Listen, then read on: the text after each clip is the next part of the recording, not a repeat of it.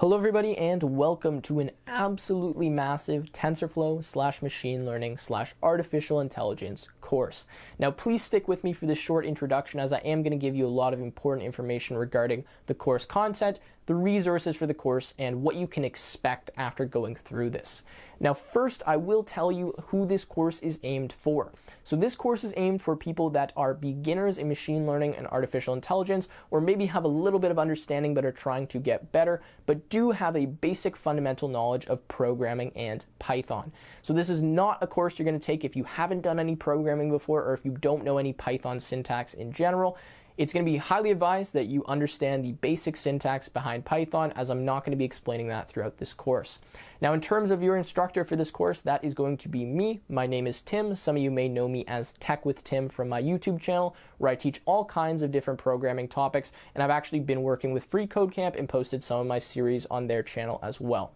Now let's get into the course breakdown and talk about exactly what you're going to learn and what you can expect from this course. So as this course is geared towards beginners and people just getting started in the machine learning and AI world, we're going to start by breaking down exactly what machine learning and artificial intelligence is. So talking about what the differences are between them, the different types of machine learning, reinforcement learning, for example, versus neural networks versus simple machine learning. We're going to go through all those different differences, and then we're going to get into a general introduction of TensorFlow. Now, for those of you that don't know, TensorFlow is a module developed and maintained by Google, which can be used within Python to do a ton of different scientific computing, machine learning, and artificial intelligence applications. So we're going to be working with that through the entire tutorial series, and after we do that general introduction to TensorFlow, we're going to get into our core learning algorithms. Now, these are the learning algorithms that you need to know before we can get further into machine learning. They build a really strong foundation, they're pretty easy to understand and implement, and they're extremely powerful. After we do that, we're going to get into neural networks, discuss all the different things that go into how neural networks work, how we can use them, and then do a bunch of different examples. And then we're going to get into some more complex aspects of machine learning and artificial intelligence and get to convolutional neural networks, which can do things like image recognition and detection. And then we're going to get into recurrent neural networks, which are going to do things like natural language processing, chatbots, text processing, all those different kinds of things. And finally, end it off with reinforcement learning.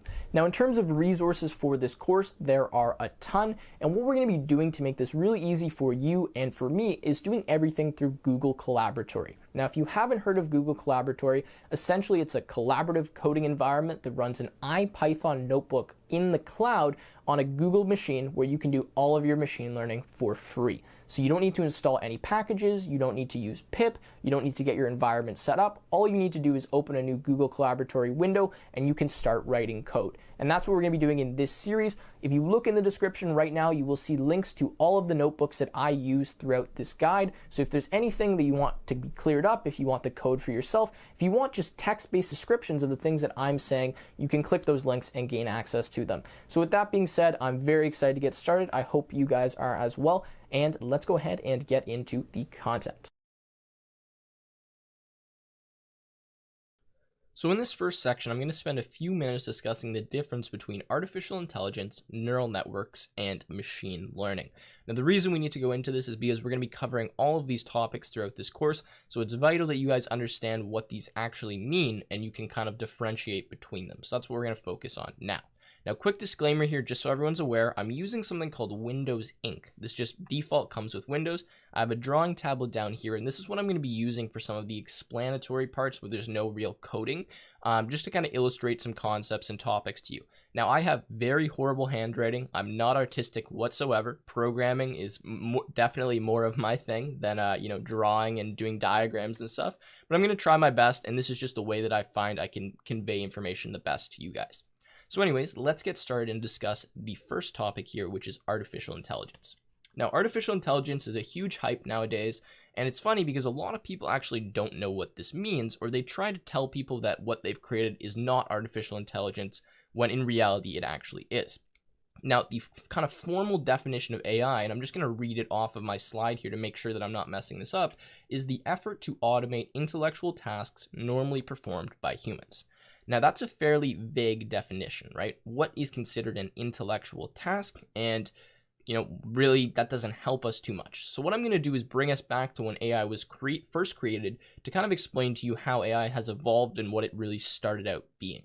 So back in 1950, there was kind of the question being asked by scientists and researchers, can computers think? Can we get them to figure things out? Can we get away from just hard coding and, having, like, can we get a computer to think? Can it do its own thing?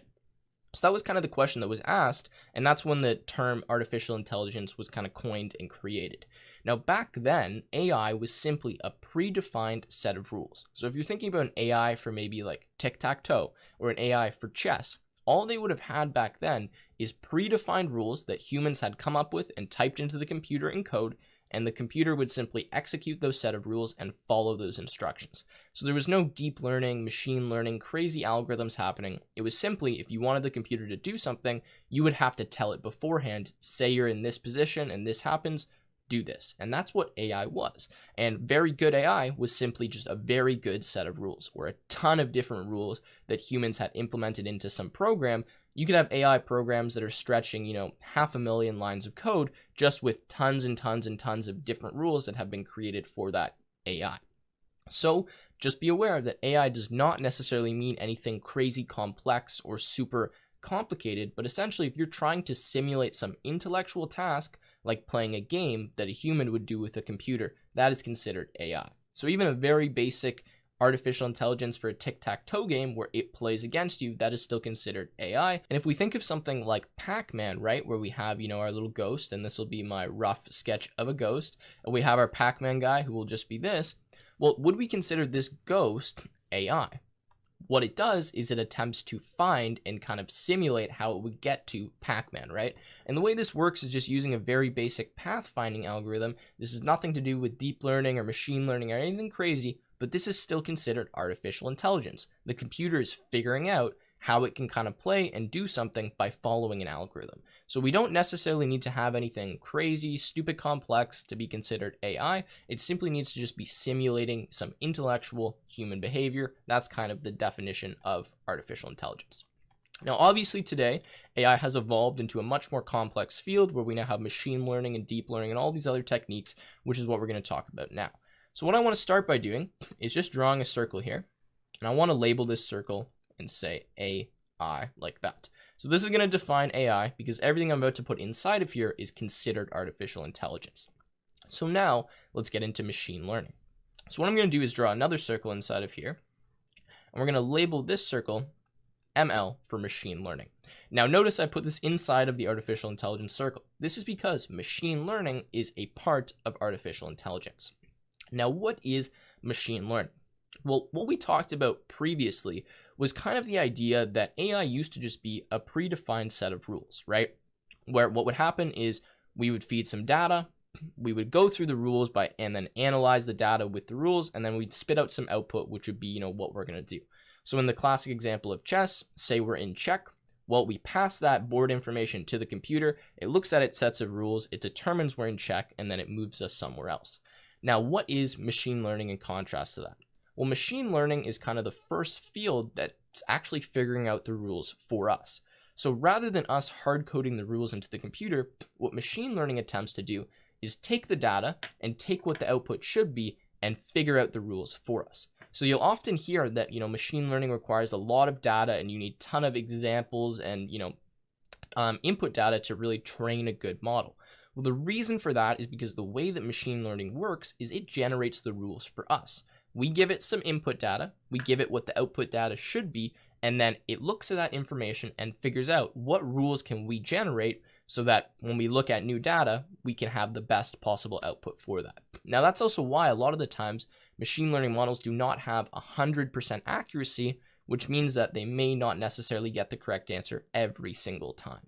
And our goal when we create machine learning models is to raise our accuracy as high as possible, which means it's going to make the fewest mistakes possible. Because just like a human, our machine learning models, which are trying to simulate, human behavior, can make mistakes. So to summarize that, essentially machine learning, the difference between that and kind of, algorithms and basic artificial intelligence is the fact that rather than us, the programmer, giving it the rules, it figures out the rules for us. And we might not necessarily know explicitly what those rules are when we look at machine learning and create machine learning models, but we know that we're giving some input data, we're giving the expected output data, and then it looks at all of that information, does some algorithms, which we'll talk about later on that, and figures out the rules for us. So that later, when we give it some input data and we don't know the output data, it can use those rules that it's figured out from our examples and all that training data that we gave it to generate some output.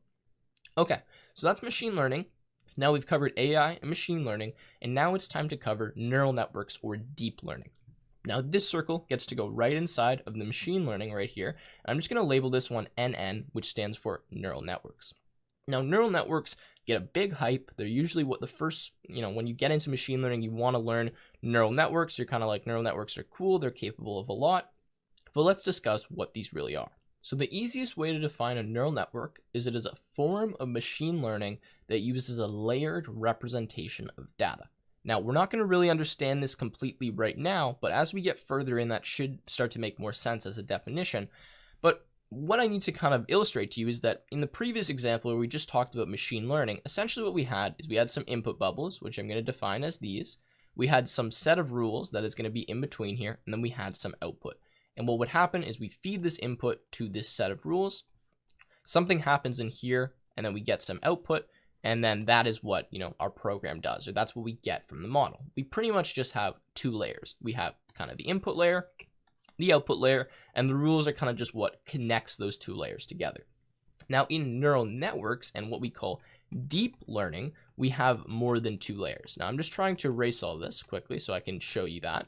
So let's say, and I'll draw this one another color because why not? If we're talking about neural networks, what we might have, and this will vary, and I'll talk about this in a second, is the fact that we have an input layer, which will be our first layer of data. We could have some layers in between this layer that are all connected together, and then we could have some output layer. So essentially, what happens is our data is going to be transformed through different layers, and different things are going to happen. There's going to be different connections between these layers, and then eventually we will reach an output. Now, it's very difficult to explain neural networks without going completely in depth, so I'll cover a few more notes that I have here. Essentially, in neural networks, we just have multiple layers. That's kind of the way to think of them. And as we see machine learning, you guys should start to understand this more, but just understand that we're dealing with multiple layers, and a lot of people actually call this a multi-stage information extraction process. Now, I did not come up with that term. I think that's from a book or something. But essentially what ends up happening is we have our data at this first layer, which is that input information, which we're going to be passing to the model that we're going to do something with. It then goes to another layer where it will be transformed. It will change into something else using a predefined kind of set of rules and weights that we'll talk about later. Then it will pass through all of these different layers where different kind of features of the data, which again, we'll discuss in a second, will be extracted, will be figured out, will be found until eventually we reach an output layer where we can kind of combine everything we've discovered about the data into some kind of output that's meaningful to our program. So that's kind of the best that I can do to explain neural networks without going on to a deeper level. I understand that a lot of you probably don't understand what they are right now, and that's totally fine. But just know that they are a layered representation of data. We have multiple layers of information, whereas in standard machine learning, we only have, one or two layers. And in artificial intelligence in general, we don't necessarily have to have like a predefined set of layers. Okay, so that is pretty much it for neural networks. There's one last thing I will say about them is that they're actually not modeled after the brain. So a lot of people seem to think that neural networks are modeled after the brain and the fact that you have neurons firing in your brain, and that can relate to neural networks. Now, there is a biological inspiration for the name neural networks and the way that they work from, human biology, but it is not necessarily modeled about the way that our brain works. And in fact, we actually don't really know how a lot of the things in our brain operate and work. So it would be impossible for us to say that neural networks are modeled after the brain because we actually don't know how information is kind of happens and occurs and transfers through our brain, or at least we don't know enough to be able to say this is exactly what it is, a neural network. So anyways, that was kind of the last point there. Okay, so now we need to talk about data. Now, data is the most important part of machine learning and artificial intelligence, neural networks as well, and it's very important that we understand how important data is and what the different kind of parts of it are, because they're going to be referenced a lot in any of the resources that we're using.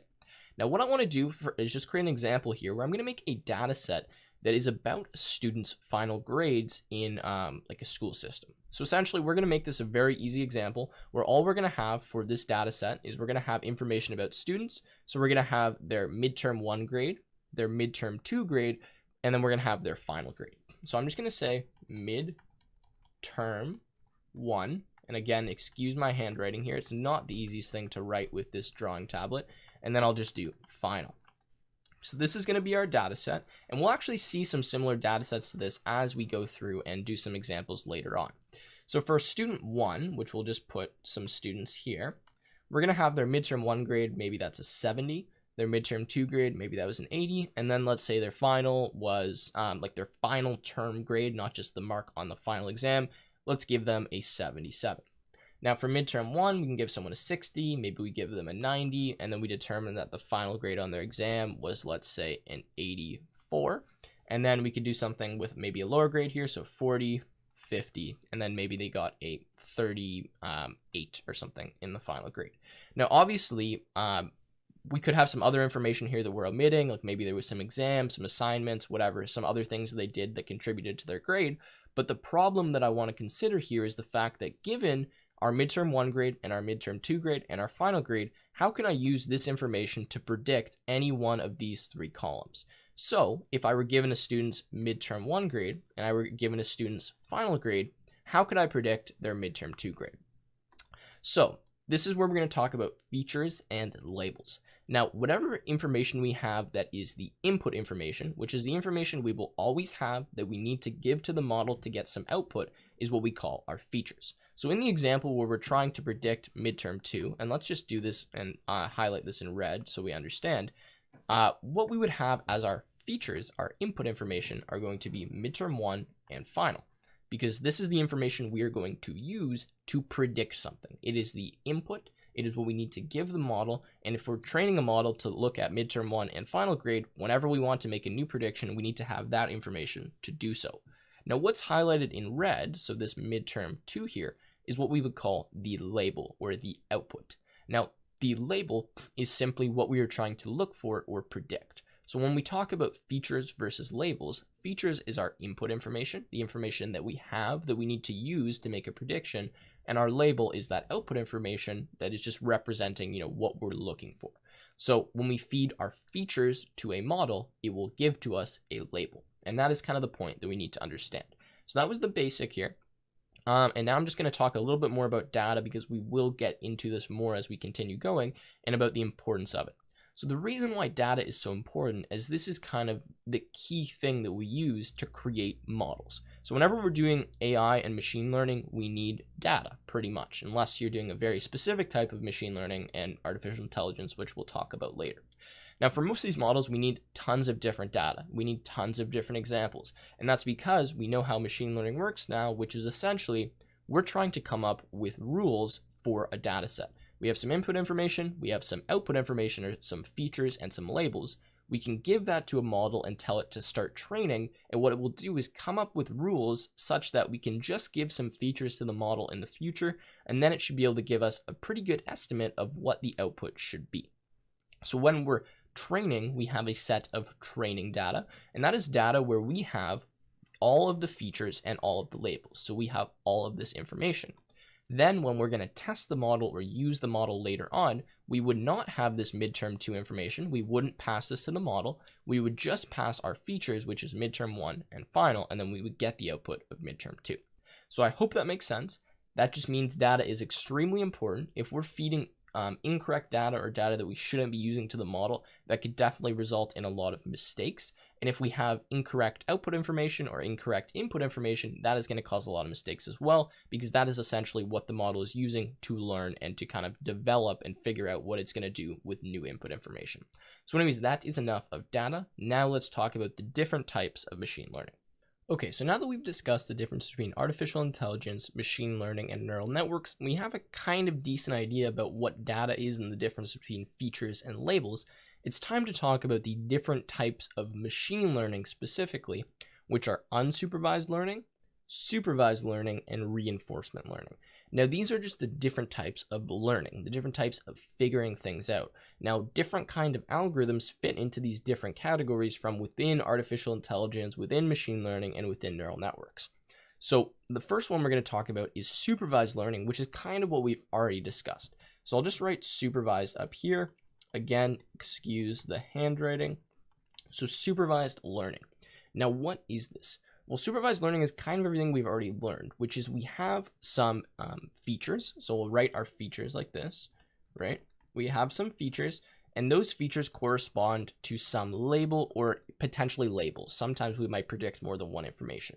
So when we have this information, we have the features and we have the labels. What we do is we pass this information to some machine learning model. It figures out the rules for us, and then later on, all we need is the features, and it will give us some labels using those rules. But essentially, what supervised learning is when we have both of this information.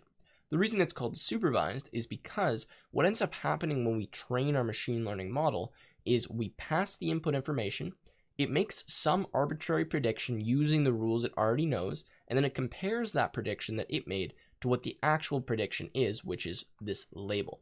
So we supervise the model and we say, okay, so you predicted that the color was red, but really the color of whatever we passed in should have been blue. So we need to tweak you just a little bit so that you get a little bit better and you move in the correct direction. And that's kind of the way that this works.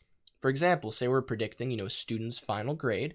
Well, if we predict that the final grade is 76, but the actual grade is 77, we were pretty close, but we're not quite there. So we supervise the model and we say, hey, we're going to tweak you just a little bit, move you in the correct direction, and hopefully we get you to 77. And that is kind of the way to explain this, right? You have the features, you have the labels. When you pass the features, the model has some rules that it's already built. It makes a prediction, and then it compares that prediction to the label and then retweaks the model and continues doing this with thousands upon thousands upon thousands of pieces of data until eventually it gets so good that we can stop training it. And that is what supervised learning is. It's the most common type of learning. It's definitely the most applicable in a lot of instances, and most machine learning algorithms that are actually used use a form of supervised machine learning. A lot of people seem to think that this is, a less complicated, less advanced way of doing things. That is definitely not true. All of the different methods I'm going to tell you have different advantages and disadvantages, and this has a massive advantage when you have a ton of information and you have the output of that information as well. But sometimes we don't have the luxury of doing that, and that's where we talk about unsupervised learning. So hopefully that made sense for supervised learning. I've tried my best to explain that. And now let's go into, for supervised learning, now let's go into unsupervised learning. So if we know the definition of supervised learning, we should hopefully be able to come up with a definition of unsupervised learning, which is when we only have features. So if given a bunch of features like this, and absolutely no labels, no output for these features, what we want to do is have the model come up with those labels for us. Now, this is kind of weird. You're kind of like, wait, how does that work? Why would we even want to do that? Well, let's take this for an example. We have some axes of data, okay? And we have like a two-dimensional data point. So I'm just going to call this, let's say X, and let's say Y, okay? And I'm going to just put a bunch of dots on the screen that kind of represents like maybe a scatter plot of some of our different data. And I'm just going to put some dots specifically closer to other ones just so you guys kind of get the point of what we're trying to do here. So let's do that. Okay, so let's say I have this data set. This here is what we're working with, and we have these features. The features in this instance are going to be X and Y, right? So X and Y are my features. Now, we don't have any output specifically for these data points. What we actually want to do is we want to create some kind of model that can cluster these data points, which means figure out kind of, unique groups of data and say, okay, so you're in group 1, you're in group 2, you're in group 3, and you're in group 4. We may not necessarily know how many groups we have, although sometimes we do, but what we want to do is just group them and kind of say, okay, we want to figure out which ones are similar and we want to combine those together. So hopefully what we would do with an unsupervised machine learning model is pass all of these features and then have the model create kind of these groupings. So like maybe this is a group, maybe this is a group, maybe this is a group if we were having 4 groupings, and maybe if we had 2 groupings, we might get groupings that look something like this, right? And then when we pass a new data point in, we could figure out what group that was a part of by determining, which one it is closer to. Now, this is kind of a rough example. It's hard to, again, explain all of these without going very in depth into the specific algorithms, but unsupervised machine learning, or just learning in general, is when you don't have some output information. You actually want the model to figure out the output for you. And you don't really care how it gets there. You just want it to get there. And again, a good example is clustering data points. And we'll talk about some specific applications of when we might even want to use that later on. But just understand you have the features, you don't have the labels, and you get the unsupervised model to kind of figure it out for you. Okay, so now our last type, which is very different than the two types I just explained, is called reinforcement learning. Now, personally, reinforcement learning, and I don't even know if I want to spell this because I feel like I'm going to mess it up. Reinforcement learning is the coolest type of machine learning in my opinion. And this is when you actually don't have any data. You have what you call an agent, an environment, and a reward. Now, I'm going to explain this very briefly with a very simple example because it's hard to get too far. So let's say we have a very basic game. Maybe we made this game ourselves, and essentially the objective of the game is to get to the flag. Okay, that's all it is. We have some ground, you can move left or right, and we want to get to this flag. Well, we want to train some artificial intelligence, some machine learning model that can figure out how to do this. So what we do is we call this our agent. We call this entire thing, so this whole thing here, the environment. So I guess I could write that here. So environment, think I spelt that correctly. And then we have something called a reward. And a reward is essentially what the agent gets when it does something correctly. So let's say the agent takes one step over this way. So let's say his new position is here. I just don't want to keep drawing him, so I'm just going to use a dot. Well, he got closer to the flag. So what I'm actually going to do is give him a +2 reward. So let's say he moves again closer to the flag. Maybe I give him now +1 this time. He got even closer. And as he gets closer, I give him more and more reward. Now, what happens if he moves backwards? So let's erase this, and let's say that at some point in time, rather than moving closer to the flag, he moves backwards. Well, he might get a negative reward. Now, essentially, what the objective of this agent is to do is to maximize its reward. So if you give it a negative reward for moving backwards, it's going to remember that, and it's going to say, okay, at this position here where I was standing, when I moved backwards, I got a negative reward. So if I get to this position again, I don't want to go backwards anymore. I want to go forwards because that should give me a positive reward.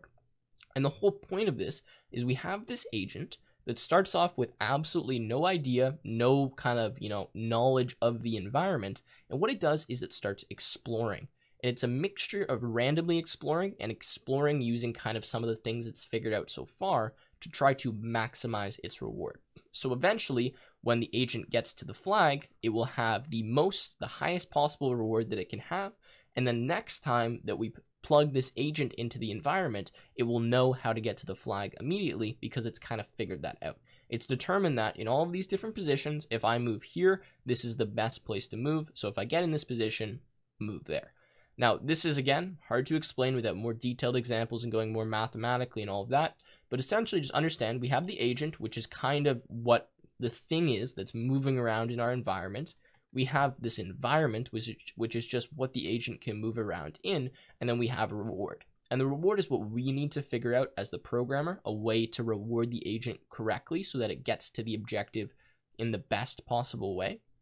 But the agent simply maximizes that reward. So it just figures out where I need to go to maximize that reward. It starts at the beginning kind of randomly exploring the environment because it doesn't know any of the rewards it gets at any of the positions. And then as it explores some more different areas, it kind of figures out the rules and the way that the environment works, and then will determine how to reach the objective, which is whatever it is that it is. This is a very simple example. You could train a reinforcement model to do this in, like half a second, right? But there is way more advanced examples, and there's been examples of reinforcement learning, like of AI is pretty much figuring out how to play games together, it's actually pretty cool, some of the stuff that reinforcement learning is doing. And it's a really awesome kind of advancement in the field because it means we don't need all this data anymore. We can just get this to kind of figure out how to do things for us and explore the environment and learn on its own. Now, this can take a really long time. This can take a very short amount of time, really depends on the environment. But a real application of this is training AIs to play games, as you might be able to tell by kind of what I was explaining here. And yeah. So that is kind of the fundamental differences between supervised, unsupervised, and reinforcement learning. We're going to cover all three of these topics throughout this course, and it's really interesting to see some of the applications we can actually do with this. So with that being said, I'm going to kind of end what I'm going to call Module 1, which is just a general overview of the different topics, some definitions, and getting a fundamental knowledge. And in the next one, what we're going to be talking about is what TensorFlow is. We're going to get into coding a little bit, and we're going to discuss some different aspects of TensorFlow and things we need to know to be able to move forward and do some more advanced things. So now in Module 2 of this course, what we're going to be doing is getting a general introduction to TensorFlow, understanding what a tensor is, understanding shapes and data representation, and then how TensorFlow actually works on a bit of a lower level. This is very important because you can definitely go through and learn how to do machine learning without kind of gaining this information and knowledge, but it makes it a lot more difficult to tweak your models and really understand what's going on if you don't, have that fundamental lower level knowledge of how TensorFlow actually works and operates. So that's exactly what we're going to cover here. Now, for those of you that don't know what TensorFlow is, essentially this is an open source machine learning library. It's one of the largest ones in the world. It's one of the most well-known, and it's maintained and supported by Google.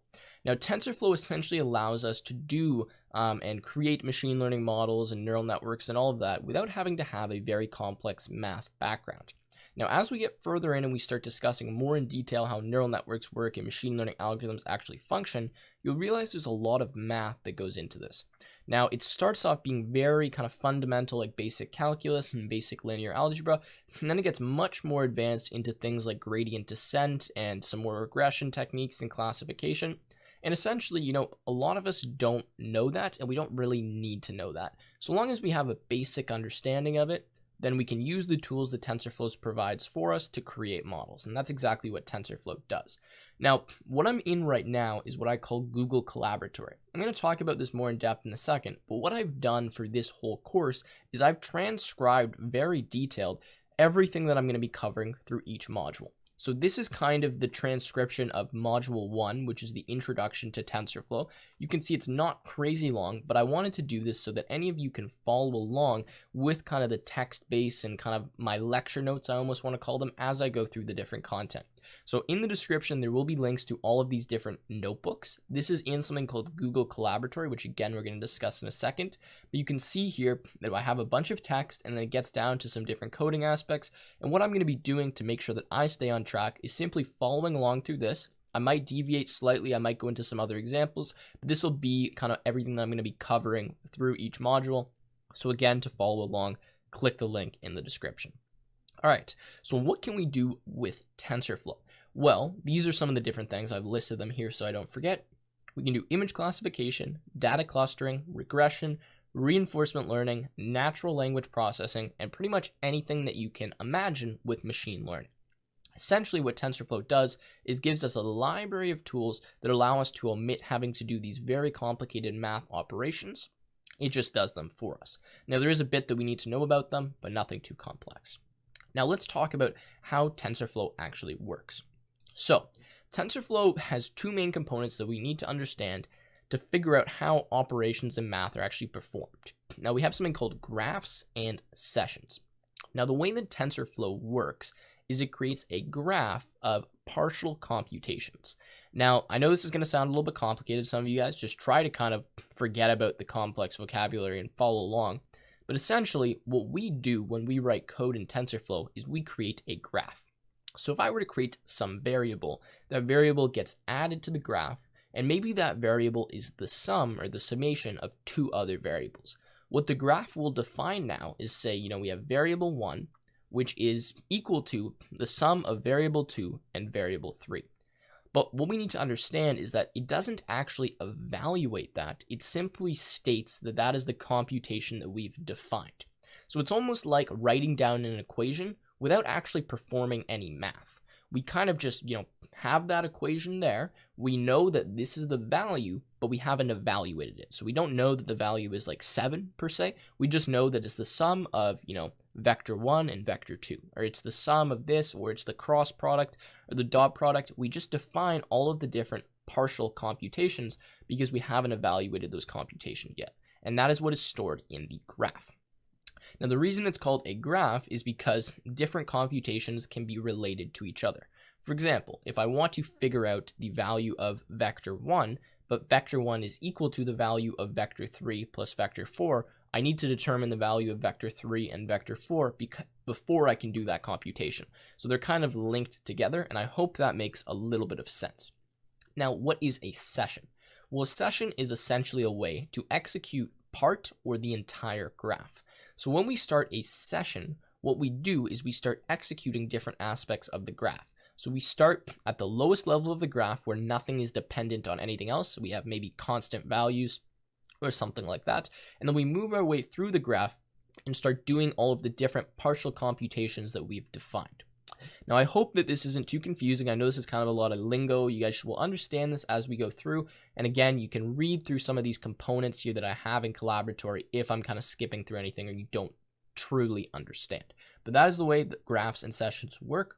We won't go too in depth with them, but we do need to understand that that is the way TensorFlow works. And there's some times where we can't use a specific value in our code yet because we haven't evaluated the graph. We haven't created a session and gotten the values yet, which we might need to do before we can actually, use some specific values. So that's just something to consider. All right, so now we're actually going to get into coding, importing, and installing TensorFlow. Now, this is where I'm going to introduce you to Google Collaboratory and explain how you guys can follow along without having to install anything on your computer. And it doesn't matter if you have like a really crappy computer or even if you're on like an iPhone per se, you can actually do this, which is amazing. So all you need to do is Google Collaboratory and create a new notebook. Now, what Google Collaboratory is essentially a free Jupyter notebook in the cloud for you. The way this works is you can open up this notebook. You can see this is called IPynB. IPynB, which I think just stands for IPython Notebook. And what you can do in here is actually write code and write text as well. So this in here is what it's called, Google Collaboratory Notebook. And essentially why it's called a notebook is because not only can you put code, but you can also put notes, which is what I've done here with these specific titles. So you can actually use Markdown inside of this. So if I open up one of these, you can see that I've used Markdown text to actually kind of create these sections. And yeah, that is kind of how Collaboratory works. But what you can do in Collaboratory is forget about having to install all of these modules. They're already installed for you. So what you're actually going to do when you open a Collaboratory window is Google is going to automatically connect you to one of their servers or one of their machines that has all of this stuff done and set up for you, and you can start writing code and executing it off their machine and seeing the result. So for example, if I want to print hello like this, and I'll zoom in a little bit so you guys can read this, all I do is I create a new code block, which I can do by clicking code. Like that, I can delete one like that as well, and I hit run. Now notice, give it a second, it does take longer than typically on your own machine, and we get hello popping up here. So the great thing about Collaboratory is the fact that we can have multiple code blocks and we can run them in whatever sequence we want. So to create another code block, you can just, do another code block from up here, or just by looking down here, you get code and you get text, and I can run this in whatever order I want. So I could do like print yes, for example. I could run yes, and we'll see the output of yes, and then I could print hello one more time, and notice that it's showing me the number on this left-hand side here on which these kind of code blocks were run. Now, all of these code blocks can kind of access each other. So for example, I do define func, and we'll just take some parameter h, and all we'll do is just print h. Well, if I create another code block down here, so let's go code, I can call func with, say, hello. Make sure I run this block first so we define the function. Now I'll run func, and notice we get the output hello. So we can access all of the variables, all the functions, anything we've defined in other code blocks from code blocks that are below it or code blocks that have executed after it. Now, another thing that's great about Collaboratory is the fact that we can import pretty much any module we can imagine, and we don't need to install it. So I'm not actually going to be going through how to install TensorFlow completely. There is a little bit on how to install TensorFlow on your local machine inside of this notebook, which I'll refer you to. But essentially, if you know how to use pip, it's pretty straightforward. You can pip install TensorFlow or pip install TensorFlow GPU if you have a compatible GPU, which you can check from the link that's in this notebook. Now, if I want to import something, what I can do is literally just write the import. So I can say import NumPy like this. And usually NumPy is a module that you need to install. but we don't need to do that here. It's already installed on the machine. So again, we hook up to those Google servers. We can use their hardware to perform machine learning. And this is awesome. This is amazing. And it gives you performance benefits when you're running on like a lower kind of crappier machine, right? So we can have a look at the RAM in the disk space of our computer. We can see we have 12 gigs of RAM. We're dealing with 107 gigabytes of data on our disk space. And we can obviously, look at that if we want. We can connect to our local runtime, which I believe connects to your local machine, but I'm not going to go through all of that. I just want to show you guys some basic components of Collaboratory. Now, some other things that are important to understand is this runtime tab, which you might see me use. So restart runtime essentially clears all of your output and just restarts whatever's happened. Because the great thing with Collaboratory is since I can run specific code blocks, I don't need to execute the entire thing of code every time I want to run something. If I've just made a minor change in one code block, I can just run that code. I can just run that code block. I don't need to run everything before it or even everything after it, right? But sometimes you want to restart everything and just rerun everything. So to do that, you click restart runtime. That's just going to clear everything you have.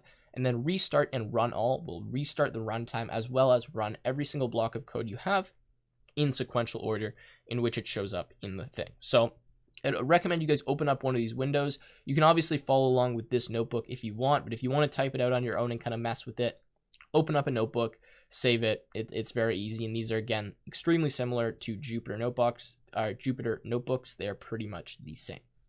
Okay, so that is kind of the Google Collaboratory aspect, how to use that. Let's get into importing TensorFlow now. This is going to be kind of specific to Google Collaboratory. So you can see here, these are kind of the steps we need to follow to import TensorFlow.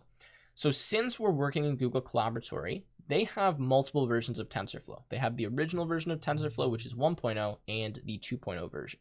Now, to define the fact that we want to use TensorFlow 2.0, just because we're in this notebook, we need to write this line of code at the very beginning of all of our notebooks. So % TensorFlow _ version 2.x. Now, this is simply just saying we need to use TensorFlow 2.x, so whatever version that is, and this is only required in a notebook. If you're doing this on your local machine in a text editor, you're not going to need to write this.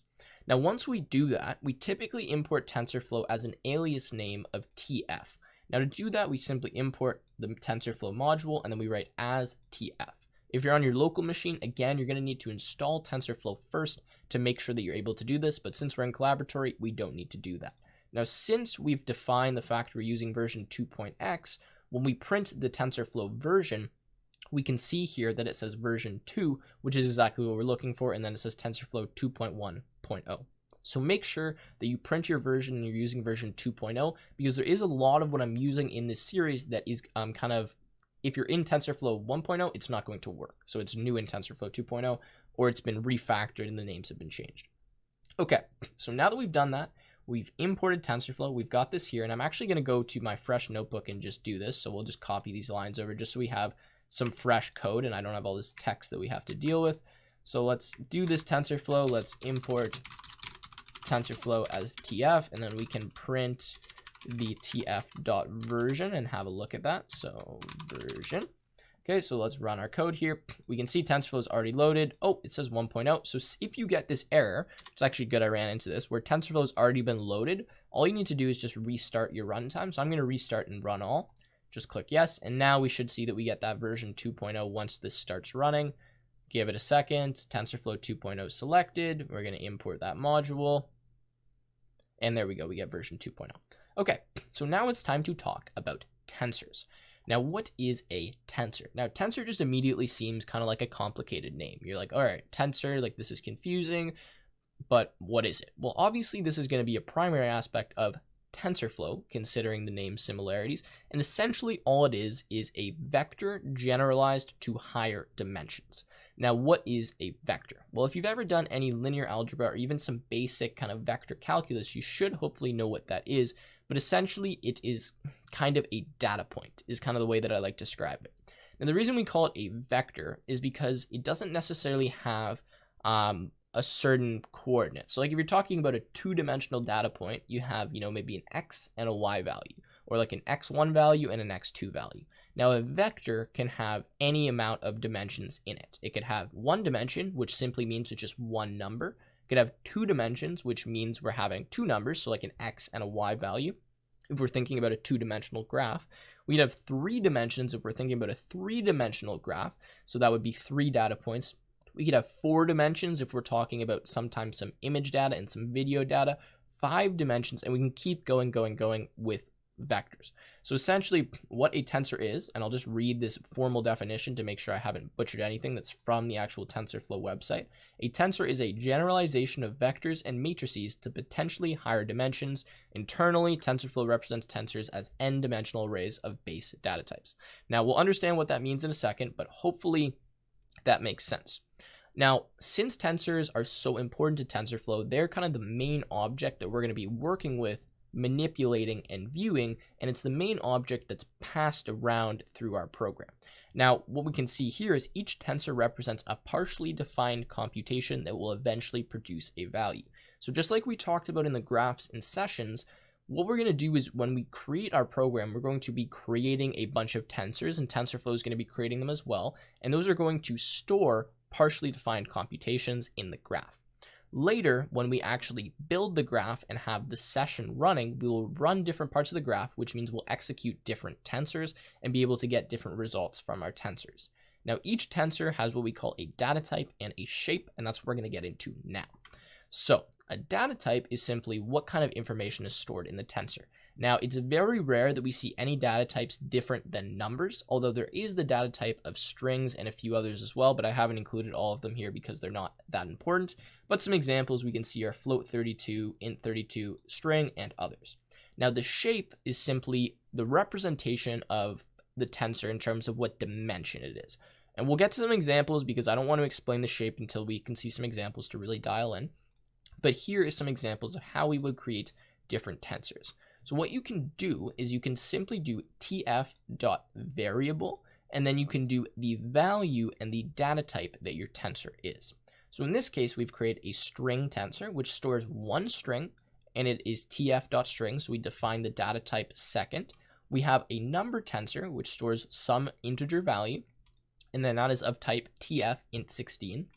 And we have a floating point tensor, which stores a simple floating point. Now, these tensors have a shape of, I believe it's going to be 1, which simply means they are a scalar. Now, a scalar value, and you might hear me say this a lot, simply means just one value. That's all it means. When we talk about like vector values, that typically means more than one value. And we talk about matrices, we're having different, it goes up, but scalar simply means one number. So yeah, that is what we get for the different data types and creating tensors. We're not really going to do this very much in our program, but just for some examples here, that's how we do it. So we've imported them, so I can actually run these, and I mean, we're not going to really get any output by running this code because, well, there's nothing to see. But now we're going to talk about the rank/degree of tensors. So another word for rank is degree, so these are interchangeably, and again, this simply means the number of dimensions involved in the tensor. So when we create a tensor of rank 0, which is what we've done up here, we call that a scalar. Now, the reason this has rank 0 is because it's simply one thing. We don't have any dimensions to this. There's like 0 dimensionality, if that is even a word. It's just one value. Whereas here we have an array. Now, when we have an array or a list, we immediately have at least rank 1. Now, the reason for that is because this array can store more than one value in one dimension, right? So I can do something like test, I could do okay, I could do Tim, which is my name, and we can run this, and we're not going to get any output obviously here, but this is what we would call a rank 1 tensor, because it is simply one list, one array, which means one dimension, and again, you know, that's also like a vector. Now this, what we're looking at here, is a rank 2 tensor. The reason this is a rank 2 tensor is because we have a list inside of a list, or in this case, multiple lists inside of a list. So the way that you can actually determine the rank of a tensor is the deepest level of a nested list. At least in Python with our representation, that's what that is. So here we can see we have a list inside of a list, and then another list inside of this upper list. So this would give us rank 2, and this is what we typically call a matrice. And this, again, is going to be of tf.string, so that's the data type for this tensor variable. So all of these that we've created are tensors. They have a data type, and they have some rank and some shape, and we're going to talk about the shape in a second. So to determine the rank of a tensor, we can simply use the method tf.rank. So notice when I run this, we get the shape, which is blank, of rank 2 tensor. That's fine. And then we get numpy 2, which simply means that this is of rank 2. Now, if I go for that rank 1 tensor and I print this out, so let's have a look at it. We get numpy 1 here, which is telling us that this is simply of rank 1. Now, if I want to use one of these ones up here and see what it is, so let's try it. We can do number, so tf.rank number, so we'll print that here, and we get numpy 0 because that's rank 0, right? So we'll go back to what we had, which was rank 2 tensor, but again, those are kind of the examples we want to look at. Okay, so shapes of a tensor. So this is a little bit different now. What a shape simply tells us is how many items we have in each dimension. So in this case, when we're looking at rank 2 tensor.shape, so we have .shape here, that's an attribute of all of our tensors, we get 2, 2. Now let's look up here. What we have is, whoa, look at this, 2 and 2. So we have 2 elements in the first dimension, right, and then 2 elements in the second dimension. That's pretty much what this is telling us. Now let's look at the rank of, or the shape of rank 1 tensor. We get 3. So because we only have a rank 1, notice we only get one number. Whereas when we had rank 2, we got 2 numbers and it told us how many elements were in each of these lists, right? So if I go and I add another one here like that, and we have a look now at the shape, oops, I got to run this first. So that's something, can't convert non-square to tensor. Sorry, so I need to have a uniform amount of elements in each one here. I can't just do what I did there, so we'll add a third element here. Now what we can do is run this, shouldn't get any issues. Let's have a look at the shape, and notice we get now 2, 3. So we have 2 lists, and each of those lists have 3 elements inside of them. So that's how the shape works. Now I could go ahead and add another list in here if I wanted to, and I could say like, okay. So let's run this. Hopefully no errors. Looks like we're good. Now let's look at the shape again, and now we get a shape of 3, 3 because we have 3 interior lists, and in each of those lists we have 3 elements. And that is pretty much how that works. Now, again, we could go even further here, and we could put another list inside of here that would give us a rank 3 tensor, and we would have to do that inside of all of these lists. And then what that would give us now would be 3 numbers representing how many elements we have in each of those different dimensions. Okay, so changing shape. All right, so this is what we need to do a lot of times when we're dealing with tensors in TensorFlow. So essentially, there is many different shapes that can represent the same number of elements. So up here, we have 3 elements in a rank 1 tensor, and then here we have 9 elements in a rank 2 tensor. Now there's ways that we can reshape this data so that we have the same amount of elements but in a different shape. For example, I could flatten this, where I take all of these elements and throw them into a rank 1 tensor that simply is a length of 9 elements. So how do we do that? Well, let me just run this code for us here and have a look at this. So what we've done is we've created tensor1 that is tf.ones. What this stands for is we're going to create a tensor that simply is populated completely with ones of this shape. So shape 1, 2, 3, which means, you know, that's the shape we're going to get. So let's print this out and look at tensor1 just so I can better illustrate this. So tensor1, look at the shape that we have. 1, 2, 3, right? So we have 1 interior list, which we're looking at here, and then we have 2 lists inside of that list, and in each of those lists we have 3 elements. So that's the shape we just defined. Now we have 6 elements inside of here, so there must be a way that we can reshape this data to have 6 elements but in a different shape. In fact, what we can do is reshape this into a 2, 3, 1 shape, where we're going to have 2 lists, right? We're going to have 3 inside of those, and then inside of each of those we're going to have 1 element. So let's have a look at that one. So let's have a look at tensor2. Actually, what am I doing? We can print all of them here. So let's just print them and have a look at them. So when we look at tensor1, we saw this was a shape, and now we look at this tensor2, and we can see that we have 2 lists, right? Inside of each of those lists, we have 3 lists, and inside of each of those lists, we have 1 element. Now, finally, our tensor3 is a shape of 3, -1. Well, what is -1? When we put -1 here, what this does is infer what this number actually needs to be. So if we define an initial shape of 3, what this does is say, okay, we're going to have 3 lists. That's our first level. And then we need to figure out, based on how many elements we have in this reshape, which is the method we're using, which I didn't even talk about, which we'll go into a second, what this next dimension should be. Now, obviously, this is going to need to be 3, so 3, 3, right? Because we're going to have 3 lists. Inside of each of those lists, we need to have, or actually, is that correct? Let's see if that's even the shape. 3, 2, my bad. So this actually needs to change to 3, 2. I don't know why I wrote 3, 3 there, but you get the point, right? So what this does is we have 3 lists, we have 6 elements. This number obviously needs to be 2 because, well, 3 times 2 is going to give us 6, and that is essentially how you can determine how many elements are actually in a tensor by just looking at its shape. Now, this is the reshape method, where all we need to do is call tf.reshape, give the tensor and give the shape we want to change it to, so long as that's a valid shape.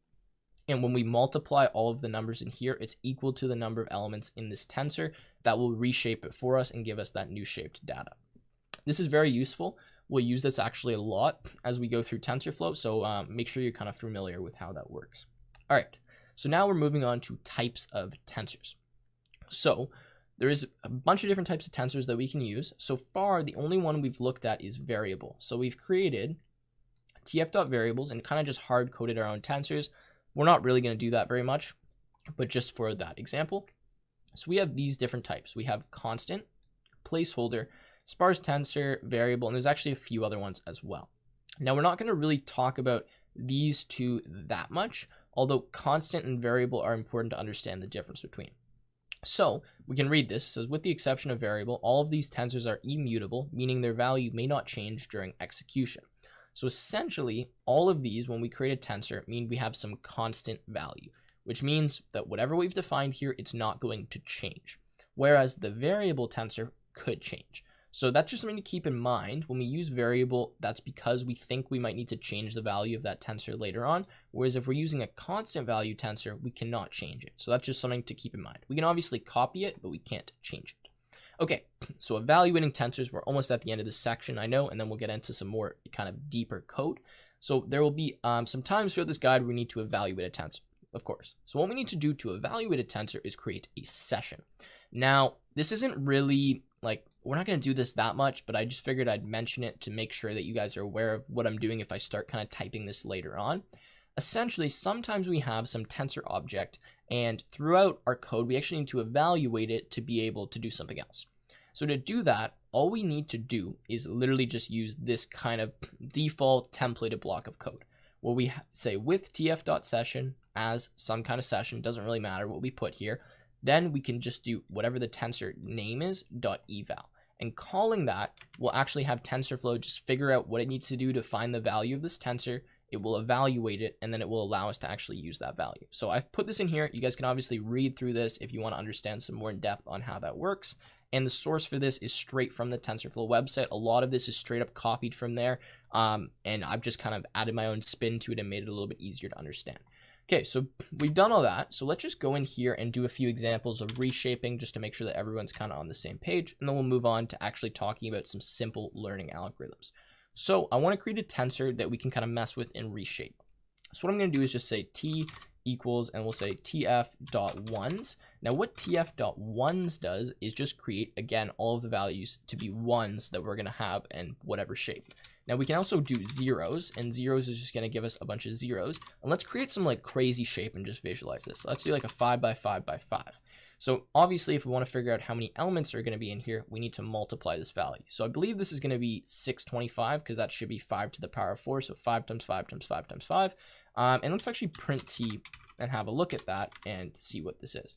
So we run this now, and you can see this is the output we're getting. So obviously, this is a pretty crazy looking tensor, but you get the point, right? And it tells us the shape is 5, 5, 5, 5, 5. Now watch what happens when I reshape this tensor. So if I want to take all of these elements and flatten them out, what I could do is simply say, we'll say t equals tf.reshape, like that, and we'll reshape the tensor t to just the shape 625. Now if we do this and we run here, oops, I gotta print t at the bottom after we've done that, if I could spell the print statement correctly. You can see that now we just get this massive list that just has 625 zeros.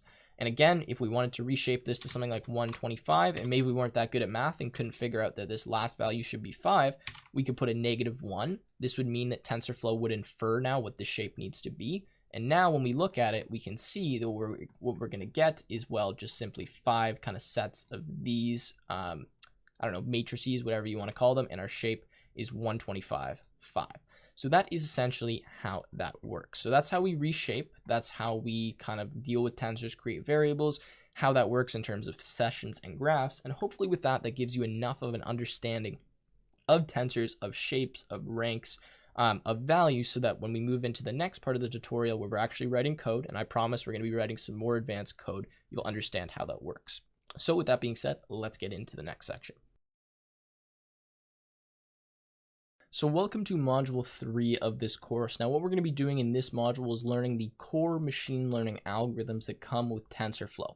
Now these algorithms are not specific to TensorFlow, but they are used within there, and we'll use some tools from TensorFlow to kind of implement them. But essentially these are the building blocks before moving on to things like neural networks and more advanced machine learning techniques. You really need to understand how these work because they're kind of used in a lot of different techniques and combined together. And what I'm about to show you is actually very powerful if you use it in the right way. A lot of what machine learning actually is, and a lot of machine learning algorithms and implementations in businesses and applications and stuff like that, actually just use pretty basic models, because these models are capable of actually doing, very powerful things. And when you're not dealing with anything that's crazy complicated, you just need some basic machine learning, some basic classification, you can use these kind of fundamental core learning algorithms.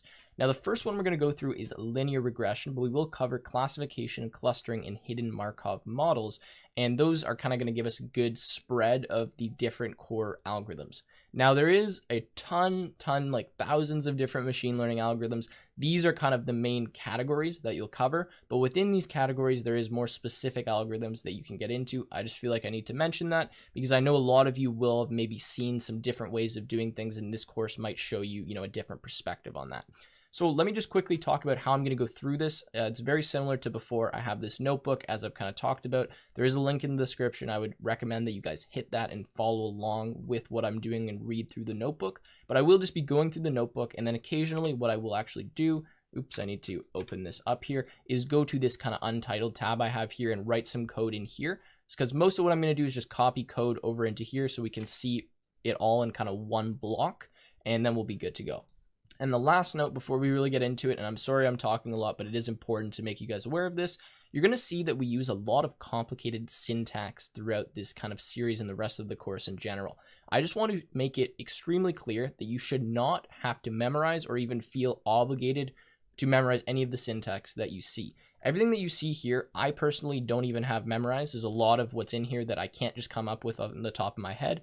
When we're dealing with kind of a library and module so big that, like TensorFlow, it's hard to memorize all those different components. So just make sure you understand what's happening, but you don't need to memorize it. If you're ever going to need to use any of these tools, you're going to look them up. You're going to see what it is. You're going to be like, okay, I've used this before. You're going to understand it, and then you can go ahead and copy that code in and use it in whatever way you need to. You don't need to memorize anything that we do here. All right, so let's go ahead and get started with linear regression. So what is linear regression? Well, it's one of the most basic forms of machine learning, and essentially what we try to do is have a linear correspondence between data points. So I'm just going to scroll down here to a good example. So what I've done is used matplotlib just to plot a little graph here, so we can see this one right here. And essentially, this is kind of our data set. This is what we'll call our data set. And what we want to do is use linear regression to come up with a model that can give us some good predictions for our data points. So in this instance, maybe what we want to do is, given some X value for a data point, we want to predict the Y value.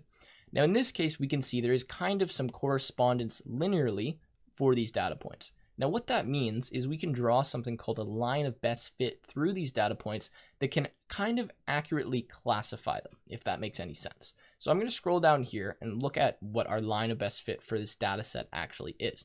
We can see this blue line, it pretty much, it is the perfect line of best fit for this data set. And using this line, we can actually predict future values in our data set.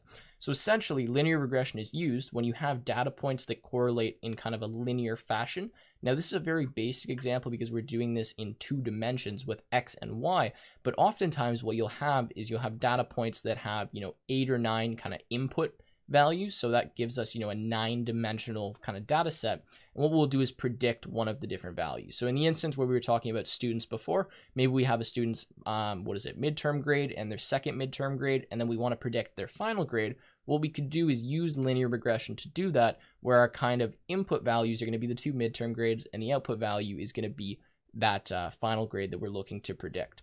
So if we were to plot that, we would plot that on a 3-dimensional graph, and we would draw a 3-dimensional line that would represent the line of best fit for that data set. Now, for any of you that don't know what line of best fit stands for, it says line, or this is just the definition I got from this website here. Line of best fit refers to a line through a scatter plot of data points that best expresses the relationship between those points. So exactly what I've kind of been trying to explain. When we have data that correlates linearly, and I always butcher that word, what we can do is draw a line through it, and then we can use that line to predict new data points. Because if that line is good, it's a good line of best fit for the data set, then hopefully we would assume that we can just, pick some point, find where it would be on that line, and that'll be kind of our predicted value. So I'm going to go into an example now where I start drawing and going into a little bit of math so we understand how this works on a deeper level, but that should give you a surface level understanding. So actually I'll leave this up because I was messing with this beforehand. This is kind of a data set that I've drawn on here. So we have our X and we have our Y and we have our line of best fit. Now what I want to do is I want to use this line of best fit to predict a new data point. So all these red data points are ones that we've trained our model with. They're information that we gave to the model so that it could create this line of best fit, because essentially all linear regression really does is look at all of these data points and create a line of best fit for them. That's all it does. It's pretty, I don't know the word for it. It's pretty easy to actually do this. This algorithm is not that complicated. It's not that advanced. And that's why we start with it here, because it just makes sense to explain. So I hope that a lot of you would know in 2 dimensions, a line can be defined as follows. So with the equation, y equals mx plus b. Now b stands for the y-intercept, which means somewhere on this line. So essentially where the line starts. So in this instance, our b value is going to be right here. So this is going to be b because that is the y-intercept. So we could say that that's like maybe, we go on, we'll do this. We'll say this is like 1, 2, 3. We might say b is something like 0.4, right? So I could just pencil that in. So 0.4. And then what is m, x, and y? Well, x and y stand for the coordinates of this data point. So this would have, some x, y value. In this case, we might call it, something like, what do we want to say? 2, 2.7. That might be the value of this data point. So that's our x and y. And then our m stands for the slope, which is probably the most important part. Now, slope simply defines the steepness of this line of best fit that we've done here. Now, the way we calculate slope is using rise over run. Now, rise over run essentially just means how much we went up versus how much we went across. So if you want to calculate the slope of a line, what you can actually do is just draw a triangle. So a right angled triangle anywhere on the line. So just pick 2 data points.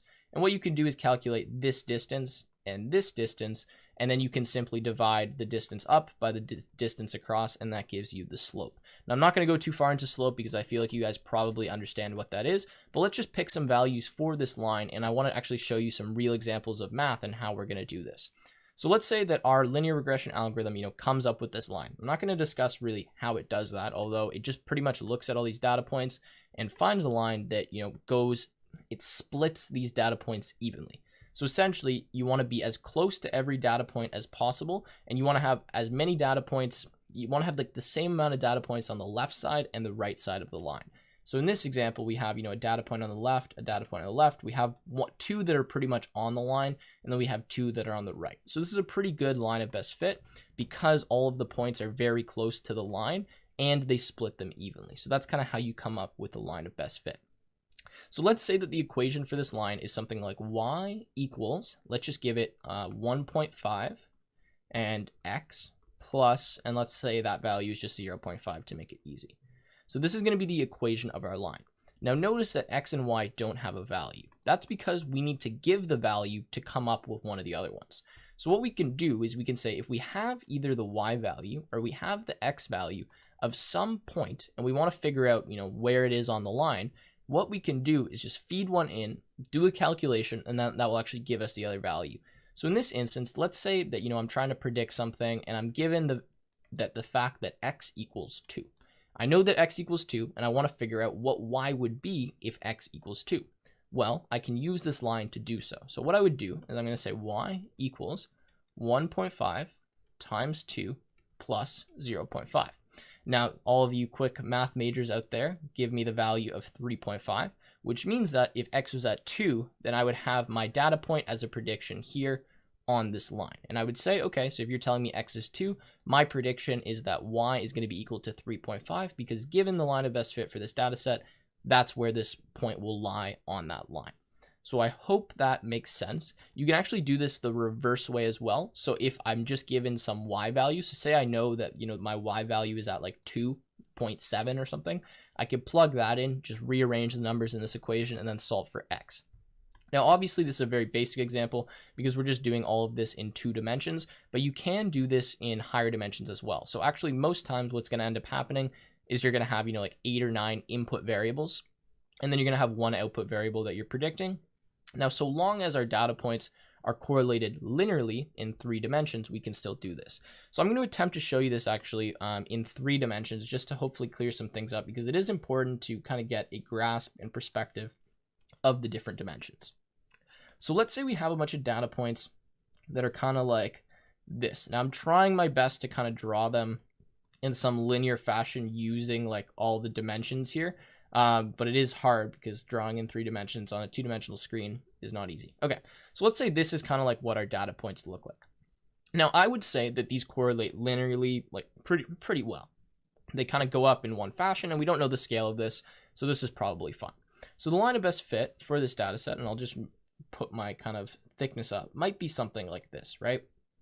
Now, notice that this line is in 3 dimensions, right? This is going to cross our, I guess this is our x, y, and z axes. So we have a 3-dimensional line. Now the equation for this line is a little bit more complicated. I'm not going to talk about exactly what it is, but essentially what we do is we make this line and then we say, okay, what value do I want to predict? Do I want to predict y, x, or z? Now, so long as I have 2 values, so 2 values, I can always predict the other one. So if I have, the x, y of a data point, that will give me the z. And if I have the z, y, that will give me the x.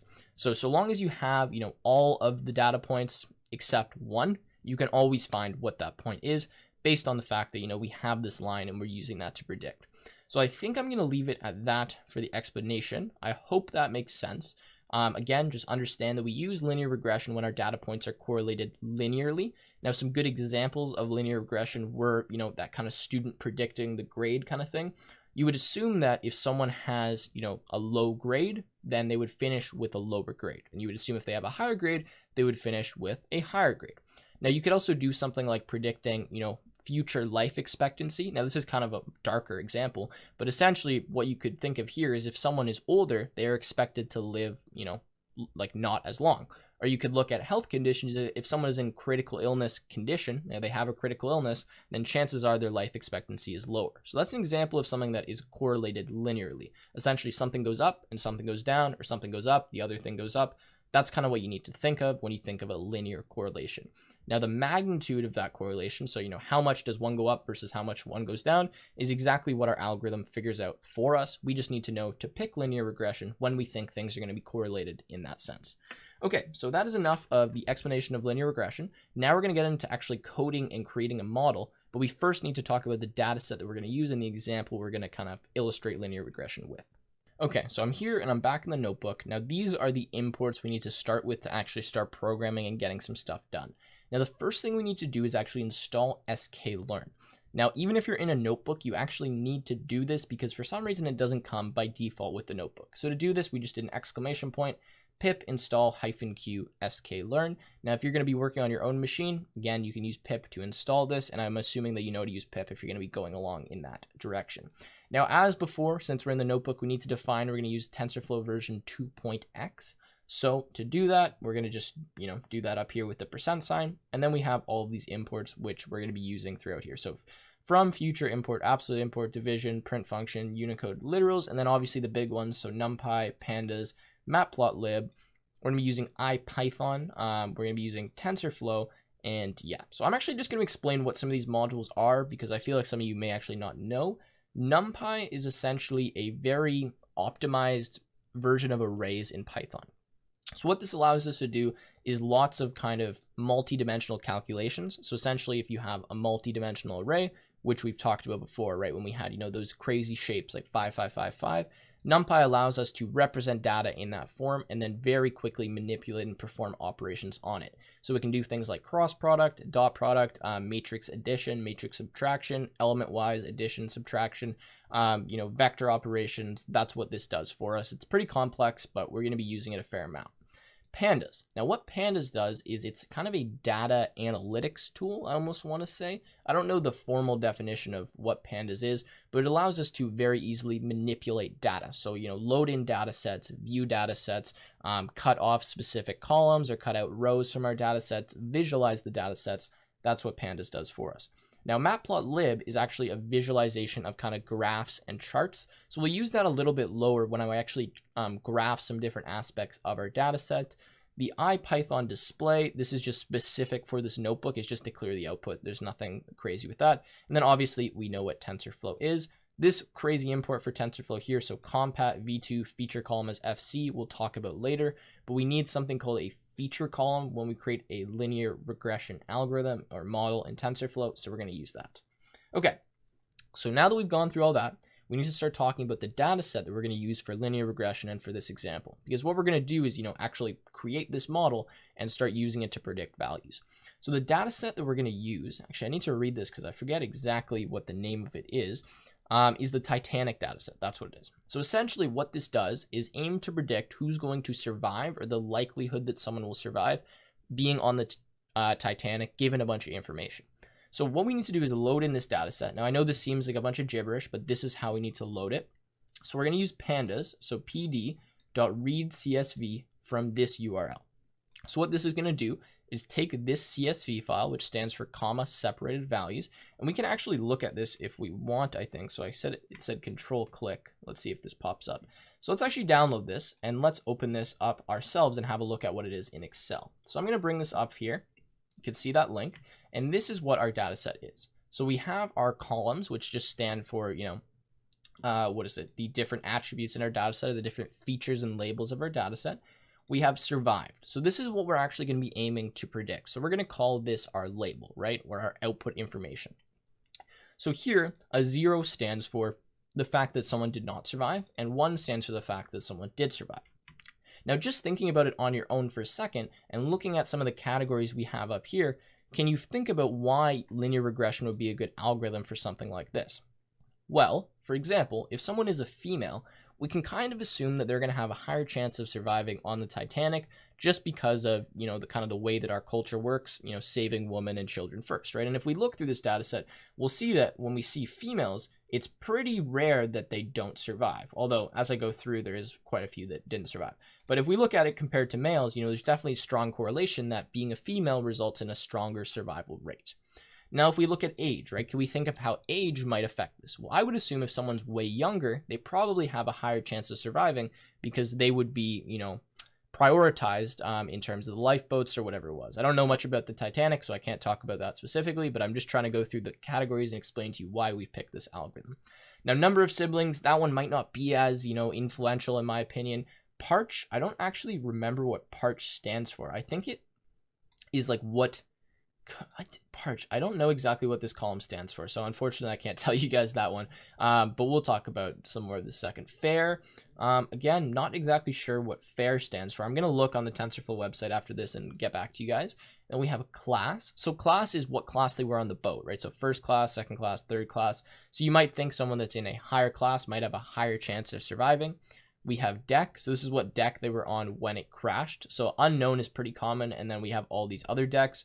If someone got hit, if someone was standing on the deck that had the initial impact, we might assume that they would have a lower chance of survival.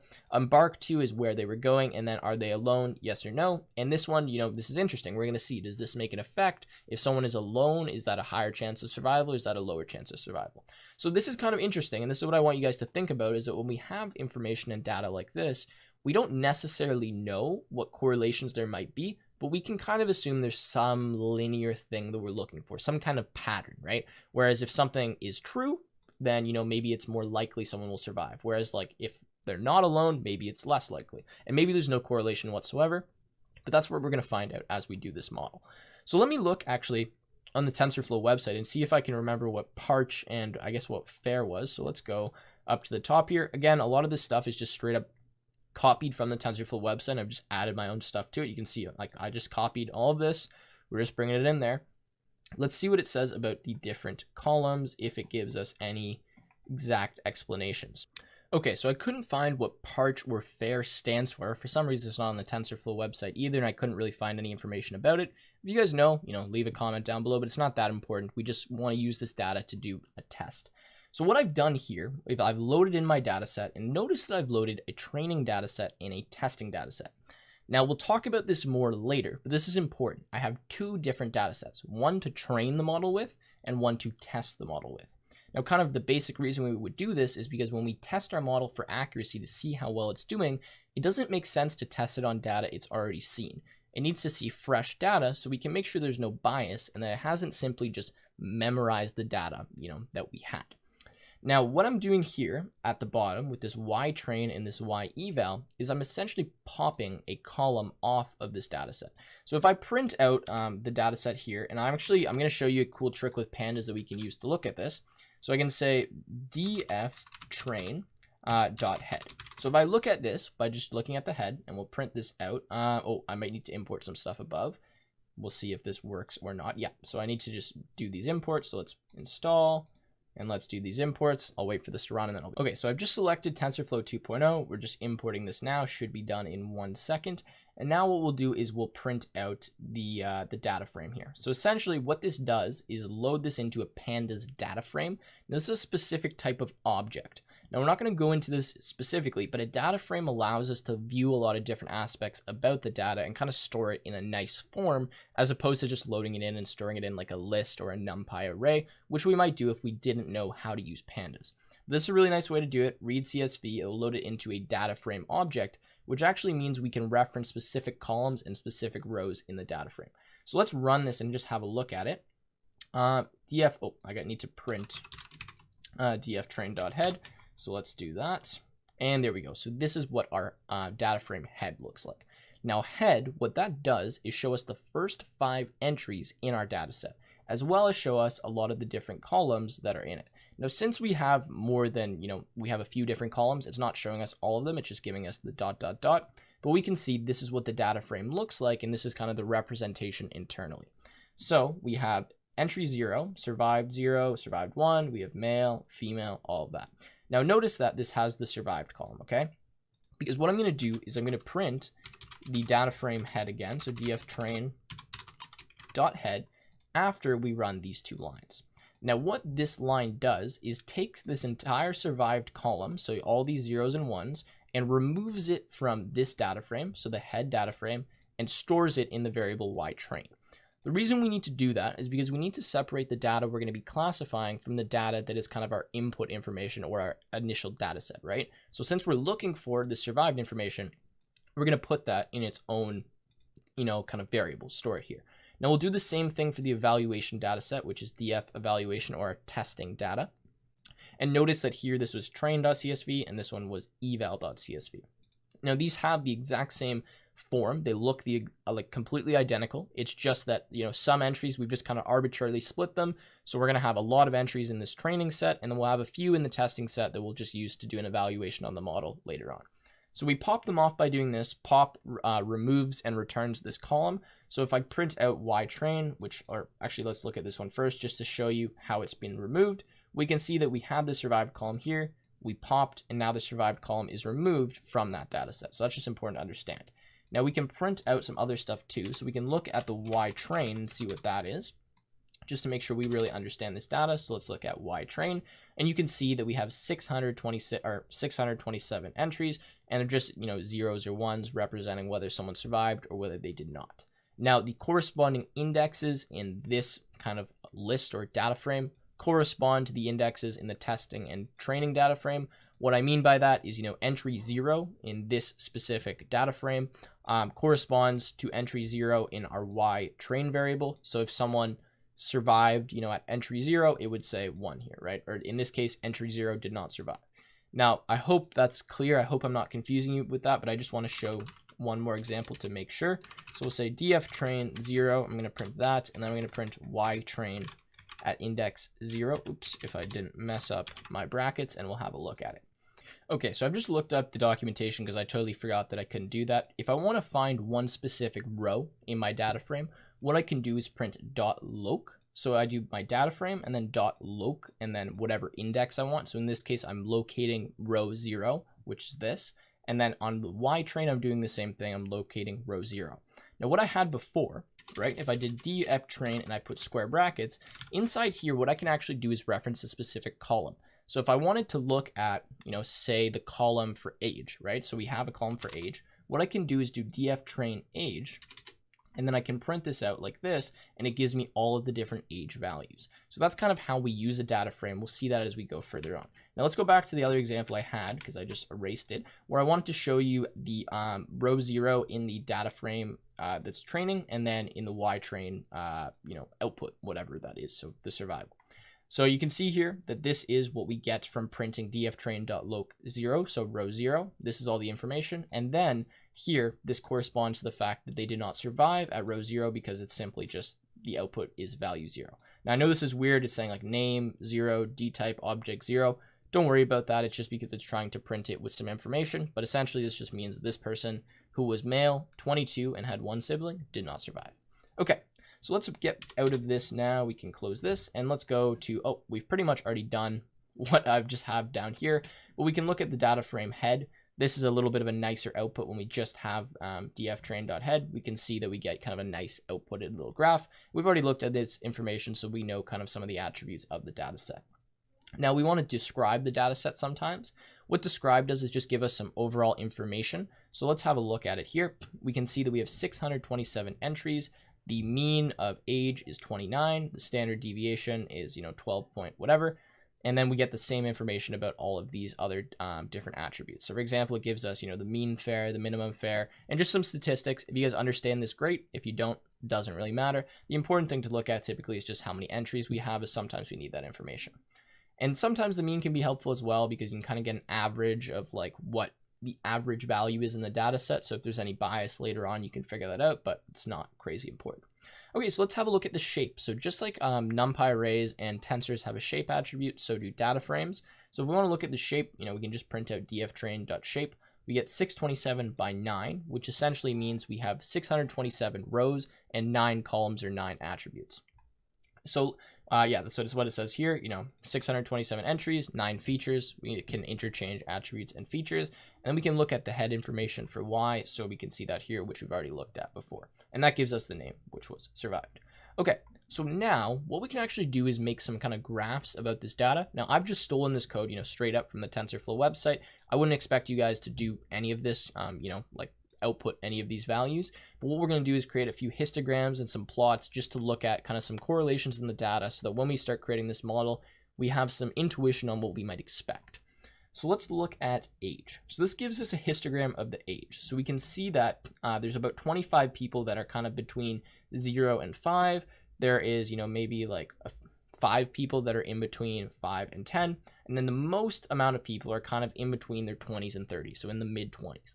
This is good information to know, because that's going to introduce a little bit of bias into kind of our linear correlation graph, right? So just understanding, that we have like a large subset. There's some outliers here, like there's one person that's 80, right? Over here, a few people that are 70. Some important things to kind of understand before we move on to the algorithm. So let's look at the sex values now. So this is how many female and how many male. We can see that there's many more males than there is females. We can have a look at the class, so we can see if they're in first, second, or third class. Most people are in third, then followed by first, and then second. And then lastly, we can look at, what is this that we're doing? Oh, the percentage survival by sex. So we can see how likely a specific person or a specific sex is to survive just by plotting this. So we can see that males have about a 20% survival rate, whereas females are all the way up to about 78%. So that's important to understand. That kind of confirms that what we were looking at before in the data set when we were exploring it. And you don't need to do this every time that you're looking at a data set, but it is good to kind of get some intuition about it. So this is what we've learned so far. The majority of passengers are in their 20s or 30s. The majority of passengers are male, they're in third class, and females have a much higher chance of survival. We kind of already knew that. All right, so training and testing data sets. Now we already kind of went through this, so I'll skim through it quickly. Essentially what we did above is load in two different data sets. The first data set was that training data set, which had the shape of 627 by 9. And what I'm actually going to do is create a code block here and just have a look at, what was this, df eval dot shape to show you how many entries we have in here. So here in our testing data set, you can see we have significantly less at 264 entries, so, or rows, whatever you want to call them. So that's how many things we have to actually test our model. So what we do is we use that training data to create the model and then the testing data to evaluate it and make sure that it's working properly. So these things are important. Whenever we're doing machine learning models, we typically have testing and training data. And yeah, that is pretty much it. Now I'm just going to take 1 second to copy over a lot of this code into the kind of other notebook I have just so we can see all of it at once. And then I'll be back and we'll get into actually making the model. Okay, so I've copied in some code here. I know this seems like a lot of kind of gibberish right now, but I'm going to break down line by line what all of this is doing and why we have this here. But we first need to discuss something called feature columns and the difference between categorical and numeric data. So categorical data is actually fairly common. Now, when we're looking at our data set, and actually I can open, I don't have it open in Excel anymore, but let's open this from my downloads. So let's go downloads. Where is this? Train. Okay, awesome. So we have this Excel data sheet here. And we can see what a categorical data or what categorical data is something that's not numeric. So for example, unknown, C, first, third, city, N, Y, right? So anything that has different categories, there's going to be like a specific set of different categories there could be. So for example, for age, kind of the set of values we could have for age, well, this is numeric, so that's different. But for categorical, we can have male or we could have female. And I suppose we could have other, but in this data set, we just have male and we just have female. For class, we can have first, second, third. For deck, we can have unknown, C, A, I'm sure through all the letters of the alphabet, but that is still considered categorical. Now, what do we do with categorical data? Well, we always need to transform this data into numbers somehow. So what we actually end up doing is we encode this data using an integer value. So for the example of male and female, what we might say, and this is what we're going to do in a second, is that female is represented by 0 and male is represented by 1. We do this because although it's interesting to know what the actual class is, the model doesn't care, right? Female and male, it doesn't make a difference to it. It just needs to know that those values are different or those values are the same. So rather than using strings and trying to find some way to pass that in and do math with that, we need to turn those into integers. So we turn those into zeros and ones, right? Now for class, right? So first, second, third, you guys can probably assume what we're going to encode this with. We're going to encode it with 0, 1, 2. Now, again, this doesn't necessarily need to be in order. So third could be represented by 1 and first could be represented by 2, right? It doesn't need to be in order. It doesn't matter so long as every third has the same number, every first has the same number, and every second has the same number. And then same thing with deck, same thing with embark, and same thing with alone. Now we could have an instance where, we've encoded every single one of these values with a different value. So in the rare occasion where there's one category that's categorical and every single value in that category is different, then we will have 627 in this instance different encoding labels that are going to be numbers. That's fine, we can do that, and actually we don't really need to do that because you're going to see how TensorFlow can handle that for us. So that is categorical data. Numeric columns are pretty straightforward. They're anything that just have integer or float values already, so in this case age and fair. And yeah, so that's what we've done. We've just defined our categorical columns here and our numeric columns here. This is important because we're going to loop through them, which we're doing here, to create something called feature columns.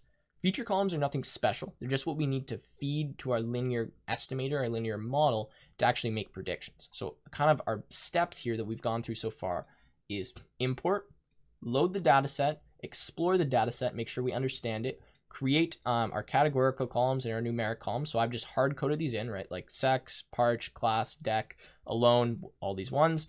And then same thing with the numeric columns. And then for a linear estimator, we need to create these as feature columns using some kind of advanced syntax, which we're going to look at here. So we create a blank list, which is our feature columns, which will just store our different feature columns. We loop through each feature name in the categorical columns. And what we do is we define a vocabulary, which is equal to the data frame at that feature name. So first we would start with sex, then we go n siblings, then we go parch, then we go class, and we get all of the different unique values. So that's actually what this does. .unique gets a list of all unique values from the feature column. and I can print this out, shall print this in a different line. We'll just take this value and have a look at actually what this is, right? So if I run, I guess we'll have to run all of these in order, and then we'll create a new code block while we wait for that to happen. Let's see if we can get this installing fast enough. Run, run, run.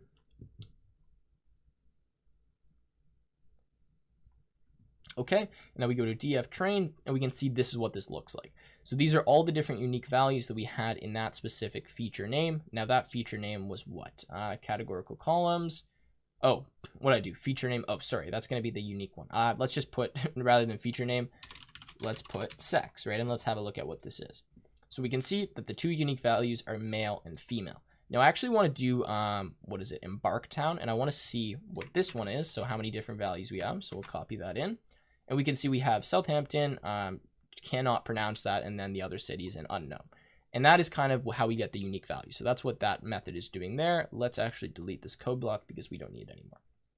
All right, so that's what we do. And then what we do down here is we say feature columns.append. So just add to this list the TensorFlow feature column.categorical column with vocabulary list. Now I know this is a mouthful, but this is kind of something, again, you're just going to look up when you need to use it, right? So understand that you need to make feature columns for linear regression. You don't really need to completely understand how, but you just need to know that that's something you need to do, and then you can look up the syntax and understand. So this is what this does. This is actually going to create for us a column. It's going to be in the form of a like NumPy array kind of, that has the feature name, so whatever one we've looped through, and then all of the different vocabulary associated with it. Now we need this because we just need to create this column so that we can create our model using those different columns, if that makes any sense. So our linear model needs to have, all of the different columns we're going to use. It needs to know all of the different entries that could be in that column, and it needs to know whether this is a categorical column or a numeric column. In previous examples, what we might have done is actually change the data set manually, so encoded it manually. TensorFlow just can do this for us now in TensorFlow 2.0, so we'll just use that tool. Okay, so that's what we did with these feature columns. Now for the numeric columns, it's a little bit different. It's actually easier. All we need to do is give the feature name and whatever the data type is and create a column with that. So notice we can omit this unique value because we know when it's numeric that, there could be an infinite amount of values. And then I've just printed out the feature column so you can see what this looks like. So vocabulary list categorical column gives us the number of siblings. And then the vocabulary list is, these are all of the different encoding values that is created. And then same thing, we could go down here. Parch, these are different encodings, so they're not necessarily in order, is like what I was talking about before. Let's go to a numeric one. What do we have here? Yeah, so for a numeric column, just as this is the key, that's the shape we're expecting, and this is the data type. So that is pretty much it for actually loading these in. So now it's almost time to create the model. So what we're going to do to create the model now is talk about first the training process and training some kind of, machine learning model. Okay, so the training process. Now, the training process of our model is actually fairly simple, at least for a linear model. Now, the way that we train the model is we feed it information, right? So we feed it those data points from our data set. But how do we do that, right? Like, how do we feed that to the model? Do we just give it all at once? Well, in our case, we only have 627 rows, which isn't really that much data. Like, we can fit that in RAM in our computer, right? But what if we're training a crazy machine learning model? And we have, 25 terabytes of data that we need to pass in. We can't load that into RAM, at least I don't know any RAM that's that large, so we need to find a way that we can kind of load it in what's called batches. So the way that we actually load this model is we load it in batches. Now we don't need to understand really kind of how this process works and how batching kind of occurs, but what we do is give 32 entries at once to the model. Now the reason we don't just feed one at a time is because that's a lot slower. We can load, a small batch size of 32. That can increase our speed dramatically, and that's kind of a lower level understanding, so I'm not going to go too far into that. Now that we understand, we kind of load it in batches, right? So we don't load it entirely all at once. We just load a specific set of kind of elements as we go. What we have is called epochs. Now, what are epochs? Well, epochs are essentially how many times the model is going to see the same data. So what might be the case, right? And when we pass the data to our model the first time, it's pretty bad. Like, it looks at the model, creates our line of best fit, but it's not great. It's not working perfectly. So we need to use something called an epoch, which means we're just going to feed the model, feed the data again, but in a different order. So we do this multiple times so that the model will look at the data in a different way, in kind of a different form, and see the same data a few different times and pick up on patterns. Because the first time it sees a new data point, it's probably not going to have a good idea how to make a prediction for that. So if we can feed it more and more and more, then, we can get a better prediction. Now, this is where we talk about something called overfitting, though. Sometimes we can seed the data too much. We can pass too much data to our model to the point where it just straight up memorizes those data points, and it's really good at classifying for those data points, but when we pass it some new data points, like our testing data, for example, it's horrible at kind of, classifying those. So what we do to kind of prevent this from happening is we just make sure that we start with like a lower amount of epochs, and then we can work our way up and kind of incrementally change that if we need to, go higher, right? We need more epochs. So that's kind of it for epochs. Now, I will say that this training process kind of applies to all the different, machine learning models that we're going to look at. We have epochs, we have batches, we have a batch size, and now we have something called an input function. Now, this is pretty complicated. This is the code for the input function. I don't like that we need to do this, but it's necessary. So essentially what an input function is the way that we define how our data is going to be broke into epochs and into batches to feed to our model. Now, these you probably aren't ever going to really need to code like from scratch by yourself, but this is the one I've just stolen from the TensorFlow website, pretty much like everything else that's in this series. And what this does is it takes our data and encodes it in a tf.data.dataset object. Now, this is because our model needs this specific object to be able to work. It needs to see a dataset object to be able to use that data to create the model. So what we need to do is take this pandas data frame, and we need to turn it into that object. And the way we do that is with the input function. So we can see that what this is doing here, so this is make input function. We actually have a function defined inside of another function. I know this is kind of complicated for some of you guys, and what I'm actually going to do, I'm going to just copy this into the other page because I think it's easier to explain without all the text around. So let's create a new code block. Let's paste this in, and let's have a look at what this does. So actually, let me just tab down. Okay, so make input function. We have our parameters data frame, which is our pandas data frame, our label data frame, which stands for those labels, so that y train or that eval, y eval, right? We have a number of epochs, which is how many epochs we're going to do. We set that at default 10. Shuffle, which means are we going to shuffle our data and mix it up before we pass it to the model, and batch size, which is how many elements are we going to give to the model while it's training at once. Now, what this does is we have an input function defined inside of this function, and we say dataset equals tensorframe.data.dataset from tensor slices dict data frame label data frame. Now, what this does, and we can read the comment, create a tf.data.dataset object with the data and its label. Now, I can't explain to you like how this works on a lower level, but essentially we pass a dictionary representation of our data frame, which is whatever we passed in here. And then we pass the label data frame, which is going to be, all those y values, and we create this object. And that's what this line of code does. So tf.data.dataset from tensor slices, which is just what you're going to use. We can read this documentation, create a data set whose elements are slices of the given tensors. The given tensors are sliced along their first dimension. This operation preserves the structure of the input tensors, removing the first dimension of each tensor and using it as the dataset dimension. So, you guys can look at that, like read through the documentation if you want, but essentially what it does is create the dataset object for us. Now, if shuffle ds equals ds.shuffle 1000, what this does is just shuffle the dataset. You don't really need to understand more than that. And then what we do is we say dataset equals dataset.batch, the batch size, which is going to be 32, and then repeat for the number of epochs. So what this is going to do is essentially take our data set and split it into the number of, what do I want to call it? Like blocks that are going to be passed to our model.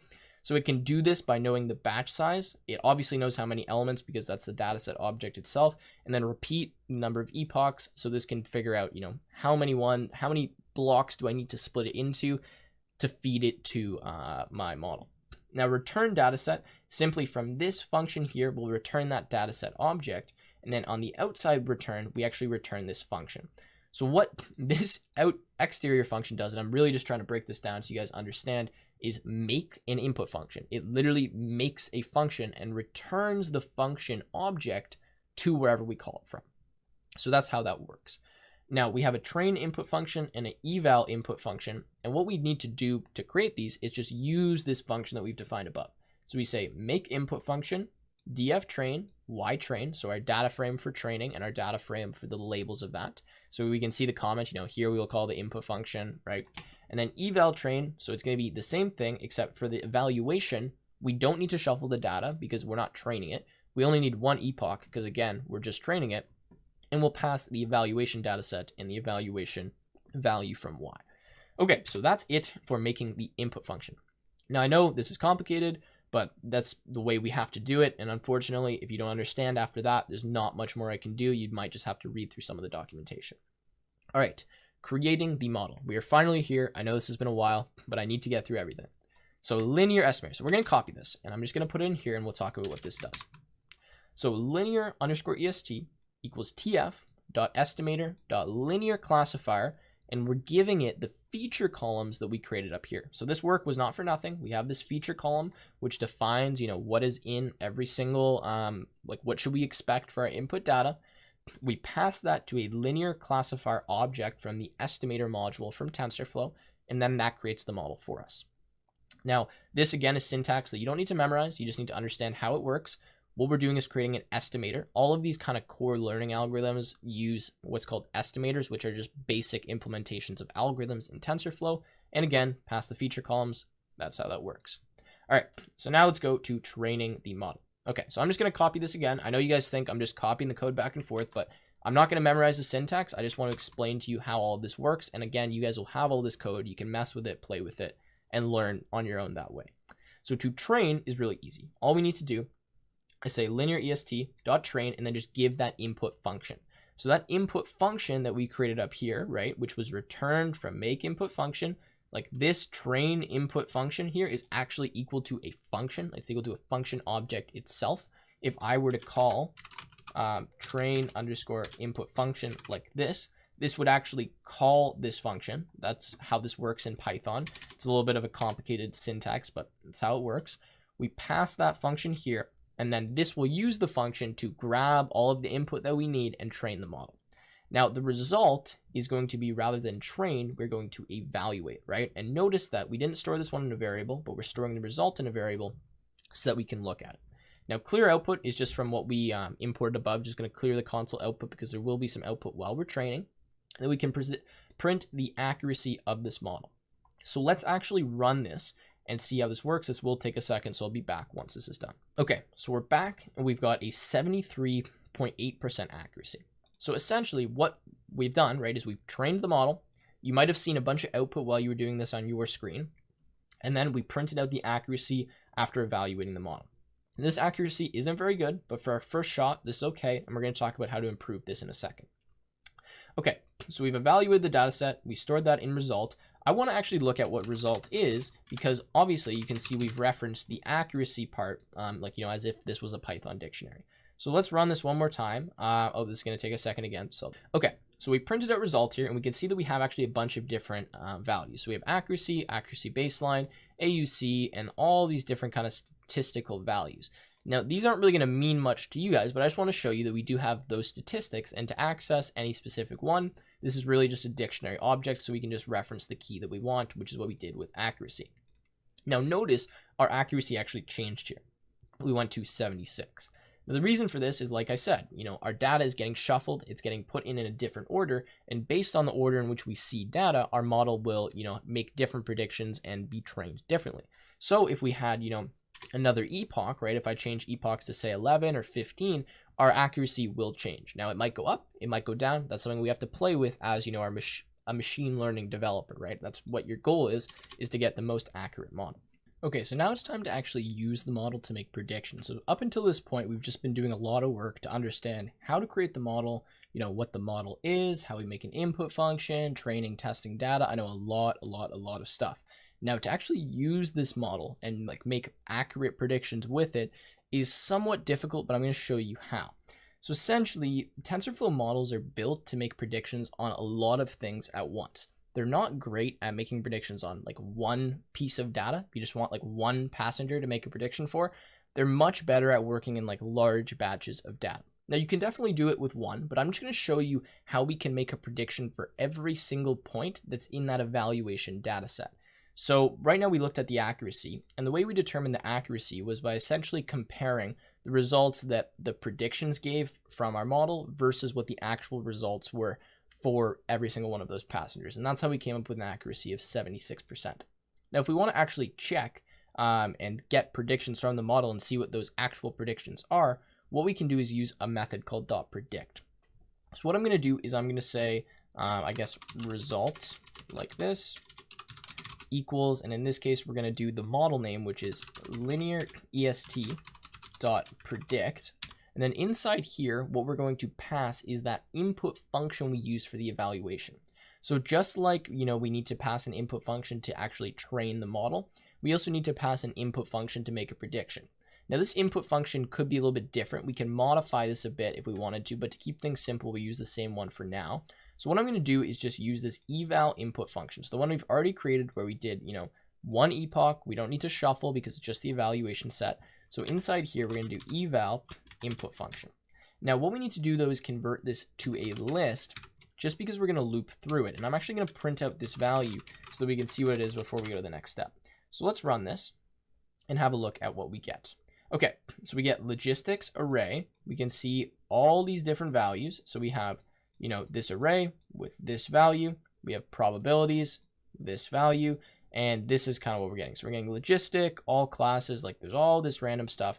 But what you hopefully should notice, and I know I'm just like whizzing through, is that we have a dictionary that represents the predictions, and I'll see if I can find the end of the dictionary here, for every single, prediction. So since we've passed, 267 input data from this, eval input function, what was returned to us is a list of all of these different dictionaries that represent each prediction. So what we need to do is look at each dictionary so that we can determine what the actual prediction was. So what I'm going to do is actually just do result.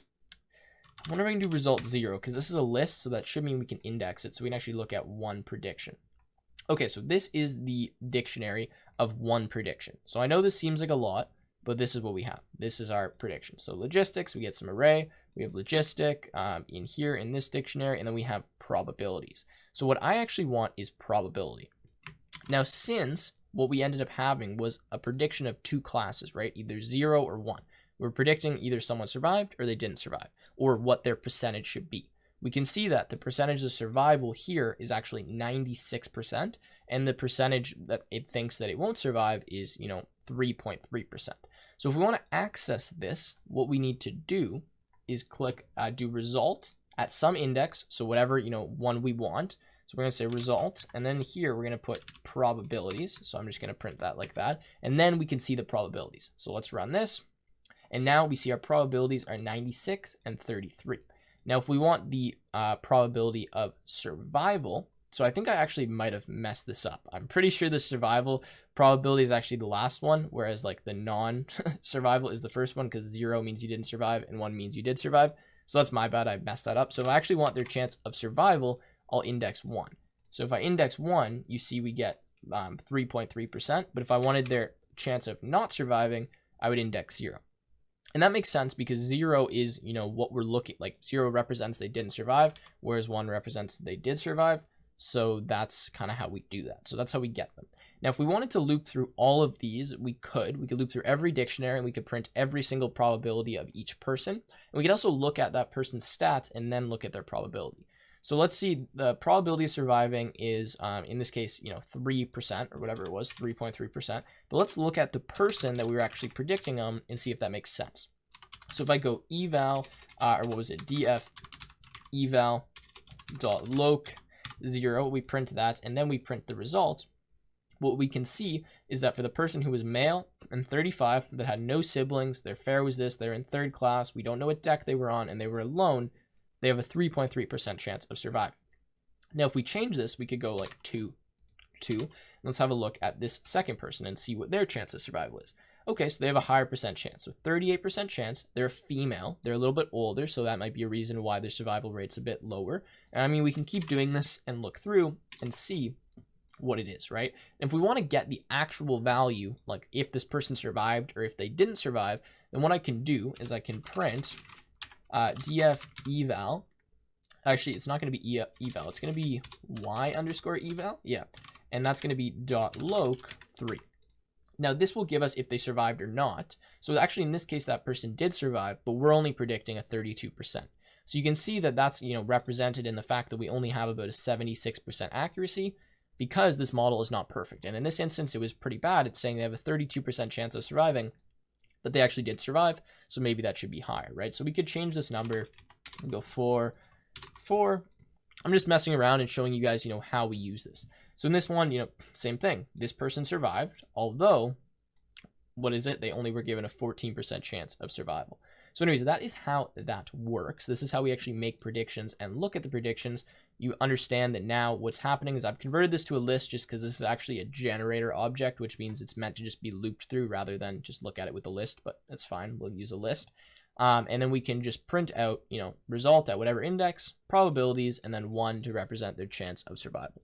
Okay, so that has been it for linear regression. Now let's get into classification. And now we are on to classification. So essentially, classification is differentiating between, data points and separating them into classes. So rather than predicting a numeric value, which we did with regression earlier, so linear regression and, the percentage survival chance, which is a numeric value, we actually want to predict classes.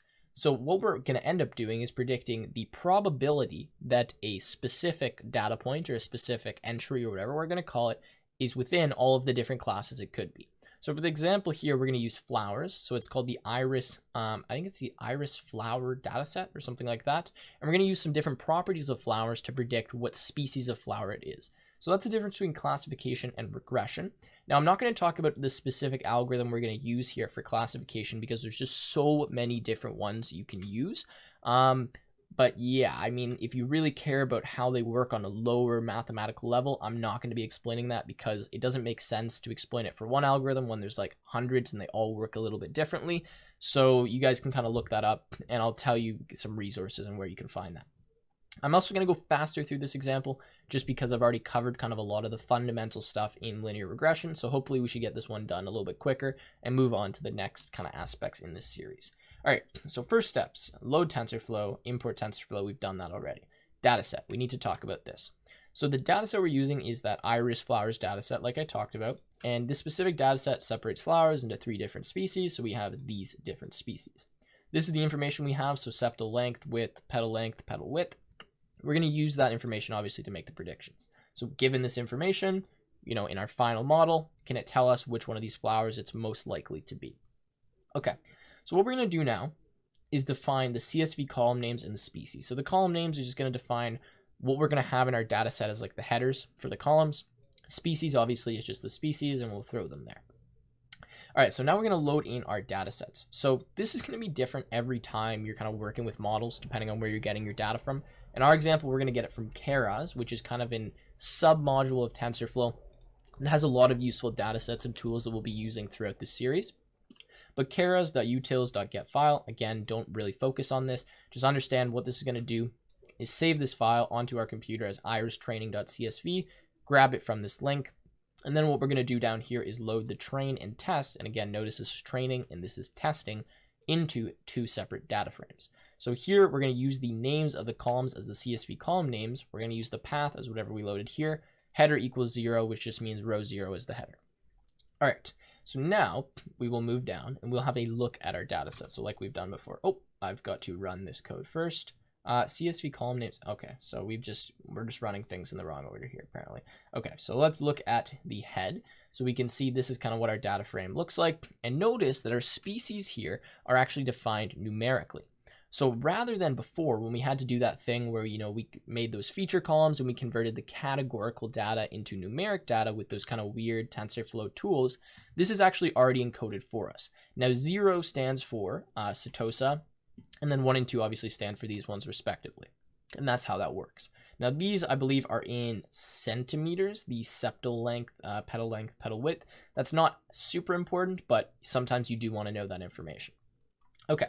So now we're going to pop off those columns for the species like we did before and separate that into train Y, test Y, and then have a look at the head again.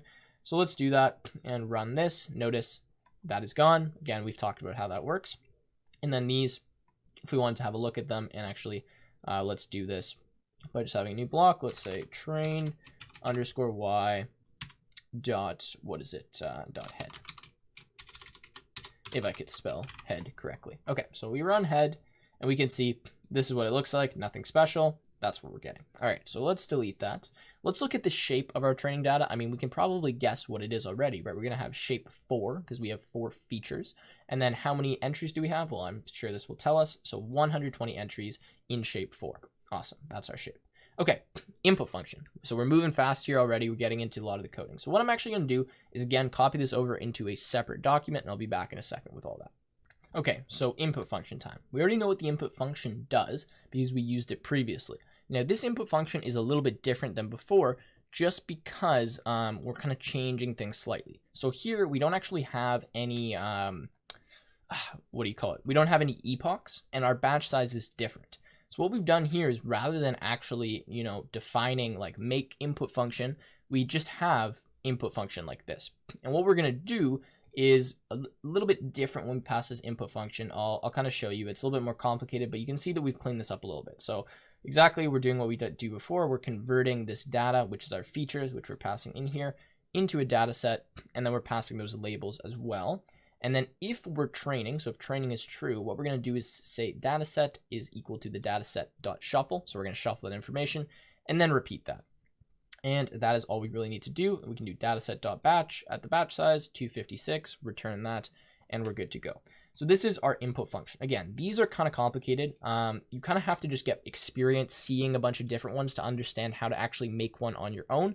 For now on, don't worry about it too much. You can pretty much just copy the input functions you've created before and modify them very slightly if you're going to be doing your own models. But by the end of this, you should have a good idea of how these input functions work. We will have seen like 4 or 5 different ones, and then, we can kind of mess with them and tweak them as we go on, but don't focus on it too much. Okay, so input function. This is our input function. I'm not really going to go in too much more detail with that. And now our feature columns. So this is, again, pretty straightforward for the feature columns. All we need to do for this is, since they're all numeric feature columns, is rather than having 2 for loops where we were separating the numeric and categorical feature columns before, we can just loop through all of the keys in our training data set, and then we can append to my feature columns blank list, the feature column dot numeric column, and the key is equal to whatever key we've looped through here. Now I'm going to show you what this means in case anyone's confused. Again, you can see when I print my feature columns, we get key equals septal length, we get our shape, and we get all of that other nice information. So let's copy this into the other one and have a look at our output after this. Okay, so my feature columns for key in train.keys. So notice train is here. Train.keys, what that does is actually give us all of the columns. So this was a really quick and easy way to kind of loop through all the different columns, although I could have looped through CSV column names and just removed the species column to do that, but again, we don't really need to. So for key in train.keys, my feature columns dot append tf feature column numeric column key equals key. This was just going to create those feature columns. We don't need to do that vocabulary thing and that dot unique because, again, these are all already encoded for us. Okay, awesome. So that was the next step. So let's go back here. Building the model. Okay, so this is where we need to talk a bit more in depth of what we're actually going to build. So the model for this is a classification model. Now there is like hundreds of different classification models we can use that are pre-made in TensorFlow. And so far what we've done with that linear classifier is that's a pre-made model that we kind of just feed a little bit of information to and it just works for us. Now here we have 2 kind of main choices that we can use for this kind of classification task that are pre-built in TensorFlow. We have a DNN classifier, which stands for a deep neural network, which we've talked about very vaguely, very briefly, and we have a linear classifier. Now, a linear classifier works very similarly to linear regression, except it does classification rather than regression, so we get actually numeric value, or we get, the labels, like probability of being a specific label rather than a numeric value. But in this instance, we're actually going to go with deep neural network. Now, that's simply because TensorFlow on their website, like all of this is kind of building off of the TensorFlow website. Just all of the code is very similar, and I've just added my own spin and explained things very in depth. They recommend using that. Deep neural network for this is a better kind of choice. But typically when you're creating machine learning apps, you'll mess around with different models and kind of tweak them. And you'll notice that it's not that difficult to change models because most of the work comes from loading and kind of pre-processing our data. Okay, so what we need to do is build a deep neural network with two hidden 2 hidden layers with 30 nodes and 10 hidden nodes each. Now I'm going to draw out the architecture of this neural network in just 1 second, but I want to show you what we've done here. So we said classifier equals tf.estimator. So this estimator module just stores a bunch of pre-made models from TensorFlow. So in this case, DNN classifier is one of those. What we need to do is pass our feature columns just like we did to our linear classifier. And now we need to define the hidden units. Now, hidden units is essentially us building the architecture of the neural network. So like you saw before, we had an input layer, we had some like middle layers called our hidden layers in a neural network, and then we had our output layer. I'm going to explain neural networks in the next module, so this will all kind of click and make sense. For now, we've arbitrarily decided 30 nodes in the first hidden layer, 10 in the second, and the number of classes is going to be 3. Now, that's something that we need to decide. We know there's 3 classes for the flowers, so that's what we've defined. Okay, so let's copy this in, go back to the other page here, and that is now our model. And now it is time to talk about how we can actually train the model, which is coming down here. Okay. So I'm going to copy this, I'm going to paste it over here, and let's just dig through this because this is a bit more of a complicated piece of code than we usually used to working with. I'm also going to remove these comments just to clean things up in here. So we've defined the classifier, which is a deep neural network classifier. We have our feature columns, hidden units, classes. Now to train the classifier. So we have this input function here. This input function is different than the one we created previously. Remember when the one we had previously was like make input, whatever function, I won't continue typing, and then inside it defined another function, and it actually returned that function from this function. I know, complicated. If you're not a Python kind of pro, I don't expect that to make perfect sense. But here we just have a function, right? We're not returning a function from another function, it's just one function. So when we want to use this to train our model, what we do is create something called a lambda. Now, a lambda is an anonymous function that can be defined in one line. When you write lambda, what that means is essentially this is a function. So this is a function, and whatever's after the colon is what this function does. Now, this is a one-line function. So like if I create a lambda here, right, and I say lambda print hi, and I said x equals lambda, and I called x like that, this works. This is a valid line of syntax. Actually, I want to make sure that I'm not just like messing with you when I say that, and that this is actually correct. Okay, so sorry, I just accidentally trained the model, so I just commented that out. But you can see we're printing hi, right? At the bottom of the screen, I know it's kind of small, but it does say hi. That's how this works, okay? So this is a cool thing. If you haven't seen this in Python before, that's what a lambda does. Allows you to define a function in one line. Now, the thing that's great about this is that we can say like, you know, x equals lambda, and here put another function, which is exactly what we've done with this print function. And that means when we call x, it will, you know, execute this function, which will just execute the other function. So it's kind of like a chain, right? You call x is a function, and inside that function, it does another function, right? It's just like calling a function from inside a function. So what is lambda doing here? Well, since we need the actual function object, what we do is we define a function that returns to us a function. So this actually just like it calls this function when you put this here. Now there's no, it's very difficult to explain this if you don't really understand the concept of lambdas and you don't understand the input functions, but just know we're doing this because of the fact that we didn't embed another function and return the function object. If we had done that, you know, input function that we had created before where we had the interior function, then we wouldn't need to do this, because what would happen is we would return the input function, right, like that, which means when we passed it into here, it could just call that directly. It didn't need to have a lambda, whereas here though, since we need to just put a lambda, we need to define what this is, and then this works. That's just, there's no other way to really explain this. So yeah, what we do is we create this input function. So we have train y, and we have training equals true.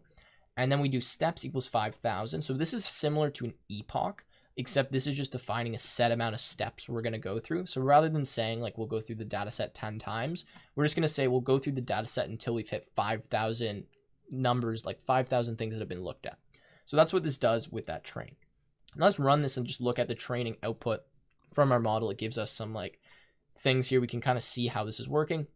Notice that if I can stop here for a second, it tells us the current step. It tells us the loss. The lower this number, the better. And then it tells us global steps per second. So how many steps we're completing per second. Now at the end here, we get final step loss of 39, which is pretty high, which means this is pretty bad, but that's fine. This is kind of just our first test at training a neural network. So this is just giving us output while it's training to kind of say what's happening. Now, in our case, we don't really care because this is a very small model. When you're training models that are massive and take terabytes of data, you kind of care about the progress of them. So that's when you would use kind of that output, right? And you would actually look at that. Okay, so now that we've trained the model, let's actually do an evaluation on the model. So we're just going to say classifier.evaluate. And what we're going to do is a very similar thing to what we've done here, is just pass this input function, right? Like here with a lambda once again, and reason we add the lambda when we don't have this like double function going on, like a nested function, we need the lambda.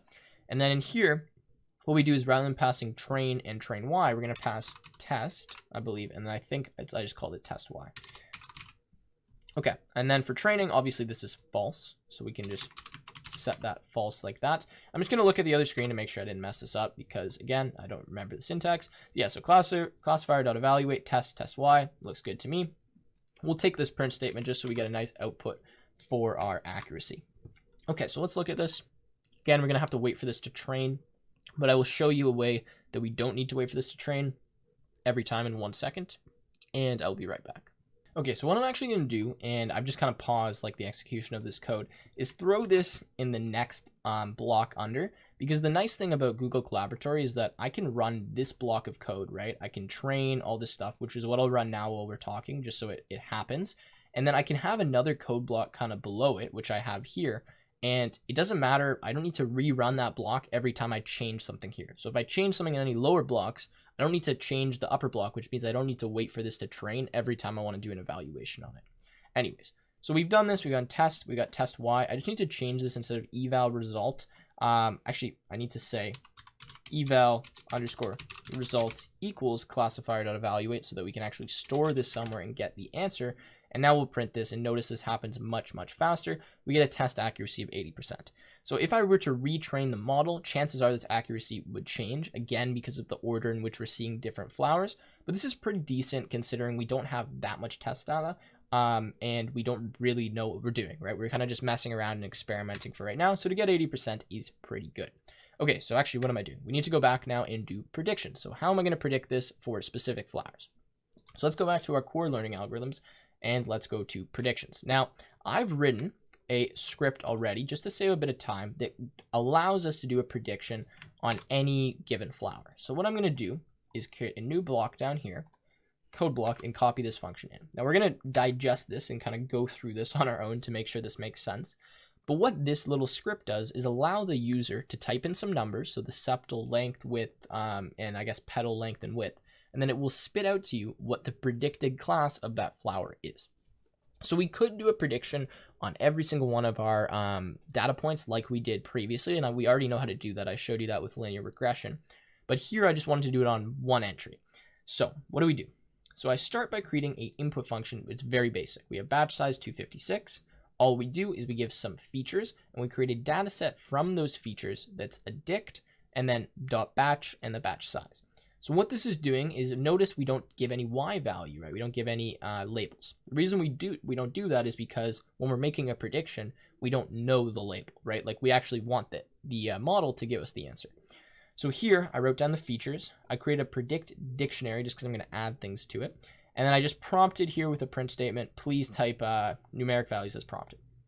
So for feature and feature, valid equals true, while valid, val equals input feature colon. So this just means what we're going to do is for each feature, we're going to wait to get some valid response. Once we get some valid response, what we're going to do is add that to our dictionary. So we're going to say predict feature. So whatever that feature was, so septal length, septal width, petal length, or petal width is equal to a list that has, in this instance, whatever that value was.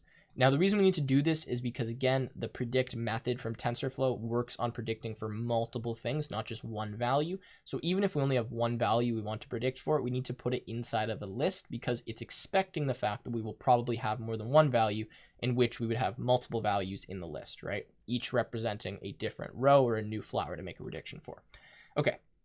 Now we say predictions equals classifier.predict, and then in this case we have input function lambda input function predict, which is this input function up here. then we say for prediction dictionaries, because remember, every prediction comes back as a dictionary. In predictions, we'll say the class ID is equal to whatever the class IDs of the prediction dictionary at 0. And these are simply, I don't know exactly how to explain this. We'll look at it in a second, and I'll go through that. And then we have the probability is equal to the prediction dictionary probabilities of class ID. Okay. Then we're going to say print prediction is. We're going to do this weird format thing. I just stole this from TensorFlow. And it's going to be the species at the class ID and then 100 times probability, which will give us actual integer value. We're going to digest this, but let's run this right now and have a look. So please type numeric values as prompted. Septal length, let's type like 2.4. Septal width, 2.6. Petal width, let's just say that's like 6.5. And yeah, petal width like 6.3. Okay, so then it calls this and it says prediction is Virginica. I guess that's the class we're going with. And it says that's an 86.3% chance that that is the prediction. So yeah, that is how that works. So that's what this does. I wanted to give a little script. I wrote most of this. I mean, I stole some of this from TensorFlow, but just to show you how we can actually predict on one value. So let's look at these prediction dictionary because I just want to show you what one of them actually is. So I'm going to say print pred underscore dict, and then this will allow me to actually walk through what class IDs are, probabilities are, and how I've kind of done this. So let's run this septal length. Okay, let's just go like 1.4, 2.3. I don't know what these values are going to end up being. And we get prediction is the same one with 77.1%, which makes sense because these values are similar, kind of in difference to what I did before. Okay, so this is the dictionary. So let's look for what we were looking for. So probabilities, notice we get 3 probabilities, one for each of the different classes. So we can actually say what, the percentages for every single one of the predictions. Then what we have is class IDs. Now class IDs, what this does is tell us what class ID it predicts is actually the flower, right? So here it says 2, which means that this probability at 77%, that's at index 2 in this array, right? So that's why this value is 2. So it's saying that that class is 2. It thinks it's class 2. Like that's whatever was encoded in our system is 2. And that's how that works. So that's how I know which one to print out, is because this tells me it's class 2. And I know from making this list all the way back up here, if I can get rid of this output, where is it? When I say species, that number 2 is Virginica, or I guess that's how you say it. So that is what the classification is, or that's what the prediction is. So that's how I do that, and that's how that works. Okay, so I think that is pretty much it for actually classification. So that was pretty basic. I'm going to go and see if there's anything else that I did for classification in here. Okay, so here I just put some examples. So here's some example input and expected classes. So you guys could try to do these if you want. So for example, this one, septal length, septal width. So for 5.1, 3.3, 1.7, and 0.5, the output should be Setosa. For 5.9, 3.0, 4.2, 1.5, it should be this one. And then obviously this for this, just so you guys can mess with them if you want. But that's pretty much it for classification. And now on to clustering. Okay, so now we're moving on to clustering. Now, clustering is the first unsupervised learning algorithm that we're going to see in this series, and it's very powerful. Now, clustering only works for a very specific set of problems, and you use clustering when you have a bunch of input information or features, but you don't have any labels or output information.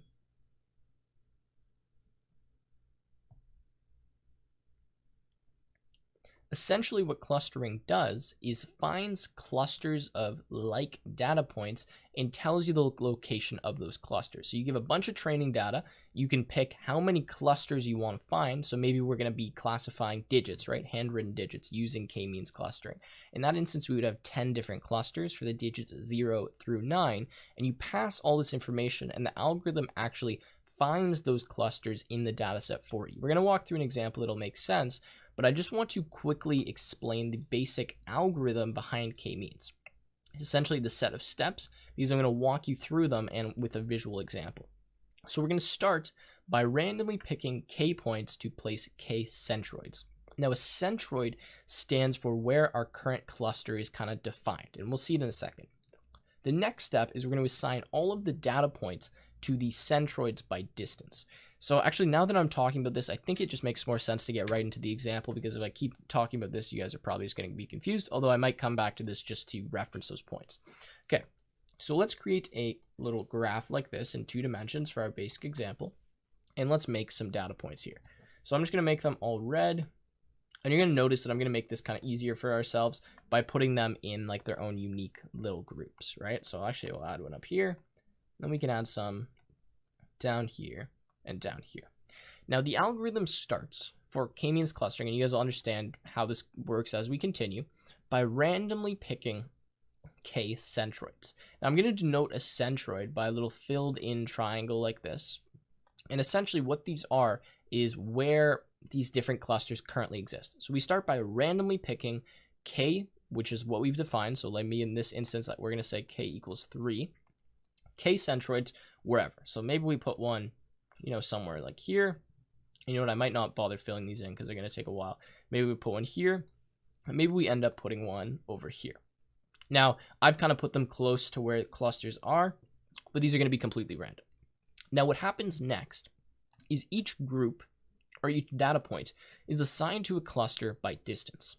So essentially what we do is for every single data point that we have, we find what's known as the Euclidean distance, or it actually could be a different distance. You could use like Manhattan distance, if you guys know what that is, to all of the centroids. So let's say we're looking at this data point here. What we do is find the distance to all of these different centroids. And we assign this data point to the closest centroid. So the closest one by distance.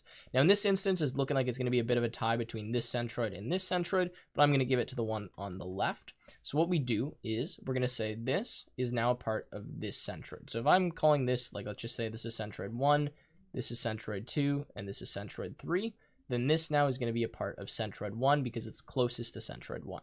And we can go through and we do this for every single data point. So obviously we know all of these are going to be our 1s, right? And we know these are going to be our 2, so 2, 2, 2, and then these are obviously going to be our 3.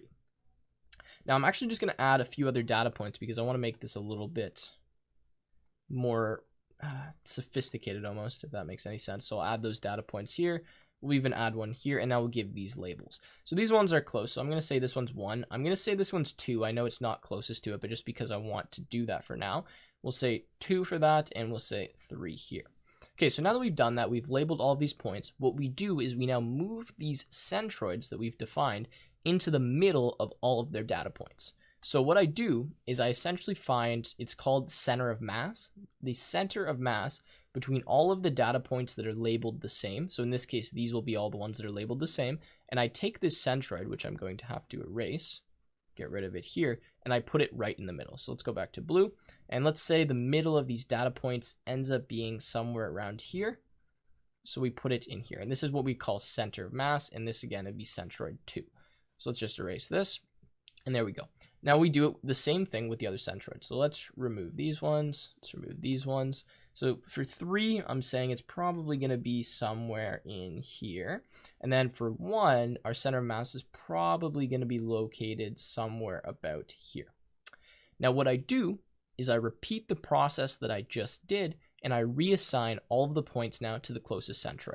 So all these points that are labeled 1, 2, all of that, you know, we can kind of remove their labels, and this is just going to be great, me trying to erase the labels. I shouldn't have wrote them on top, but essentially what we do is we're just going to be like reassigning them. So I'm going to say, okay, so this is 2, and we just do the same thing as before, find the closest distance. So we'll say, you know, these can stay in the same cluster. Maybe this one actually here gets changed to 1 now because it's closest to centroid 1. And we just reassign all these points. And maybe, you know, this one now, if it was 2 before, let's say like this one's 1, and we just reassign them. Now we repeat this process of finding the closest, or assigning all of the points to their closest centroid, moving the centroid into the center of mass, and we keep doing this until eventually we reach a point where none of these points are changing which centroid they're a part of. So eventually we reach a point where I'm just going to erase this and draw like a new graph because it'll be a little bit cleaner. But what we have is, you know, like a bunch of data points. So we have some over here, some over here. Maybe we'll just put some here, and maybe we'll do like a k equals 4 example for this one. And we have all these centroids, and I'll just draw these centroids with blue again, that are directly in the middle of all of their data points. They're like as in the middle as they can get. None of our data points have moved, and we call this now our cluster. So now we have these clusters, we have these centroids, right? We know where they are. And what we do is when we have a new data point that we want to make a prediction for or figure out what cluster it's a part of, what we do is we will plot that data point. So let's say it's this new data point here. We find the distance to all of the clusters that exist, and then we assign it to the closest one. So obviously it would be assigned to that one.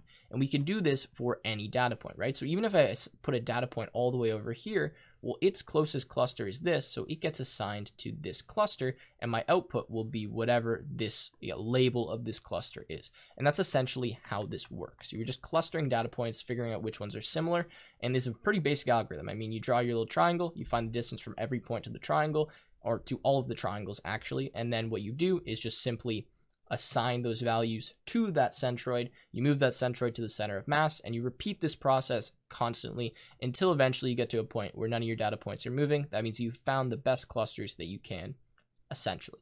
Now, the only thing with this is you do need to know how many clusters you want for k-means clustering, because k is a variable that you need to define. Although there is some algorithms that can actually determine the best amount of clusters for a specific data set, but that's a little bit beyond what we're going to be focusing on right now. So that is pretty much clustering. There's not really much more to talk about it, especially because we can't really code anything for it now. So we're going to move on to hidden Markov models. Now, hidden Markov models are way different than what we've seen so far. We've been using kind of algorithms that rely on data. So like k-means clustering, we gave a lot of data and we clustered all those data points, found those centroids, used those centroids to find where new data points should be. Same thing with linear regression and classification. Whereas hidden Markov models, we actually deal with probability distributions. Now, the example we're going to go into here, and it's kind of, I have to do a lot of examples for this because it's a very abstract concept, is a basic weather model. So what we actually want to do is predict the weather on any given day, given the probability of different events occurring. So let's say we know, maybe in like a simulated environment or something like that, this might be an application, that we have some specific things about our environment. Like we know if it's sunny, there's an 80% chance that the next day it's going to be sunny again, and a 20% chance that it's going to rain.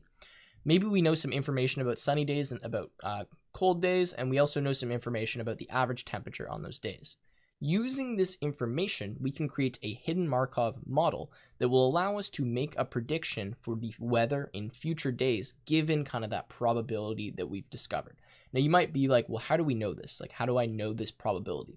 A lot of the times you actually do know the probability of certain events occurring or certain things happening, which makes these models really good. But there's some times where what you actually do is you have a huge data set and you calculate the probability of things occurring based on that data set. So we're not going to do that part because that's just kind of going a little bit too far. And the whole point of this is just to introduce you to some different models.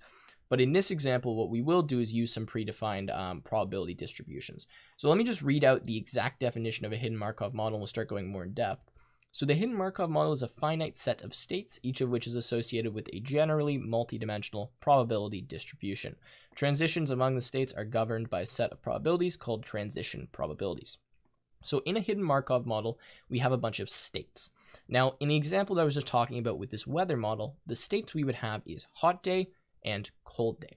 Now, these are what we call hidden because never do we actually access or look at these states while we interact with the model. In fact, what we look at is something called observations. Now, at each state, we have an observation. I'll give you an example of an observation. If it is hot outside, Tim has an 80% chance of being happy. If it is cold outside, Tim has a 20% chance of being happy. That is an observation. So at that state, we can observe the probability of something happening during that state is X, right? Or is Y, or whatever it is.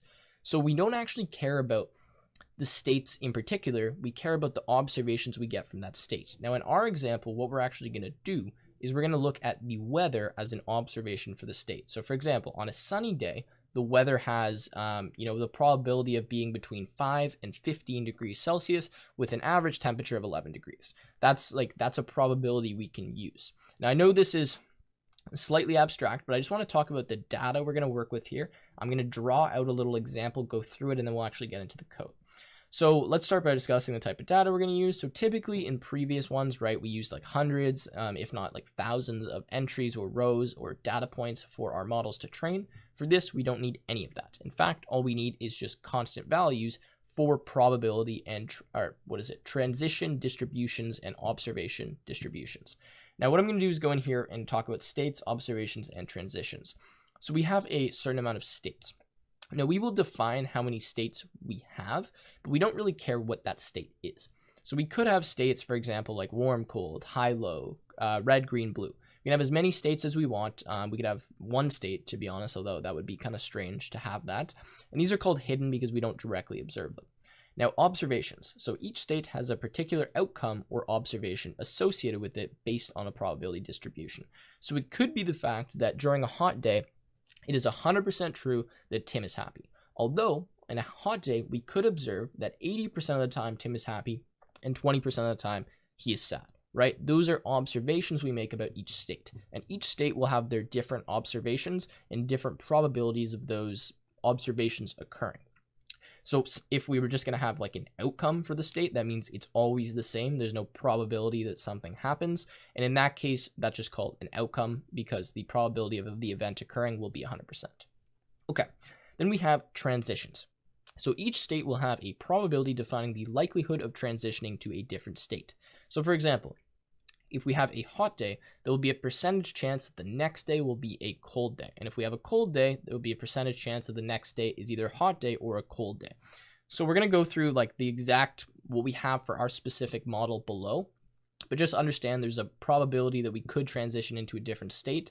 And from each state, we can transition into every other state or a defined set of states given a certain probability. So I know it's a mouthful. I know it's a lot. But let's go into a basic drawing example because I just want to illustrate like graphically a little bit kind of how this works in case these ideas are a little bit too abstract for any of you. Okay, so I'm just pulling out the drawing tablet. Just 1 second here, and let's do this basic weather model. So what I'm going to do is just simply draw 2 states. Actually, let's do it with some colors because why not? So we're going to use yellow, and this is going to be our hot day, okay? This is going to be our sun. And then I'm just going to make a cloud. We'll just do like a gray cloud. This will be my cloud, and we'll just say it's going to be raining over here. Okay, so these are my 2 states. Now, in each state, there's a probability of transitioning to the other state. So for example, in a hot day, we have a, let's say, 20% chance of transitioning to a cold day. And we have a 80% chance of transitioning to another hot day, like the next day, right? Now, in a cold day, we have, let's say, a 30% chance of transitioning to a hot day. And we have, in this case, what is that going to be? A 70% chance of transitioning to another cold day. Now, on each of these days, we have a list of observations. So these are what we call states, right? So this could be S1 and this could be S2. It doesn't really matter like if we name them or anything. We have 2 states. That's what we know.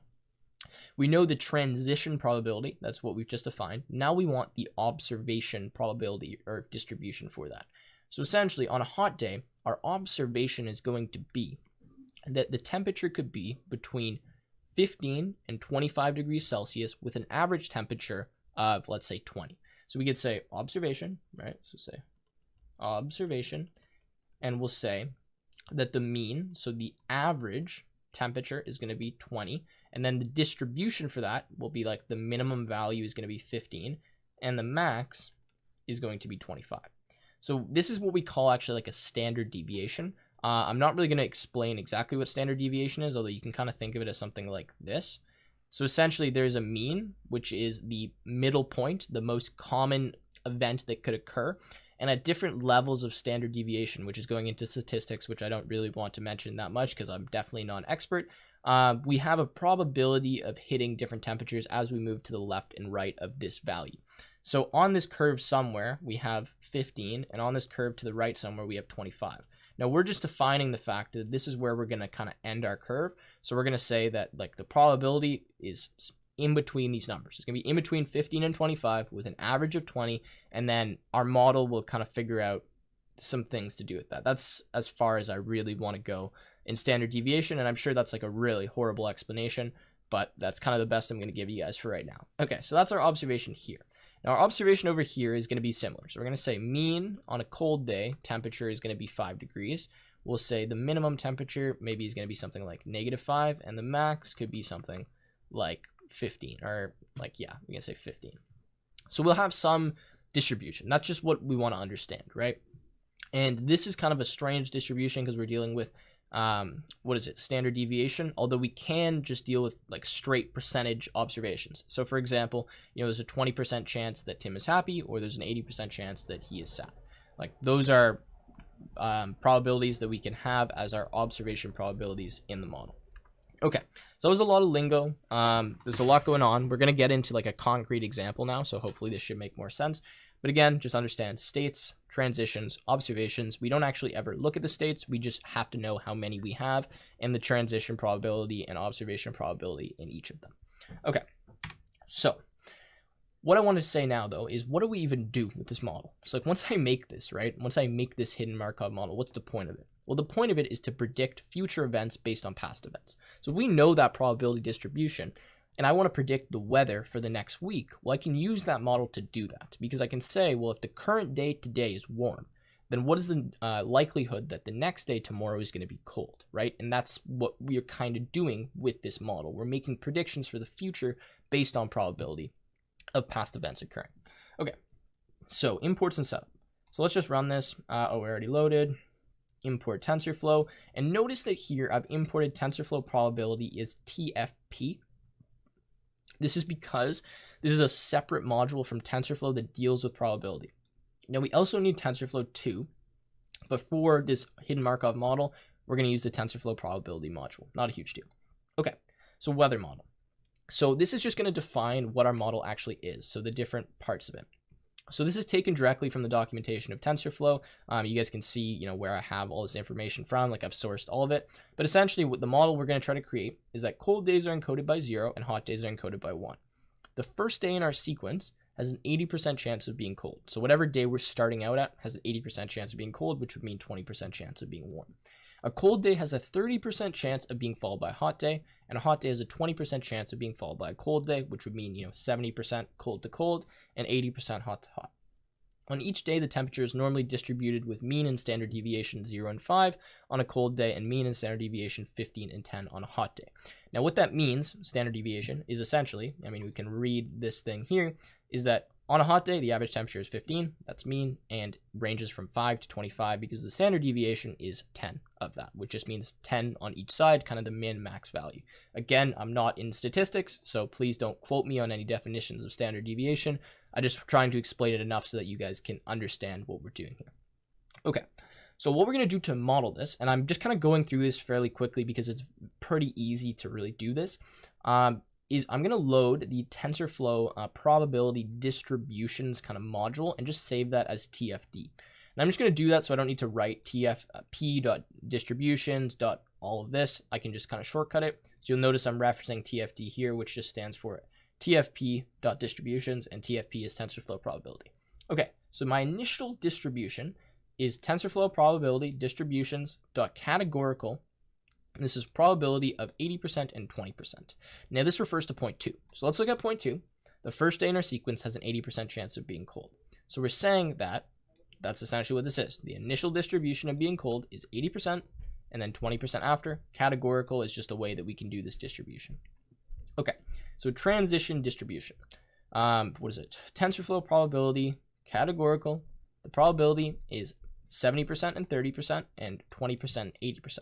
Now notice that since we have two states, we've defined two probabilities.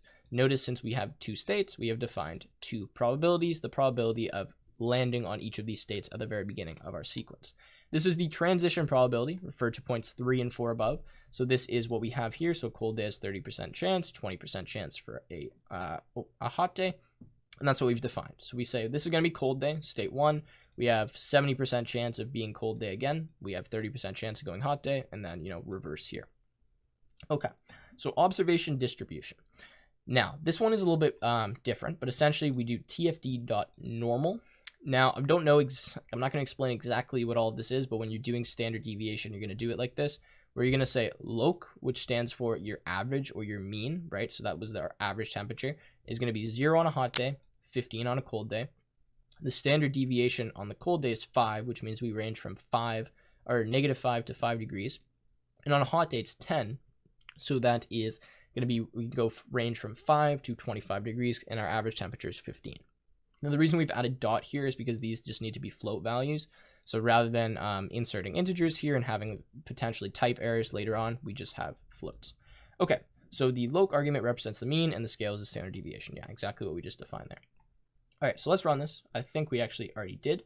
And now we can create our model. So to create the model is pretty easy. I mean, all we do is say model equals TensorFlow distribution dot hidden Markov model. Give it the initial distribution, which is equal to initial distribution, transition distribution, observation distribution, and steps. Now, what is steps? Well, steps is how many days we want to predict for. So the number of steps is how many times we're going to step through this probability cycle and run the model, essentially. Now, remember, what we want to do is we want to predict the average temperature on each day, right? Like that's what the goal of our example is to predict the average temperature. So given this information, using these observations and using these transitions, what we'll do is predict that. So I'm going to run this model. What is the issue here? Tensor is unhashable if tensor is...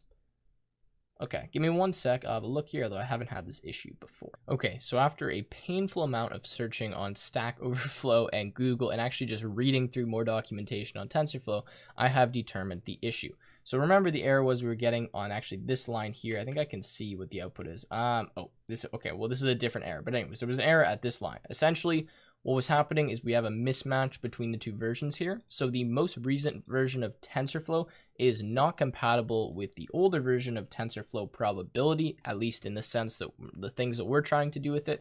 So I just need to make sure that I installed the most recent version of TensorFlow probability.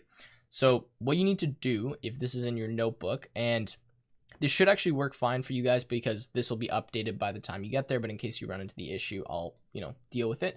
But essentially what you're going to do is select version 2.x of TensorFlow. You're going to run this install command. So you're going to install TensorFlow probability, just run this command. Then after you run this command, you're going to need to restart your runtime. So go to runtime and then restart runtime. And then you can just continue on with the script, select TensorFlow 2.x again, do your imports, and then, we'll test if this is actually going to work for us here. Run our distributions, create the model without any issues this time. Notice no red text, and then run this final line, which will give you the output. Now, this is what I wanted to talk about here that we didn't quite get to because we were having some bugs. But this is how we can actually kind of run our model and see the output. So what you can do is do model.mean. So you say mean equals model.mean. And what this is going to do is essentially just calculate the probability. It's going to essentially take that from the model. Now, when we have model.mean, this is what we call, a partially defined tensor. So remember our tensors were like partially defined computations? Well, that's what model.mean actually is. That's what this method is. So if we want to get the value of that, what we actually need to do is create a new session in TensorFlow, run this part of the graph, which we're going to get by doing mean.numpy, and then we can print that out. So I know this might seem a little bit confusing, but essentially to run a session in the new version of TensorFlow, so 2.x or 2.1 or whatever it is, you're going to type with tf.compat.v1.session as sesh. And then, this doesn't really matter what you have here, but whatever you want. And then what I'm doing is just printing mean.numpy. So to actually get the value from this here, this variable, I call .numpy. And then what it does is print out this array that gives me the expected temperatures on each day. So we have, 3, 6, essentially 7.5, 8.25. And you can see these are the temperatures based on the fact that we start with an initial probability of starting on a cold day. So we kind of get that here, right? We're starting at 3 degrees. That's what it's determined we're going to start at. And then we have all of these other temperatures that's predicting for the next days. Now notice if we recreate this model, so I'll just rerun the distributions, rerun them, and go model.mean again. This stays the same, right? Well, because our probabilities are the same, this model is going to do the calculation the exact same. There's not really any training that goes into this. So we get, very similar, if not the exact same values. I can't remember if these are identical, but that's what it looks like to me. We can run this again. See, we get the same one. And we'll create the model one more time. And let me just check these values here to make sure I'm not lying to you guys. Yes, they are the exact same. Okay, so let's start messing with a few probabilities and see what we can do to this temperature and see what changes we can cause. So if I do 0.5 here and I do 0.5 for the categorical probability, remember this refers to points 3 and 4 above. So that's a cold day has a 30% chance of being followed by a hot day, and then a hot day has a 20% chance of being followed by a cold day. So what I've just done now is change the probability to be 50%, so that a cold day now has a 50% chance of being followed by a hot day and a 50% chance of being followed by a cold day. And let's recreate this model let's rerun this and let's see if we get a difference. Oh, we do. Notice this. The temperature now is going a little bit higher. Now notice that we get the same starting temperature because that's just the average based on this probability that we have here. But if we wanted to potentially start, hotter, we could reverse these numbers. We go 0.2, 0.8. Let's rerun all of this. And now look at this, what our temperatures are. We start at 12 and then we actually drop our temperature down to 10. So that's how this hidden Markov model works. Now this is nice because you can just tweak the probabilities. This happens pretty well instantly, and we can have a look at our output very nicely. So obviously this is representing the temperature on our, the first day. This would be the second day, third day, fourth day, fifth, sixth, seventh. And obviously the more days you go on, the least accurate this is probably going to be because it just runs off probability. And if you're going to try to predict, a year in advance and you're using the weather that you have from, I guess, the previous year, you're probably not going to get a very accurate prediction. But anyways, these are hidden Markov models. They're not extremely useful. There's some situations where you might want to use something like this. So that's why we're implementing them in this course and showing you how they work. It's also another feature of TensorFlow that a lot of people don't talk about or see. And, personally, I hadn't really heard of hidden Markov models until I started developing this course. So anyways, that has been it for this module. Now, I hope that this kind of gave you guys a little bit of an idea of how we can actually implement some of these machine learning algorithms, a little bit of an idea of how to work with data, how we can feed that to a model, the importance between testing and training data, and then obviously linear regression is one we focused a lot on, so I hope you guys are very comfortable with that algorithm. And then what was the second one we did? I gotta go up to remember exactly the sequence we had here. So classification, that one was important as well, so I hope you guys really understood that. Clustering, we didn't go too far into that, but again, this is an interesting algorithm, and if you need to do some kind of clustering, you now know of one algorithm to do that called k-means clustering, and you understand how that works, and now you know hidden Markov models. So in the next module, we're going to start covering neural networks. We now have the knowledge we need to really dive in there and start doing some cool stuff, and then in the future modules, we're going to do deep computer vision. I believe we're going to do chatbots with recurrent neural networks, and then some form of reinforcement learning at the end. So with that being said, let's go to the next module. Hello everybody and welcome to Module 4. Now in this module of this course, we're going to be talking about neural networks, discussing how neural networks work, a little bit of the math behind them, talking about gradient descent and back propagation, and how information actually flows through the neural network, and then getting into an example where we use a neural network to classify articles of clothing.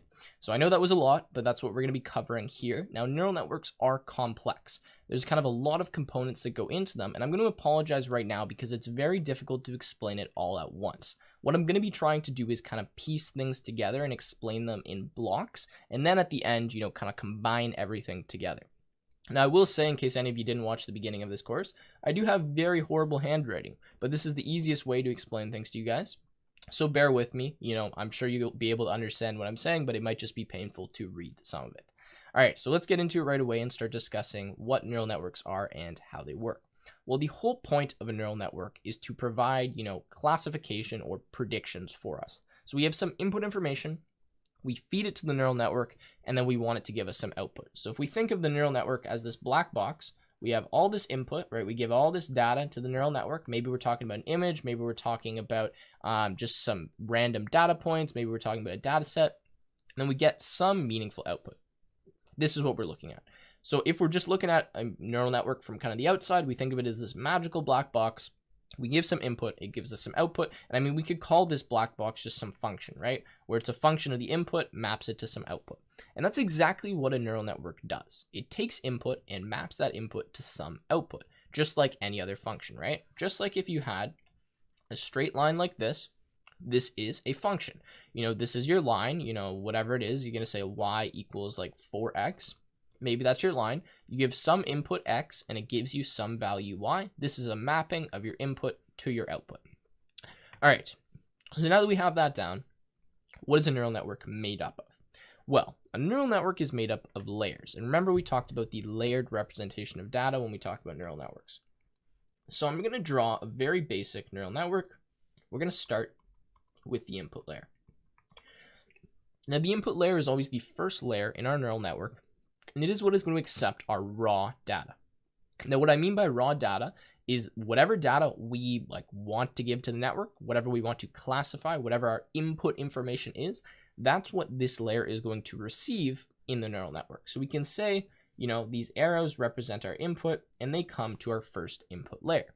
So this means, for example, if you had an image and this image, and I'll just draw like one like this, let's say this is our image and it has all these different pixels, right? All these different pixels in the image, and you want to make a classification on this image. Well, maybe it has a width and a height, and a classic width and height example is 28 by 28. If you had 28 by 28 pixels and you want to make a classification on this image, how many input neurons do you think you would need in your neural network to do this? Well, this is kind of, a tough question if you don't know a lot about neural networks. If you're predicting for the image, if you're going to be looking at the entire image to make a prediction, you're going to need every single one of those pixels, which is 28 times 28 pixels, which I believe is something like 784. I could be wrong on that number, but I believe that's what it is. So you would need 784 input neurons. Now that's totally fine. That might seem like a big number, but we deal with massive numbers when it comes to computers, so this really isn't that many. But that's an example of how you would use a neural network input layer to represent an image. You would have 784 input neurons, and you would pass one pixel to every single one of those neurons. Now, if we're doing an example where maybe we just have one piece of input information, maybe it's literally just one number, well, then all we need is one input neuron. If we have an example where we have 4 pieces of information, we would need 4 input neurons, right? Now, this can get a little bit more complicated, but that's the basis that I want you to understand is that, the pieces of input you're going to have, regardless of what they are, you need one input neuron for each piece of that information, unless you're going to be reshaping or putting that information in a different form. Okay, so let's just actually skip ahead and go to now our output layer. So this is going to be our output. Now, what is our output layer? Well, our output layer is going to have as many neurons, and again, the neurons are just representing like a node in the layer, as output pieces that we want. Now, let's say we're doing a classification for images, right? And maybe there's 2 classes that we could represent. Well, there's a few different ways we could design our output layer. What we could do is say, okay, we're going to use one output neuron. This output neuron is going to give us some value. We want this value to be between 0 and 1, and we'll say that's inclusive.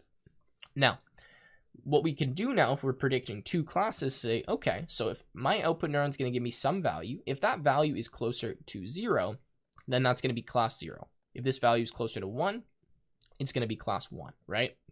And that would mean when we have our training data, right, and we talked about training and testing data, we'd give our input, and our output would need to be the value 0 or 1, because it's either the correct class, which is 0, right, or the correct class, which is 1. So like our labels for our training data set would be 0 and 1, and then this value on our output neuron would be guaranteed to be between 0 and 1, based on something that I'm going to talk about a little bit later.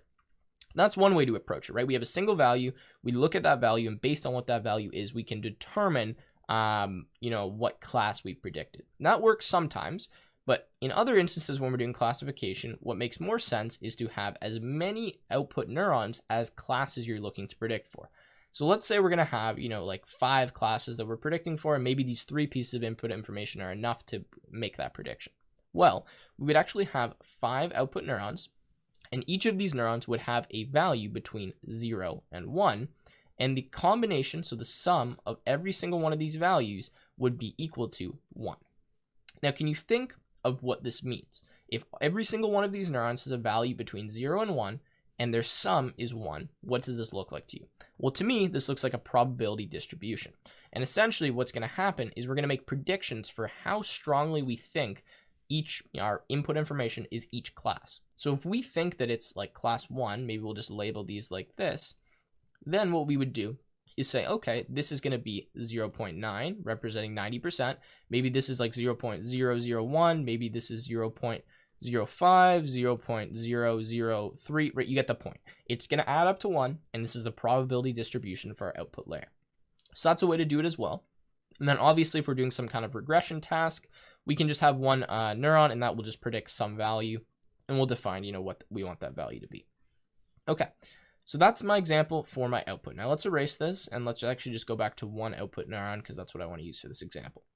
Now, we have something in between these layers, because obviously, we can't just go from input to output with nothing else.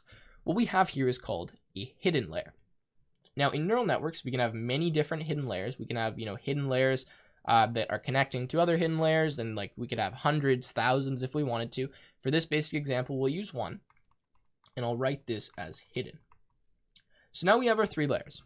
Now, why is this called hidden?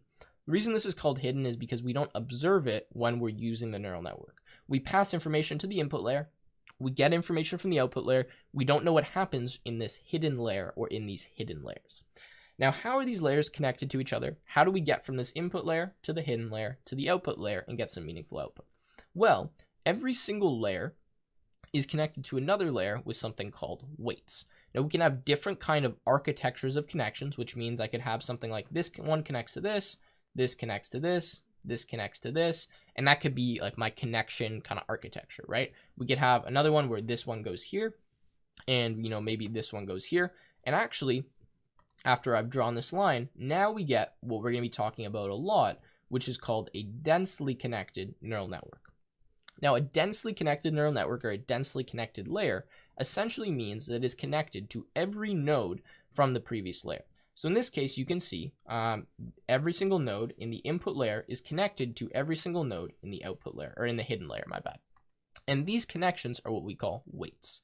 Now, these weights are actually what the neural network is going to change and optimize to determine the mapping from our input to our output. Because again, remember, that's what we're trying to do. We have some kind of function, we give some input, it gives us some output. How do we get that input and output? Well, by modifying these weights. Now, it's a little bit more complex, but this is the starting. So these lines that I've drawn are really just numbers, and every single one of these lines is some numeric value. Typically, these numeric values are between 0 and 1, but they can be large, they can be negative. It really depends on what kind of network you're doing and how you've designed it. Now, let's just write some random numbers. So we have like 0.1, this could be like 0.7. You get the point, right? We just have numbers for every single one of these lines, and these are what we call the trainable parameters that our neural network will actually tweak and change as we train to get the best possible result. So we have these connections. Now our hidden layer is connected to our output layer as well. This is again another densely connected layer because every layer or every neuron from the previous layer is connected to every neuron from the next layer. If you would like to determine how many connections you have, what you can do is say there's 3 neurons here, there's 2 neurons here, 3 times 2 equals 6 connections. That's how that works from layers, and then obviously you can just multiply all of the neurons together as you go through and determine what that's going to be. Okay, so that is how we connect these layers. We have these weights. So let's just write a W on here so we remember that those are weights. Now we also have something called biases. So let's add a bias here. I'm going to label this B. Now biases are a little bit different than these nodes we have regularly. There's only one bias, and a bias exists in the previous layer to the layer that it affects. So in this case, what we actually have is a bias that connects to each neuron in the next layer from this layer, right? So it's still densely connected, but it's just a little bit different. Now notice that this bias doesn't have an arrow beside it because this doesn't take any input information. This is another trainable parameter for the network. And this bias is just some constant numeric value that we're going to connect to the hidden layer so that we can do a few things with it. Now, these weights always have a value of 1.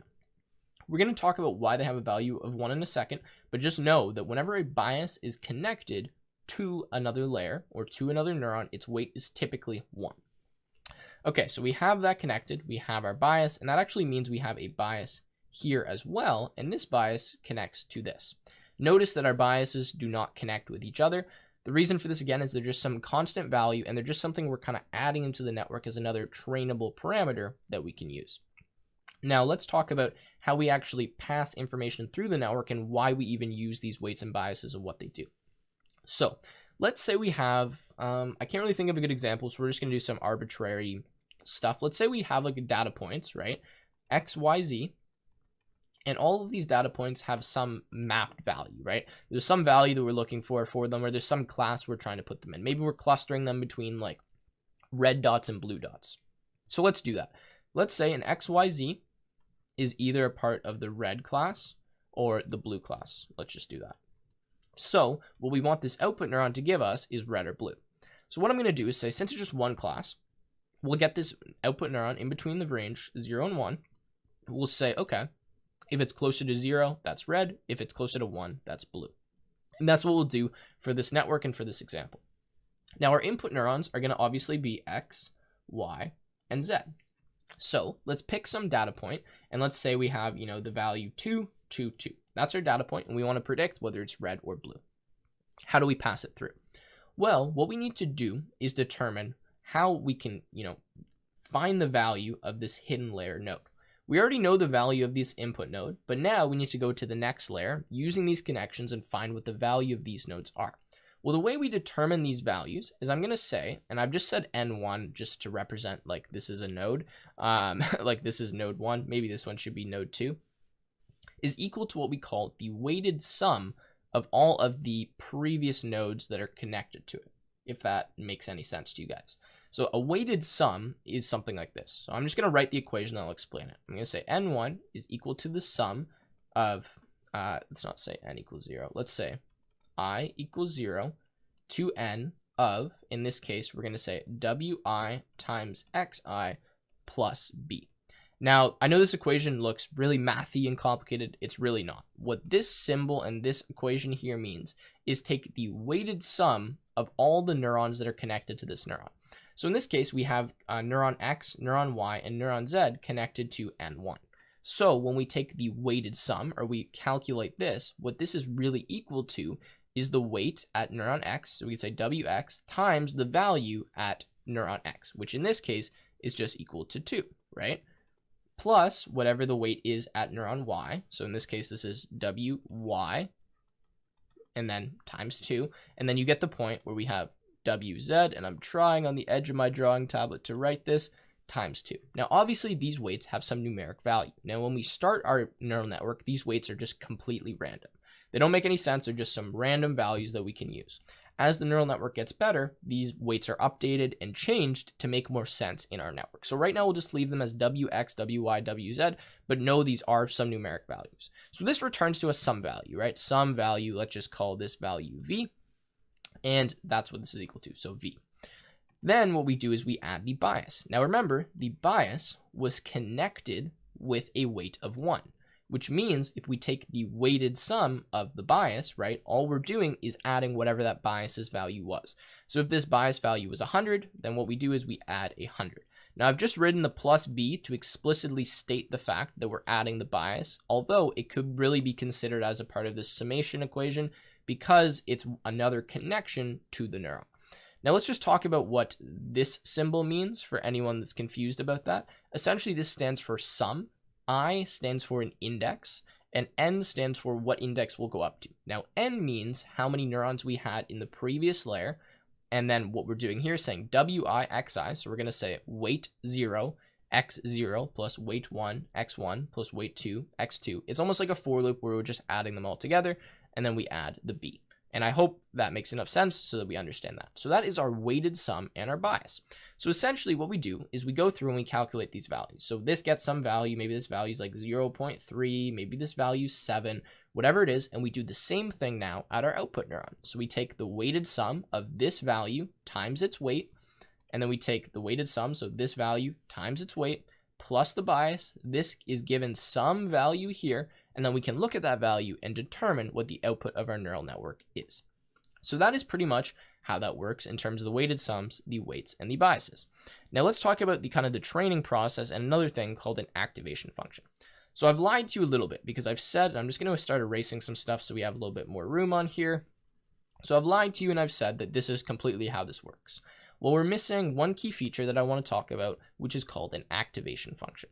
Now remember how we want this value to be in between 0 and 1, right, at our output layer. Well, right now, we can't really guarantee that that's going to happen.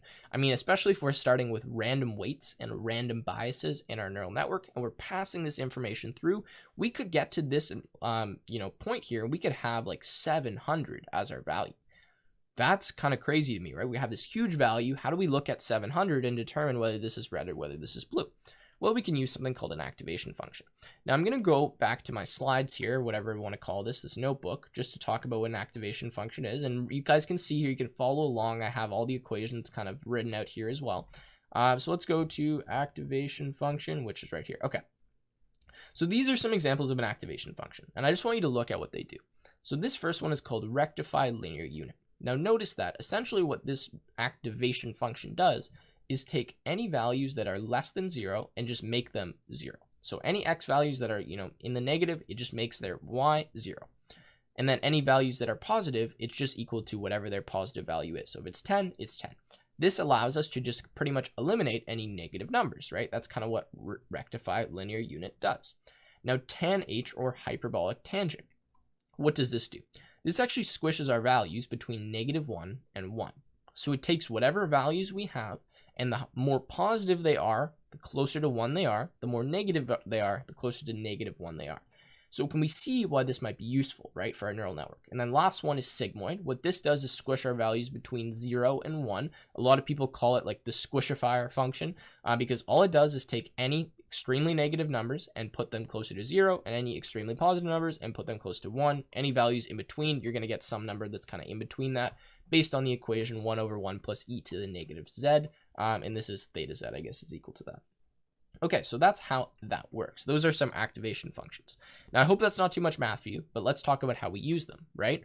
So essentially what we do is at each of our neurons, we're going to have an activation function that is applied to the output of that neuron. So we take this weighted sum plus the bias, and then we apply an activation function to it before we send that value to the next neuron. So in this case, n1 isn't actually just equal to this. What n1 is equal to is n1 is equal to f, which stands for our activation function of this equation, right? So say I equals 0, wi xi plus b, and that's what n1's value is equal to when it comes to this output neuron. So each of these have an activation function on them. n2 has the same activation function as n1, and we can define what activation function we want to apply at each neuron. Now at our output neuron, the activation function is very important because we need to determine what we want our value to look like. Do we want it between -1 and 1? Do we want it between 0 and 1? Or do we want it to be some massively large number? Do we want it between 0 and positive infinity? What do we want, right? So what we do is we pick some activation function for our output neuron, and based on what I said, where we want our values between 0 and 1, I'm going to be picking the sigmoid function. So sigmoid, recall, squishes our values between 0 and 1. So what we'll do here is we'll take n1, right? So n1 times whatever the weight is there, so weight 0, plus n2 times weight 1, plus a bias, and apply sigmoid. And then this will give us some value between 0 and 1. Then we can look at that value and we can determine what the output of this network is. So that's great, and that makes sense why we would use that on the output neuron, right? So we can squish our value in between some kind of value so we can actually look at it and determine, what to do with it rather than just having these crazy, and I want to see if I can make this eraser any bigger. That's much better. Okay. So there we go. Let's just erase some of this. And now let's talk about why we would use the activation function on like an intermediate layer like this. Well, the whole point of an activation function is to introduce complexity into our neural network. So essentially, we just have these basic weights and these biases, and this is kind of just, like a complex function at this point. We have a bunch of weights, we have a bunch of biases, and those are the only things that we're training and the only things that we're changing to make our network better. Now, what an activation function can do is, for example, take a bunch of points that are on the same plane, right? So let's just say these are in some plane. If we can apply an activation function of these where we introduce a higher dimensionality, so an activation function like sigmoid that is like a higher dimension function, we can hopefully spread these points out and move them up or down off the plane in a hopes of extracting kind of some different features. Now, it's hard to explain this until we get into the training process of the neural network, but I'm hoping this is maybe giving you a little bit of idea. If we can introduce a complex activation function into this kind of process, then it allows us to make some more complex predictions. We can pick up on some different patterns. If I can see that, when sigmoid or rectify linear unit is applied to this output, it moves my point up or it moves it down or it moves it in whatever direction in n-dimensional space, then I can determine specific patterns I couldn't determine in the previous dimension. That's just like if we're looking at something in 2 dimensions, if I can move that into 3 dimensions, I immediately see more detail. There's more things that I can look at, right? And I'll try to do a good example of why we might use it like this. So let's say we have a square, right? like this, right? And I ask you, I'm like, tell me some information about this square. Well, what you can tell me immediately is you can tell me the width, you can tell me the height, and I guess you could tell me the color, right? You can tell me it has one face, you can tell me it has 4 vertexes, you can tell me a fair amount about the square, you can tell me its area. Now what happens as soon as I extend this square and I make it into a cube? Well, now you can immediately tell me a lot more information. You can tell me, the height, or I guess the depth, width, height, depth, yeah, whatever you want to call it there. You can tell me how many faces it has. You can tell me what color each of the faces are. You can tell me how many vertexes. You can tell me if this cube or this square or this rectangle is uniform or not. And you can pick up on a lot more information. So that's kind of, this is a very oversimplification of what this actually does, but this is kind of the concept, right? Is that if we are in 2 dimensions, if we can somehow move our data points into a higher dimension by applying some function to them, then what we can do is get more information and extract more information about the data points, which will lead to better predictions. Okay, so now that we've talked about all this, it's time to talk about how neural networks train, and I think you guys are ready for this. This is a little bit more complicated, but again, it's not that crazy. All right, so we talked about these weights and biases, and these weights and biases are what our network will come up with and determine to, make the network better. So essentially what we're going to do now is talk about something called a loss function. So as our network starts, right, the way that we train it, just like we've trained other networks or other machine learning models, is we give it some information, we give it what the expected output is, and then we just see what the expected output or what the output was from the network, compare it to the expected output, and modify it like that.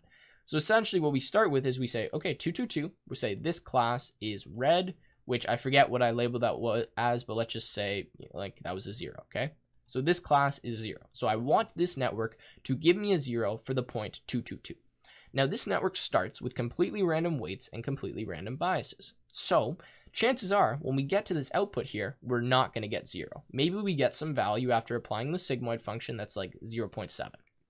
Well, this is pretty far away from red. But how far away is it? Well, this is where we use something called a loss function.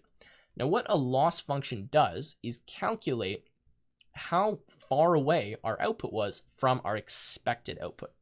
So if our expected output is 0 and our output was 0.7, the loss function is going to give us some value that represents like how bad or how good this network was. Now, if it tells us this network was really bad, it gives us like a really high loss, then that tells us that we need to tweak the weights and biases more and move the network in a different direction. We're starting to get into gradient descent, but let's understand the loss function first. So it's going to say if it was really bad, let's move it more, let's change the weights more drastically, let's change the biases more drastically. Whereas if it was really good, it'll be like, okay, so that one was actually decent. You only need to tweak a little bit and you only need to move this, this, and this.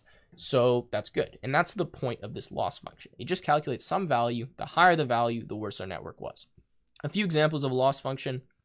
Let's go down here because I think I had a few. Optimizer, loss, here. Mean squared error, mean absolute error, and hinge loss. Now, mean absolute error, you know what? Let's actually just look one up here. So, mean absolute error. And have a look at what this is. So, images, let's pick something. This is mean absolute error. This is the equation for mean absolute error. Okay, so the summation of the absolute value of yi minus lambda of xi over n. Now, this is kind of complicated. I'm not going to go into it too much. I was hoping I was going to get like a better example for mean squared error.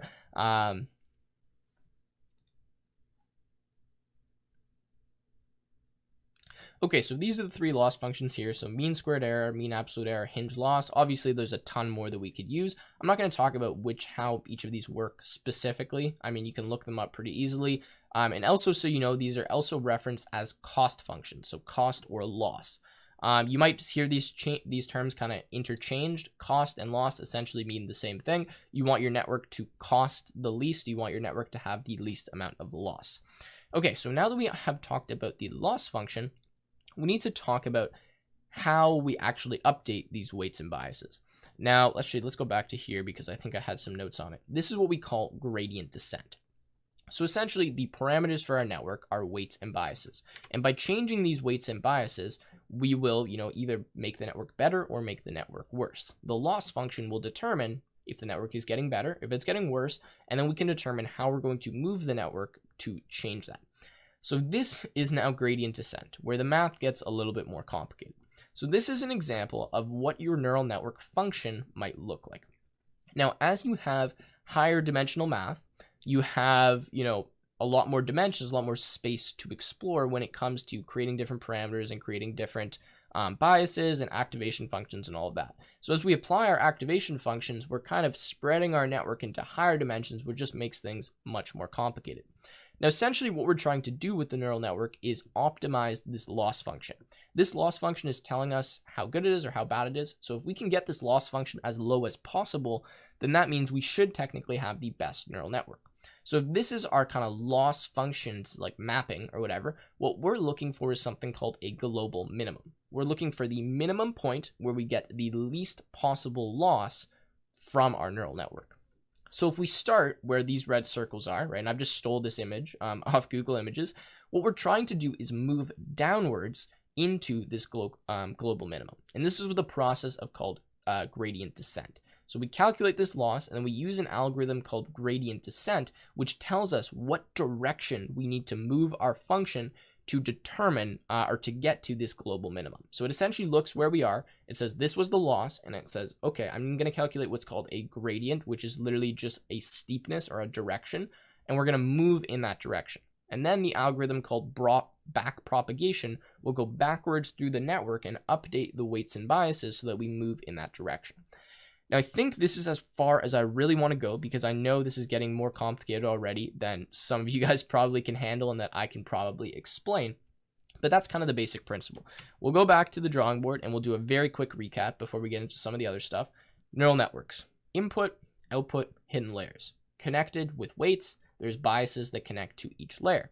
These biases can be thought of as y-intercepts. They'll simply move completely up or move completely down that entire, activation function, right? We're just shifting things left or right because this will allow us to get a better prediction and have another parameter that we can train and add a little bit of complexity to our, neural network model.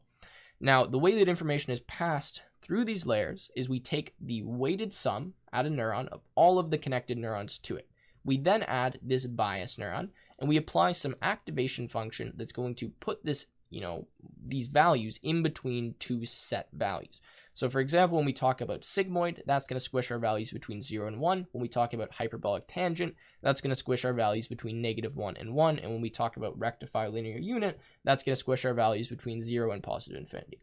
So we apply those activation functions and then we continue the process. So N1 gets its value, N2 gets its value, and then finally we make our way to our output layer. We might have passed through some other hidden layers before that. And then we do the same thing. We take the weighted sum, we add the bias, we apply an activation function, we look at the output, and we determine whether we are class Y or we are class Z, or whether this is the value we're looking for, and that's how it works. Now we're at the training process, right? So we're doing this. Now that's kind of how this worked when we were making a prediction. So when we're training, essentially what happens is we just make predictions, we compare those predictions to whatever the expected value should be using this loss function. Then we calculate what's called a gradient. A gradient is the direction we need to move to minimize this loss function. And this is where the advanced math happens and why I'm kind of skimming over this aspect. And then we use an algorithm called back propagation where we step backwards through the network and update the weights and biases according to the gradient that we calculated. Now that is pretty much how this works. So, the more info we have, likely, unless we're overfitting, but if we have a lot of data, if we can keep feeding the network, it starts off being really horrible, having no idea what's going on, and then as more and more information comes in, it updates these weights and biases, gets better and better, sees more examples, and after a certain amount of epochs or a certain amount of pieces of information, our network is making better and better predictions and having a lower and lower loss. And the way we will calculate how well our network is doing is by passing it our validation data set, where it can say, okay, so we got an 85% accuracy on this data set. We're doing okay. Let's tweak this, let's tweak that, let's do this. So the loss function, the lower this is, the better, also known as the cost function. And that is kind of neural networks in a nutshell. Now, I know this wasn't really in a nutshell because it was 30 minutes long, but that is as much of an explanation as I can really give you without going too far into the mathematics behind everything. And again, remember the activation function is to move us up in dimensionality. The bias is another layer of complexity, and a trainable parameter for our network allows us to shift this kind of activation function left, right, up, down. And yeah, that is how that works. Okay, so now we have an optimizer. This is kind of the last thing on how neural networks work. Optimizer is literally just the algorithm that does the gradient descent and back propagation for us. So I mean, you guys can read through some of them here. We'll be using probably the Atom optimizer for most of our examples, although there's lots of different ones that we can pick from. Now this optimization technique, again, is just a different algorithm. There's some of them are faster, some of them are slower, some of them work a little bit differently. And we're not really going to get into picking optimizers in this course because that's more of an advanced machine learning technique. All right, so enough explaining, enough math, enough drawings, enough talking. Now it is time to create our first official neural network. Now, these are the imports we're going to need. So import TensorFlow is TF, from TensorFlow import Keras. Again, so this does actually come with TensorFlow. I forget if I said you need to install that before. My apologies. And then import NumPy as NP, import matplotlib.pyplot as PLT. All right, so I'm going to do actually a similar thing to what I did before, where I'm kind of just going to copy some of this code into another notebook just to make sure that we can look at everything at the end and then kind of step through the code step by step rather than all of the text kind of happening here. All right, so the data set and the problem we are going to consider for our first neural network is the fashion-MNIST dataset. Now, the fashion-MNIST dataset contains 60,000 images for training and 10,000 images for validating and testing. 70,000 images, and it is essentially pixel data of clothing articles.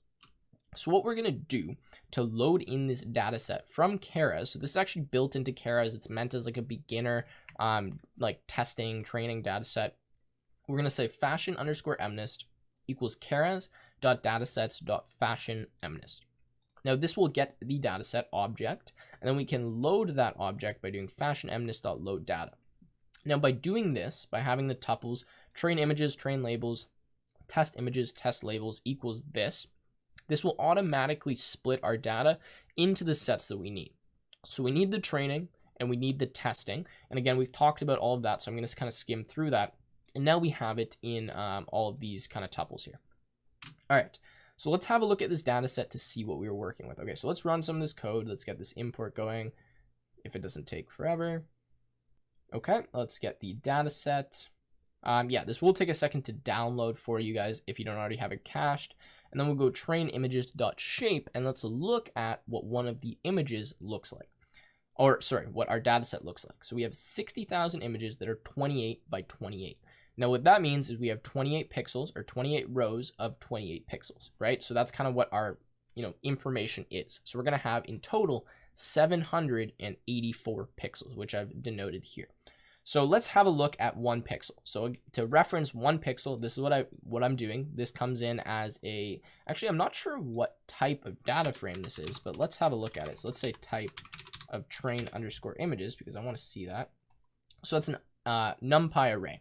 So to reference the different indexes in this, it's similar to pandas. We're just going to do 0, 23, 23, which stands for, image 0, 23, and then 23, and this gives us 1 pixel. So row 23, column 23, which will be that. Okay, so let's run this, and let's see, this value is 194.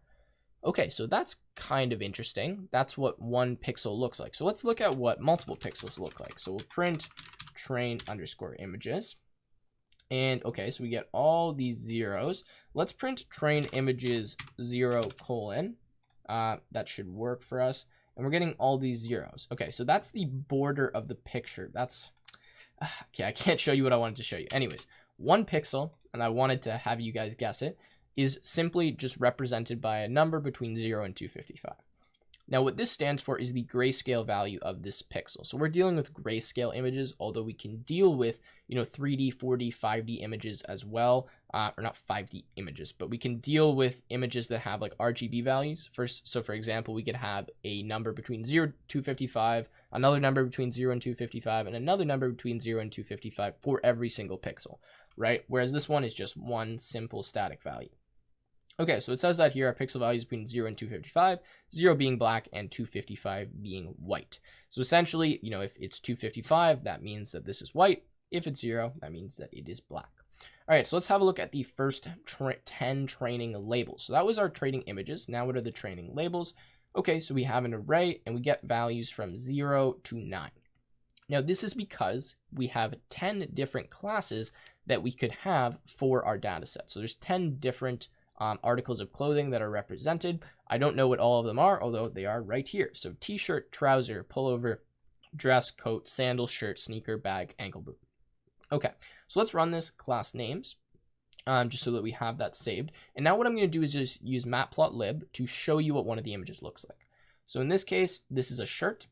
I know this is printing out kind of weird, but I'm just showing the image. I know it's like different colors, but that's because if we don't define that we're drawing at grayscale, it's going to do this. But anyways, that is what we get for the shirt. So let's go to another image and let's have a look at what this one is. I actually don't know what that is, so we'll skip that. Maybe that's a, what is it, t-shirt or top. This, I guess, is going to be like a dress. Yeah, so we do have dress there. Let's go have a look at this. And some of these are like hard to even make out when I'm looking at them myself. And then I guess this will be like a hoodie or something. I'm trying to get one that's a sandal to show you guys a few different ones. There we go. So that is a sandal or a sneaker. Okay, so that is kind of how we do that and how we look at the different images. So if you wanted to draw it out, all you do is just make a figure. You just show the image, do the color bar, which is just giving you this. Then you're going to say, I don't want a grid, and then you can just show the image, right? Because if you don't have this line here and you show with the grid, oh, it's actually not showing the grid. That's interesting. Although I thought it was going to show me those pixelated grids. So I guess you don't need that line. All right, so data pre-processing. All right, so this is an important step in neural networks. And a lot of times when we have our data, we have it in these like random forms, or we're missing data, or there's information we don't know, or that we haven't seen. And typically what we need to do is pre-process it. Now what I'm going to do here is squish all my values between 0 and 1. Typically, it's a good idea to get all of your input values in a neural network in between like that range. In between, I would say -1 and 1 is what you're trying to do. You're trying to make your numbers as small as possible to feed to the neural network. The reason for this is your neural network starts out with random weights and biases that are in between the range 0 and 1 unless you change that value. So if you have massive input information and tiny weights, then you're kind of having a bit of a mismatch, and you're going to make it much more difficult for your network to actually classify your information, because it's going to have to work harder to update those weights and biases to reduce how large those values are going to be, if that makes any sense. So it usually is a good idea to pre-process these and make them in between the value of 0 and 1. Now, since we know that we're just going to have pixel values that are in the range of 255, we can just divide by 255, and that will automatically scale it down for us. Although it is extremely important that we do this to not only the training images, but the testing images as well. If you just pre-process your training images and then you pass in new data that's not pre-processed, that's going to be a huge issue. You need to make sure that your data comes in the same form, and that means when we're using the model to make predictions, whatever I guess it pixel data we have, we need to pre-process in the same way that we pre-processed our other data.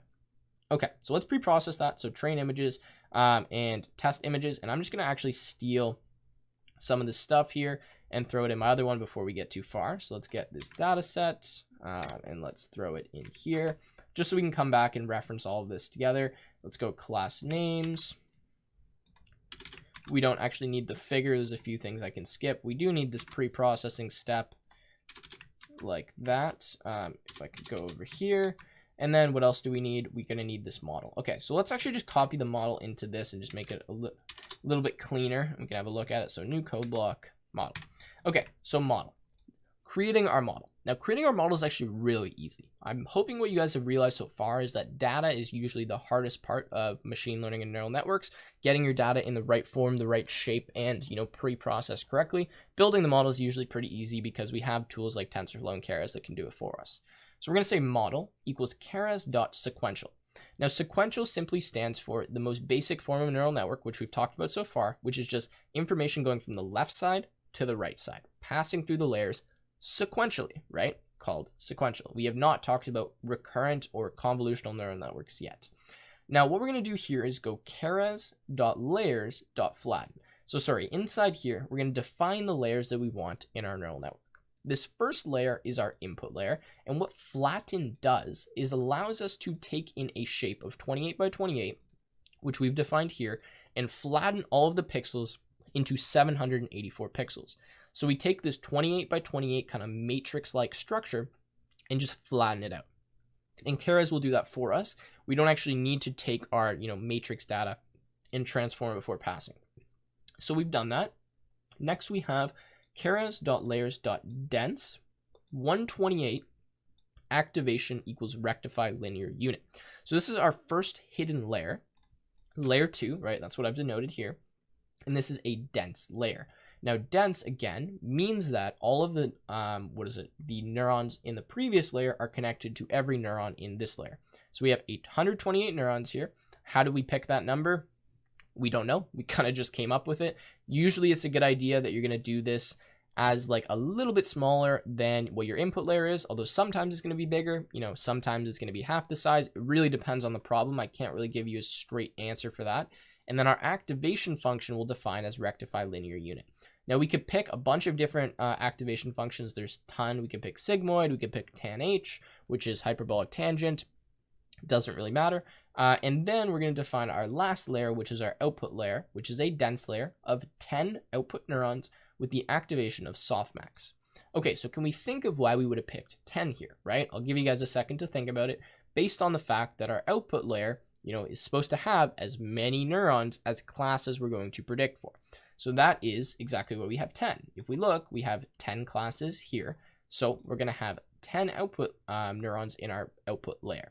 And again, we're going to have this probability distribution. And the way we do that is using the activation function softmax. So softmax will make sure that all of the values of our neurons add up to 1 and that they are between 0 and 1. So that is our model. We've created the model now. So let's actually run this. See, are we going to get any errors here, or is this going to run? And then we'll run the model, and then we'll go on to the next step, which is actually going to be training and testing the model. Okay, so let's create the model now. Shouldn't get any issues, and we're good. And now let's move on to the next step. I'm forgetting what it is, though, which is training the model. Oh, sorry, compiling the model. Okay, so compiling the model. So we've built now what we call the architecture of our neural network, right? We've defined the amount of neurons in each layer. We've defined the activation function, and we've defined the type of layer and the type of connections. The next thing we need to pick is the optimizer, the loss, and the metrics we're going to be looking at. So the optimizer we're going to use is Atom. This is, again, just the algorithm that performs the gradient descent. You don't really need to look at these too much. You can read up on some different activation functions, or optimizers, if you want to kind of see the difference between them, but it's not crazy. We're going to pick a loss. So in this case, sparse categorical cross entropy. Again, not going to go into depth about that. You guys can look that up if you want to see how it works. And then metrics. So what we're looking for, the output that we want to see from the network, which is accuracy. Now from, kind of right now with our current knowledge, we're just going to stick with this as what we're going to compile our neural networks with. We can pick different values if we want. And these are what we call, hyperparameter tuning.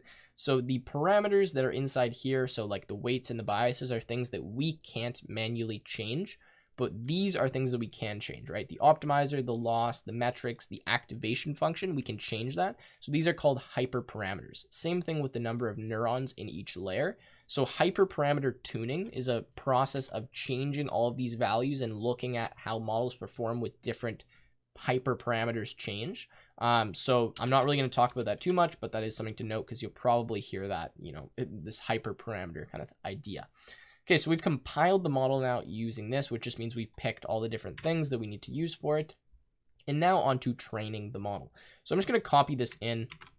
Again, remember these parts are pretty syntactically heavy, but fairly easy to actually do.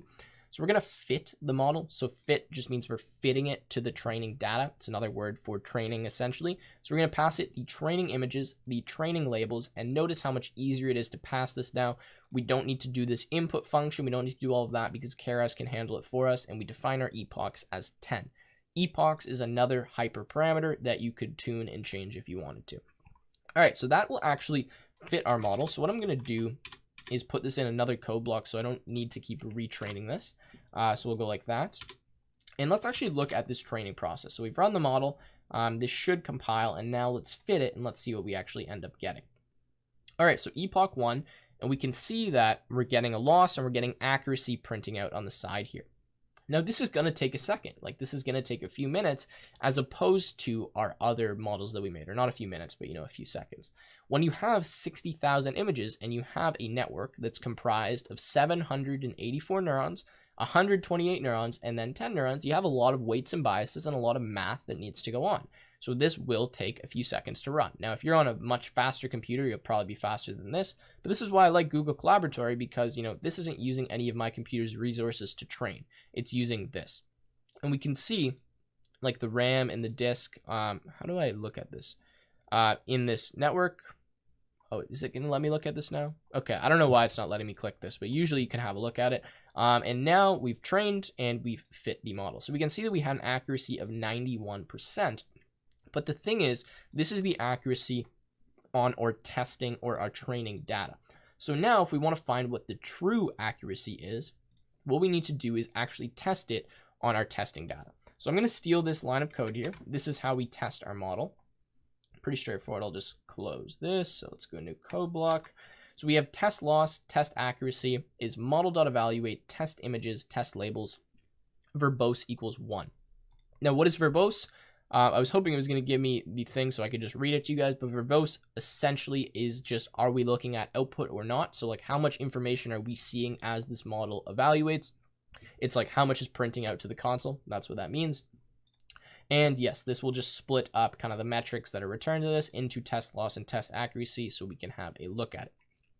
Now you will notice when I run this that the accuracy will likely be lower on this than it was on our model. So actually the accuracy we had from this was about 91, and now we're only getting 88.5. So this is an example of something we call overfitting. Our model seemed like it was doing really well on the testing data, or sorry, the training data, but that's because it was seeing that data so often, right? With 10 epochs, it started to just kind of memorize that data and get good at seeing that data.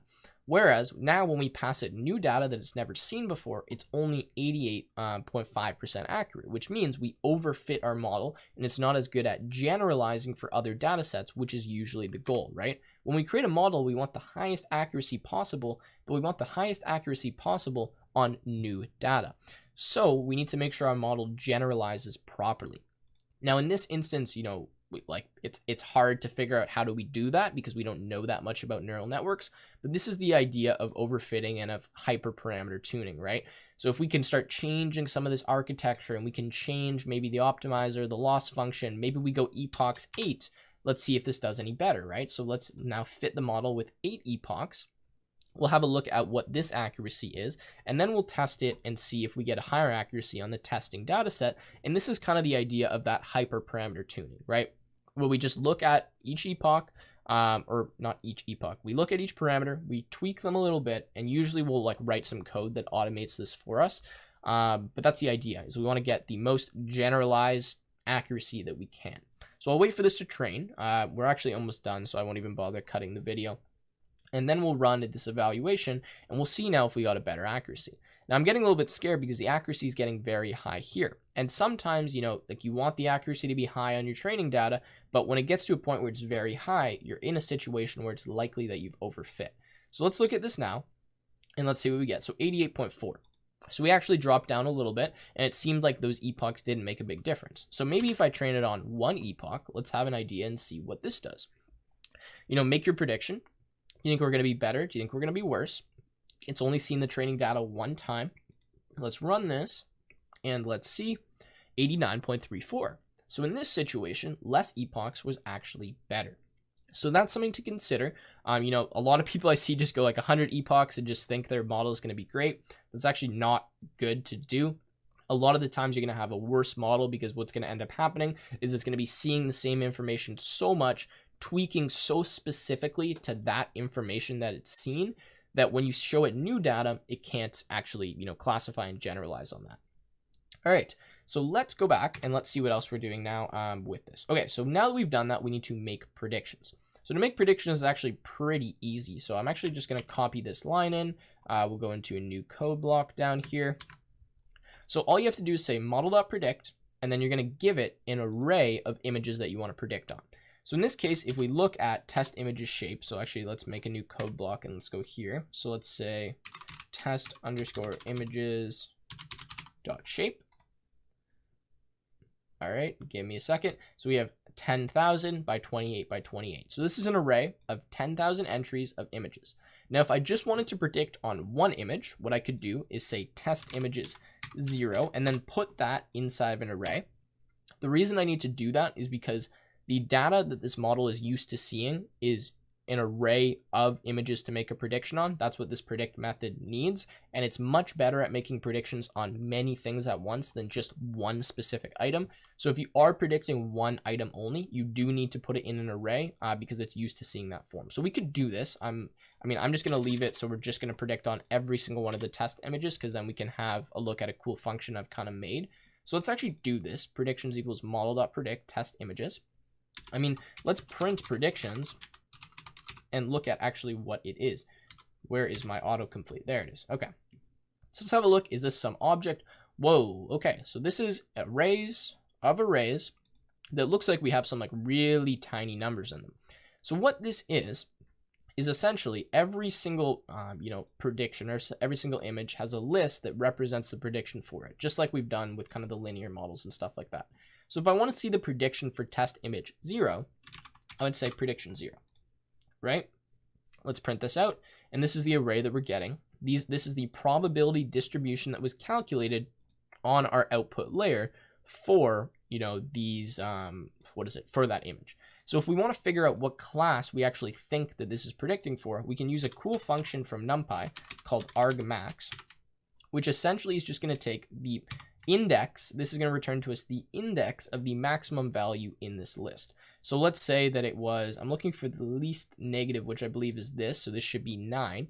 This should return to us 9 because this is the index of the highest value in this list, unless I'm just wrong when I'm looking at the negatives here. So 9, that's what we got. Okay, so now if we want to see what the actual class is, well, we have our class names up here. So we know class 9 is actually ankle boot. So let's see if this is actually an ankle boot. So I'm just going to do class underscore names. I think that's what I called it, like this. So that should print out what it thinks it is. Yeah, class underscore names. But now let's actually show the image of this prediction.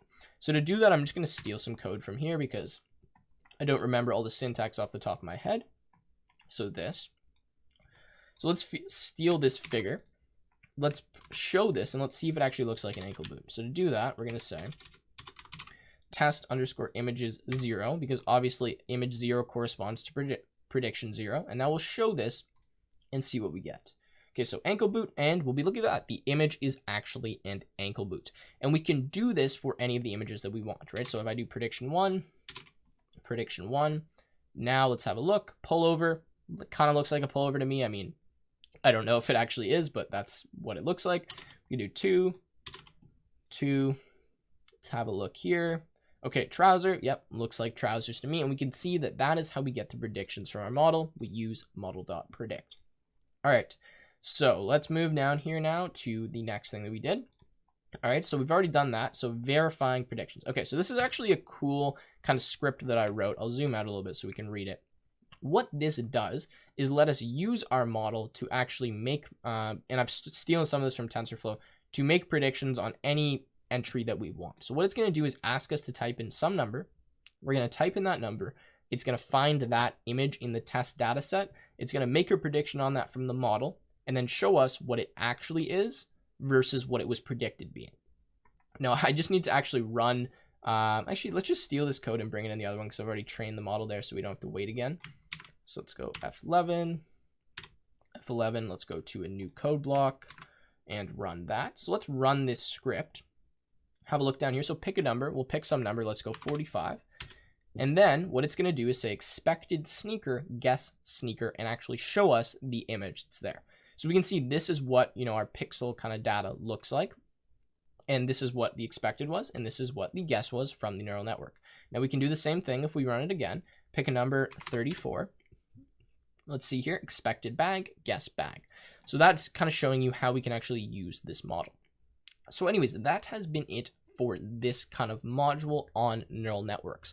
Now, I did this in about an hour. I'm hoping I explained a good amount, that you guys understand now how neural networks work. In the next module, we're going to move on to convolutional neural networks, which again should help, kind of get your understanding of neural networks up, as well as learn how we can do deep computer vision, object recognition, and detection using convolutional neural networks.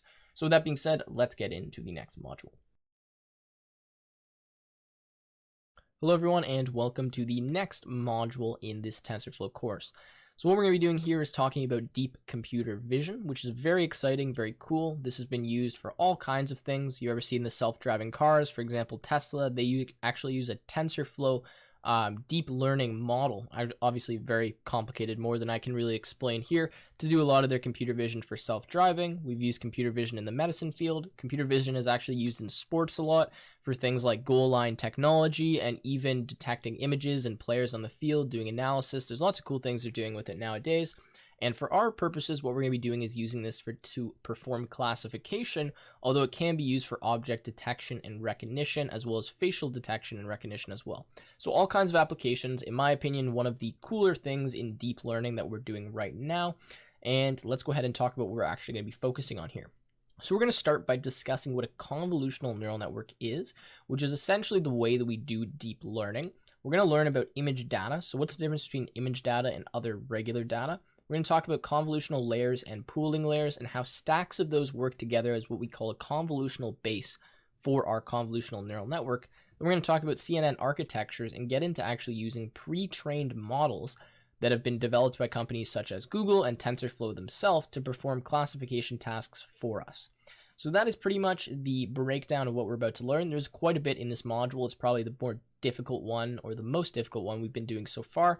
So if you do get lost at any point or you don't understand some of it, don't feel bad. This stuff is very difficult, and I would obviously recommend reading through some of the descriptions I have here in this notebook, which again you can find from the link in the description, or looking up some things that maybe I don't go into enough depth about in your own time, as I can't really spend 10, 11 hours explaining a convolutional neural network. So let's now talk about image data, which is the first thing we need to understand. So in our previous examples, what we did when we had a neural network is we had two-dimensional data, right? We had a width and a height when we were trying to classify some kind of images using a dense neural network. And well, that's what we used, 2 dimensions. Well, with an image, we actually have 3 dimensions. And what makes up those dimensions? Well, we have a height and we have a width, and then we have something called color channels. Now, it's very important to understand this because we're going to see this a lot as we get into convolutional networks, that the same image is really represented by 3 specific layers, right? We have the first layer, which tells us all of the red values of the pixels, the second layer, which tells us all the green values, and the third layer, which tells us all the blue values. So in this case, those are the color channels, and we're going to be talking about channels in depth quite a bit in this series. So just understand that although you think of an image as a 2-dimensional kind of thing, in our computer, it's really represented by 3 dimensions, where these channels are telling us the color of each pixel. Because remember, in red, green, blue, you have 3 values for each pixel, which means that you're going to need 3 layers to represent that pixel, right? So this is what we can kind of think of it as, a stack of layers, and in this case, a stack of pixels, right? Or a stack of colors, really, telling us the value for each pixel. So if we were to draw this to the screen, we would get the blue, green, and red values of each pixel, determine the color of it, and then draw the 2-dimensional image, right? Based on the width and the height. Okay, so now we're going to talk about a convolutional neural network and the difference between that and a dense neural network. So in our previous examples, when we used a dense neural network to do some kind of image classification like that fashion MNIST dataset, what it essentially did was look at the entire image at once and determined, based on finding features in specific areas of the image, what that image was, right? Maybe it found an edge here, a line here, maybe it found a shape, maybe it found a horizontal diagonal line. The important thing to understand, though, is that when it found these patterns and learned the patterns that made up specific shapes, it learned them in specific areas. It knew that if we're in between, for example, looking at this cat image, and we're going to classify this as a cat, if an eye exists on, the left side of the screen where the eyes are here, then that's a cat. It doesn't necessarily know that if we flipped this cat, we did a horizontal flip of this cat, and the eyes were over here, that is a pattern that makes up a cat. So the idea is that the dense network looks at things globally. It looks at the entire image and learns patterns in specific areas. That's why we need things to be centered. We need things to be very similar when we use a dense neural network to actually perform image classification, because it cannot learn local patterns and apply those to different areas of the image. So for example, some patterns we might look for when we're looking at an image like a cat here would be something like this, right? We would hope that maybe we could find a few ears, we could find the eyes, the nose, and the paws here, and those features would tell us that this makes up a cat. Now with a dense neural network, it would find these features, it would learn these patterns, but would only learn them in this specific area where they're boxed off, which means if I horizontally flip this image, right, and I go like that, then it's not going to know that that's a cat because it learned that pattern in a specific area. It'll need to relearn that pattern in the other area. Now, a convolutional neural network, on the other hand, learns local patterns. So rather than learning that the ear exists in, this specific location, it just learns that this is what an ear looks like, and it can find that anywhere in the image. And we'll talk about how we do that as we get to the explanation, but the whole point is that our convolutional neural network will scan through our entire image. It will pick up features and find features in the image. And then based on the features that exist in that image, we'll pass that actually to a dense neural network or a dense classifier. It will look at the presence of these features and determine, the combination of these presences of features that make up specific classes or make up specific objects. So that's kind of the point. I hope that makes sense. The main thing to remember is that dense neural networks work on a global scale, meaning they learn global patterns, which are found in specific areas, whereas convolutional neural networks or convolutional layers will find patterns that exist anywhere in the image because they know what the pattern looks like, not that it just exists in a specific area. All right, so how they work, right? So let's see when a neural network, regular neural network, looks at this dog image. This is a good example. I should have been using this before. It will find that there's two eyes that exist here, right? It'll say, okay, so I found that these eyes make up a dog. This is its training image, for example, and it's like, okay, so this pattern makes up the dog, the eye is in this location. Now, what happens when we do this? And we flip the image to the other side. Well, our neural network starts looking for these eyes, right, on the left side of the image where it found them previously and where it was trained on. It obviously doesn't find them there, and so it says that our image isn't a dog. Although it clearly is a dog, it's just a dog that's orientated differently. In fact, it's just flipped horizontally, right? Or actually, I guess I would say vertically, flipped vertically. So since it doesn't find the eyes in this location, and it can only look at patterns that it's learned in specific locations, it knows that this, or it's going to say this isn't a dog, even though it is. Whereas our convolutional layer will find the eyes regardless of where they are in the image and still tell us that this is a dog, because even though the dog's moved over, it knows what an eye looks like, so it can find the eye anywhere in the image. So that's kind of the point of the convolutional neural network and the convolutional layer. And what the convolutional layer does is look at our image and essentially feed back to us what we call an output feature map that tells us about the presence of specific features, or what we're going to call filters, in our image. So that is kind of the way that works. Now, essentially, the thing we have to remember is that our dense neural networks output just a bunch of numeric values, whereas what our convolutional layers are actually going to be doing is outputting what we call a feature map. Now, I'm going to scroll down here to show you this example. What we're actually going to do is run what we call a filter over our image. We're going to sample the image at all these different areas, and then we're going to create what we call an output feature map that quantifies the presence of the filters patterned at different locations. And we'll run many different filters over our image at a time, so that we have all these different feature maps telling us about the presence of all these different features. So one convolutional layer will start by doing that with very small, simple filters, such as straight lines like this, and then other convolutional layers on top of that, right? Because it's going to return a map that looks something like this out of the layer.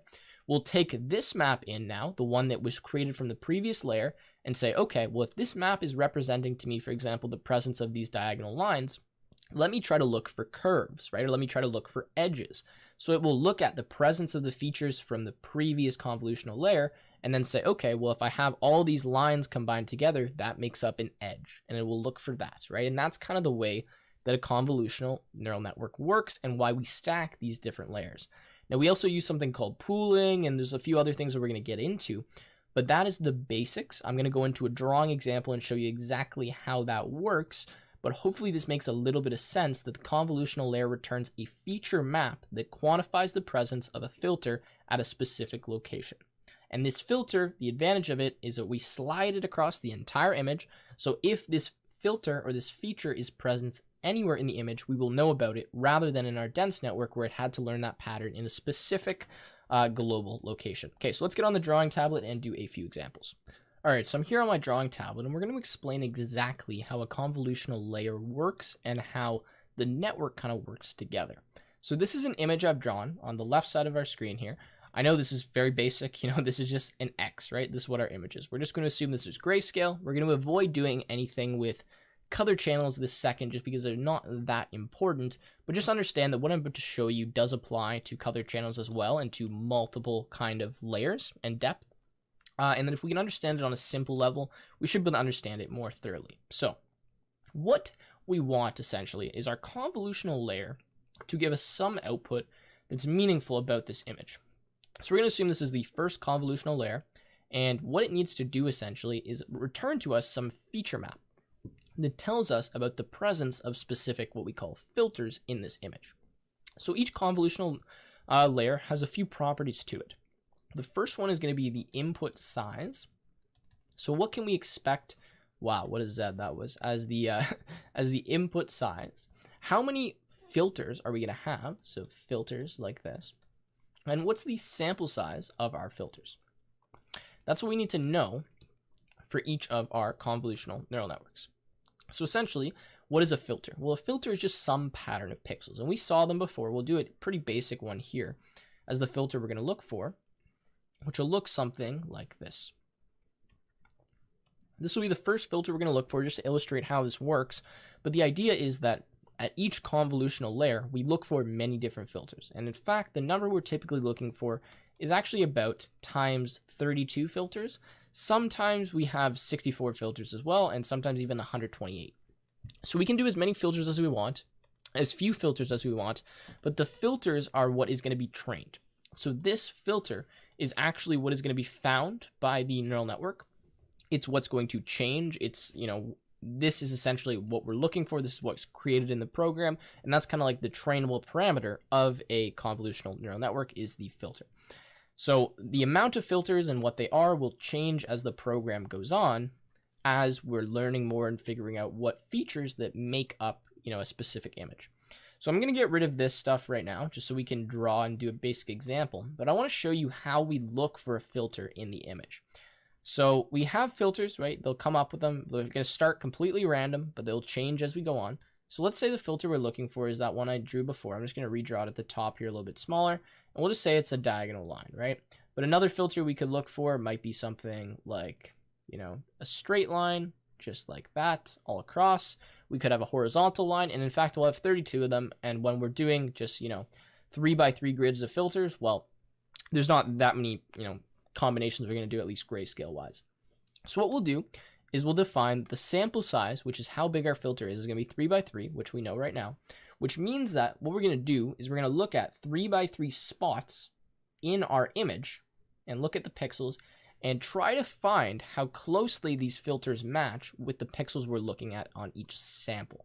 So what this is going to do, this convolutional layer, is going to output to us what we call a feature map, which is going to be a little bit smaller than the original image, and you'll see why in a second, but that tells us about the presence of specific features in areas of the image. So since we're looking for two filters here, actually we'll do two filters, which means that we're actually going to have a depth 2 feature map being returned to us, right? Because for two filters, that means we need two maps quantifying the presence of both of those filters. So for this green box that we're looking on the left side here, we'll look for this first filter here. And what do we get? Well, the way we actually do this, the way we look at this filter, is we take the cross product, or actually not the cross product, the dot product, sorry, between this little green box and this filter, right? Because they're both pixels, they're both actually numeric values down at the bottom. So what we do is we take that dot product, which essentially means we're element-wise adding, or what is it, element-wise multiplying all of these pixels by each other. So if this pixel value is 0, right, because it's white, or it could be the other way around. We could say white is 1, black is 0. It doesn't really matter, right? If this is a 0 and this is a 1, these are obviously very different. And when we do the dot product of those two, so we multiply them together, then in our output feature, we would have a 0, right? That's kind of the way it works. So we do this dot product of this entire thing. If you don't know what the dot product is, I'm not really going to go into that, but we do the dot product, and that gives us some value, essentially telling us how similar these two blocks are. So how similar this sample is that we're taking of the image and the filter that we're looking for. If they're very similar, we're going to likely put a 1 or something telling us, they're very close together. If they're not similar at all, we're going to put a 0. So in this case, for our first filter, we're probably going to have a value, because this middle pixel is the same, of something like 0.12, right? But all the other values are different, so it's not going to be very similar whatsoever. So then what we're going to do now is we'll look at the second filter, which is this horizontal line. And in fact, we're going to get a very similar output response here, probably something like, 0.12. That's going to go in the top left. And again, these are both maps representing each filter, right? So now we'll move our green box over 1 like this. So just shift that over 1. And now we'll start looking at the next section. And in fact, I'm going to see if I can erase this just to make it a little bit cleaner here. Get rid of the green. There we go. Okay. So we'll move this box over like this. And now we'll start looking at this one, and we'll do the exact same thing we did again before. So we're going to say, all right, how similar are these? Well, they're not similar at all. So we're going to get a 0 for that first filter. How similar are the other ones? Oh, actually, they're like a little bit similar. There's a lot of white that's kind of in the same space, like, stuff like that. So we'll say maybe this is like 0.7, right? I'm just randomly picking these numbers. They are going to be much different than what I'm putting in here, but I'm just trying to get you to understand what's kind of happening, right? And this is completely random the way I'm making the numbers. So just make sure you understand that, because this is not exactly what it would look like. Okay, so then we're going to move the box over one more time. Let's just erase this to keep this clean. This will be the last time we do this for the purpose of this example. And now what we're going to have is, wow, we have a perfect match for the first filter. So we put 1. The other one's like, it's kind of similar. There's a few things that are different. So maybe this gets like a 0.4 or something, right? Whatever they are, we end up getting some values. So we'll fill in all these values. Let's just put some arbitrary values here for now, just so we can do something with the example. 0.7, 0, 0.12, 0.42, 0.3, 0.9, 0.1. Again, completely random, 0.4, 0.6. All right, so this is now what we've gotten, our response map from looking at 2 filters on our original image of 5 by 5. Now notice that the size of these is 3 by 3, and obviously the reason for that is because in a 5 by 5 image, when we're taking 3 by 3 samples, well, we can only take 9 3 by 3 samples, because when we go down a row, right, we're going to move down 1, and we're going to do the same thing we did before of these 3 by 3 samples. And if we add the amount of times we can do that, well, we just get 3 by 3, which is 9. So this now is kind of telling us of the presence of features in this original image map. Now, the thing is, though, we're going to do this 64 times, right? For 64 filters or 32 filters, or the amount of filters that we have. So we're going to have a lot of layers, like a ton of different layers, which means that we're going to be constantly expanding as we go through the convolutional layers, the depth of this kind of output feature map. And that means that there's a lot of computations that need to be done, and essentially that means that this can be very slow. So now we need to talk about an operation called pooling. So I'll backtrack a little bit, but we will talk about pooling in a second. What's going to happen, right, is when we have all these layers that are generated, so this is called the output feature map, right, from this original image, what we're going to do is the next convolutional layer in the network is now going to do the process we just talked about, except on this output feature map, which means that since this one was picking up things like lines and edges, right, the next convolutional layer will pick up combinations of lines and edges and maybe find what a curve is, right? We'll slowly work our way up from very, very small amount of pixels to finding more and more, almost I want to say abstract different features that exist in the image. And this is what really allows us to do some amazing things with a convolutional neural network. When we have a ton of different layers stacking up on each other, we can pick out all the small little edges, which are pretty easy to find. And with all these combinations of layers working together, we can even find things like, say, eyes, right? Or feet, or heads, or face, right? We can find very complicated structures because we slowly work our way up, starting by solving very easy problems, which are like finding lines, and then finding combinations of lines, combination of edges, shapes, and like very abstract things. That's how this convolutional network works. So we've done that now. It's now time to talk about pooling. And we'll also talk about actually, we'll go padding first before we go pooling. It doesn't really matter what order we talk about this in, but I just think padding makes sense based on the way we're going right now. So sometimes we want to make sure that the output feature map from our original image here is the same dimensions or same size as this, right? So this is 5 by 5, obviously, and this is 3 by 3. So if we want this to be 5 by 5 as an output, what we need to do is add something called padding to our original image. So padding is essentially just adding an extra row and column on each side of our image here, so that when we just fill in all these pixels in like kind of the padded pixels here as just blank, like random pixels, they don't mean anything. Essentially why we do that is so that when we do our 3 by 3 sample size here like this, we can take a 3 by 3 sample where every single pixel is in the center of that sample, because right now this pixel is not in the center, this pixel can never be in the center, this pixel can never be in the center. Only, you know, a few pixels get to be in the center. And what this allows us to do is generate an output map that is the same size as our original input and allows us to look at features that are maybe right on the edges of images that we might not have been able to see before. Now, this isn't super important when you go to like very large images, but it's just something to consider. You can add padding, and we may do this as we get through our examples. And there's also something called stride, which I want to talk about as well. So what a stride is essentially how much we move this sample box every time that we're about to move it, right? So before, like, so let's say we're doing an example with padding here, right? Our first sample we would take here, and again, these pixels are just added. We added them in to make this work better for us. You would assume that the next time we move the box, we're going to move it 1 pixel over. That's called a stride of 1. We can do that, but we also can employ a stride of 2, which means we'll move over by 2. Obviously, the larger your stride, the smaller your output feature map is going to be, so you might want to add more padding. Well, you don't want to add too much padding, but it's just something to consider, and we will use a stride in different instances. Okay, so that's great. That hopefully makes sense. Let's erase this now. We don't need this anymore. We talked about padding. We talked about the stride. And now we're going to talk about a pooling operation, which is very important. So kind of the idea is that we're going to have a ton of layers, right, for all these filters, and we're just going to have a lot of numbers, a lot of computations, and there must be some way to make these a little bit simpler, a little bit easier to use. Well, yes, that's true, and there is a way to do that, and that's called pooling. So there's 3 different types of pooling. Well, there is more, but the basic ones are min, max, and average. And essentially a pooling operation is just taking specific values from a sample of the output feature map. So once we generate this output feature map, what we do to reduce its dimensionality and just make it a little bit easier to work with is what we sample typically 2 by 2 areas of this output feature map and just take either the min, max, or average value of all the values inside of here and map these. So we're going to go back this way to a new feature map that's twice, like 1 times this size essentially. Or not, what am I saying? 2 times smaller than this original map. Now it's kind of hard with 3 by 3 to really show you this, but essentially what's going to end up happening is we're going to have something like this.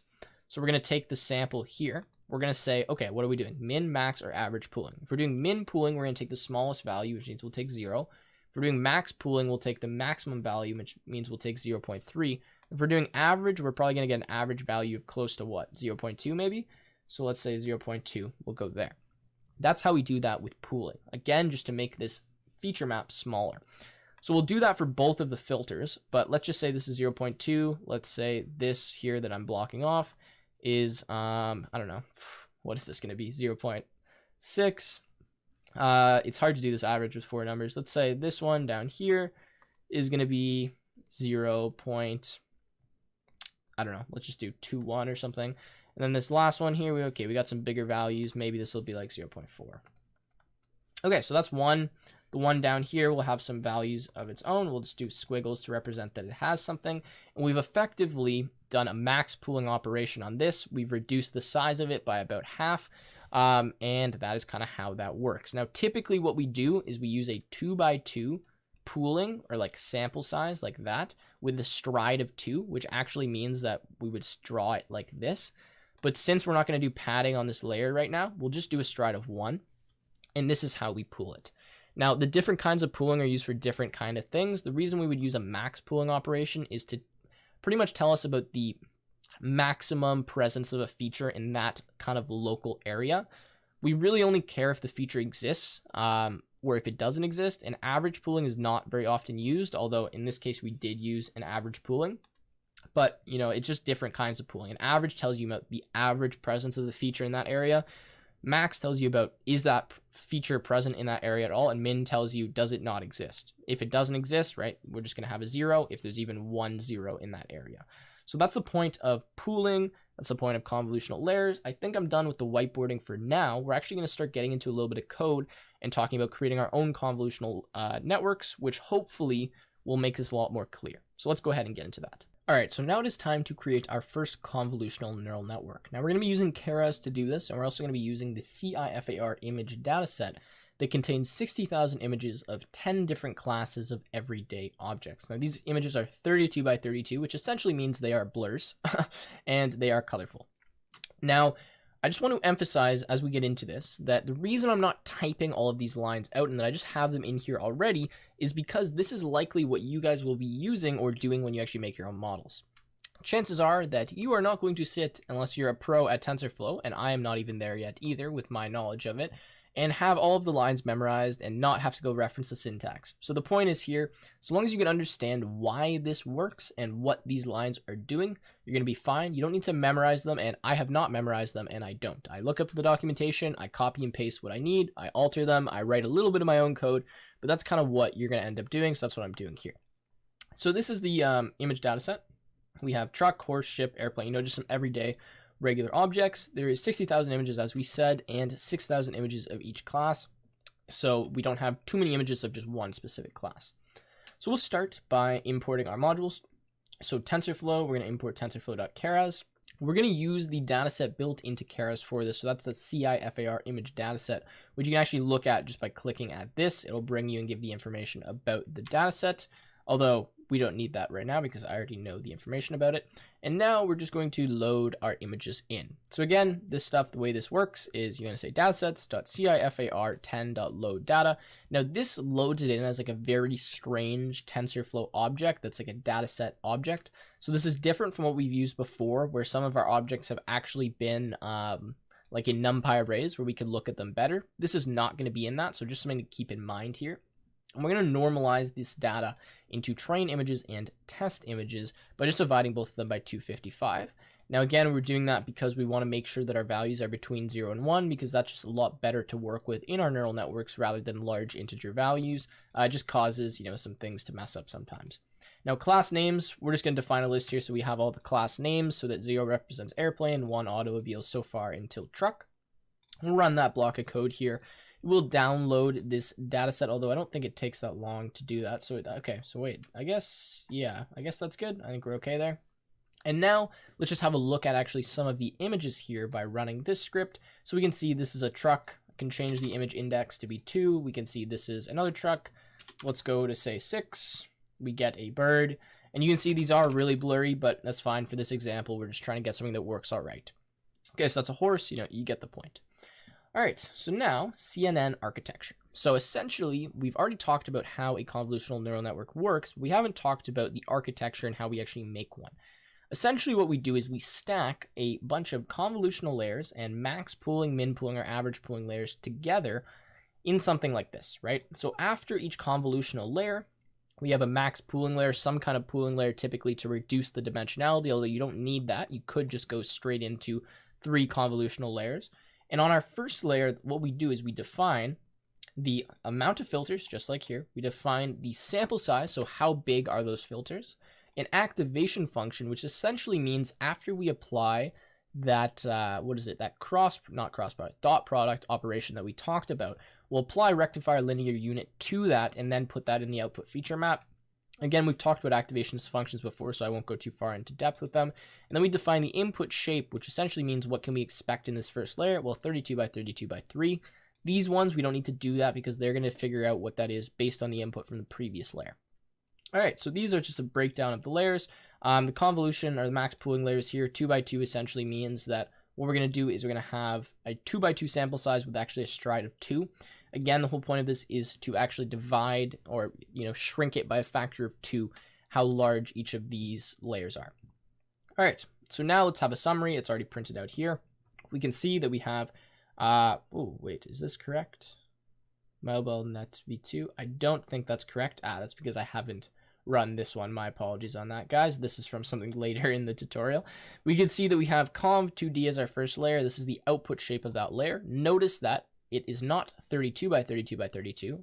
It is 30 by 30 by 32 because when we do that sampling without padding, right, that's what we're going to get. We're going to get 2 pixels less because the amount of samples we can take. All right. Next, we have the max pooling 2D layer. So this now says the output shape is 15 by 15 by 32, which means we've shrunk this shape by a factor of 2. We do a convolution on this, which means that now we get 13, 13, and we're doing 64 because we're going to take 64 filters this time. And then a max pooling again, we go 6 by 6 by 64 because we're going to divide this again by a factor of 2. Notice that it just rounded, right? And then conv2d, so another layer here, we get 4 by 4 by 64, again, because of the way we take those values. So this is what we've defined so far, but this is not the end of our convolutional neural network. In fact, this doesn't really mean much to us, right? This just tells us about the presence of specific features as we've gone through this convolution base, which is what this is called, the stack of convolution and max pooling layers.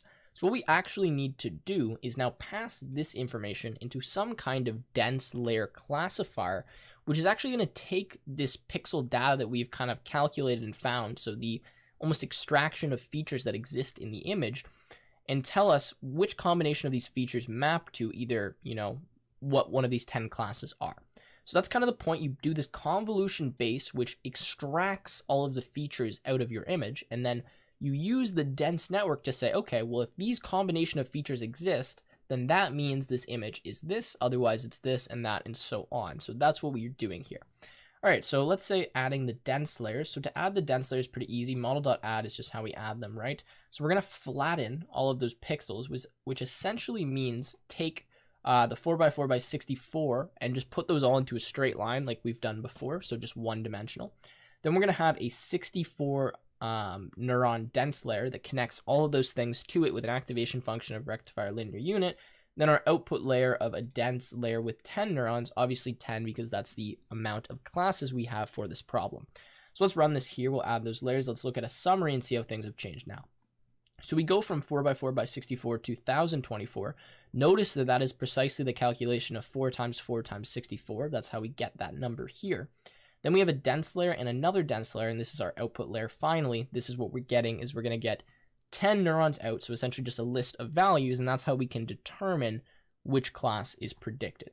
So this up to here is the convolutional base. This is what we call the classifier, and they work together to essentially extract the features and then look at the features and predict the actual object or whatever it is, the class.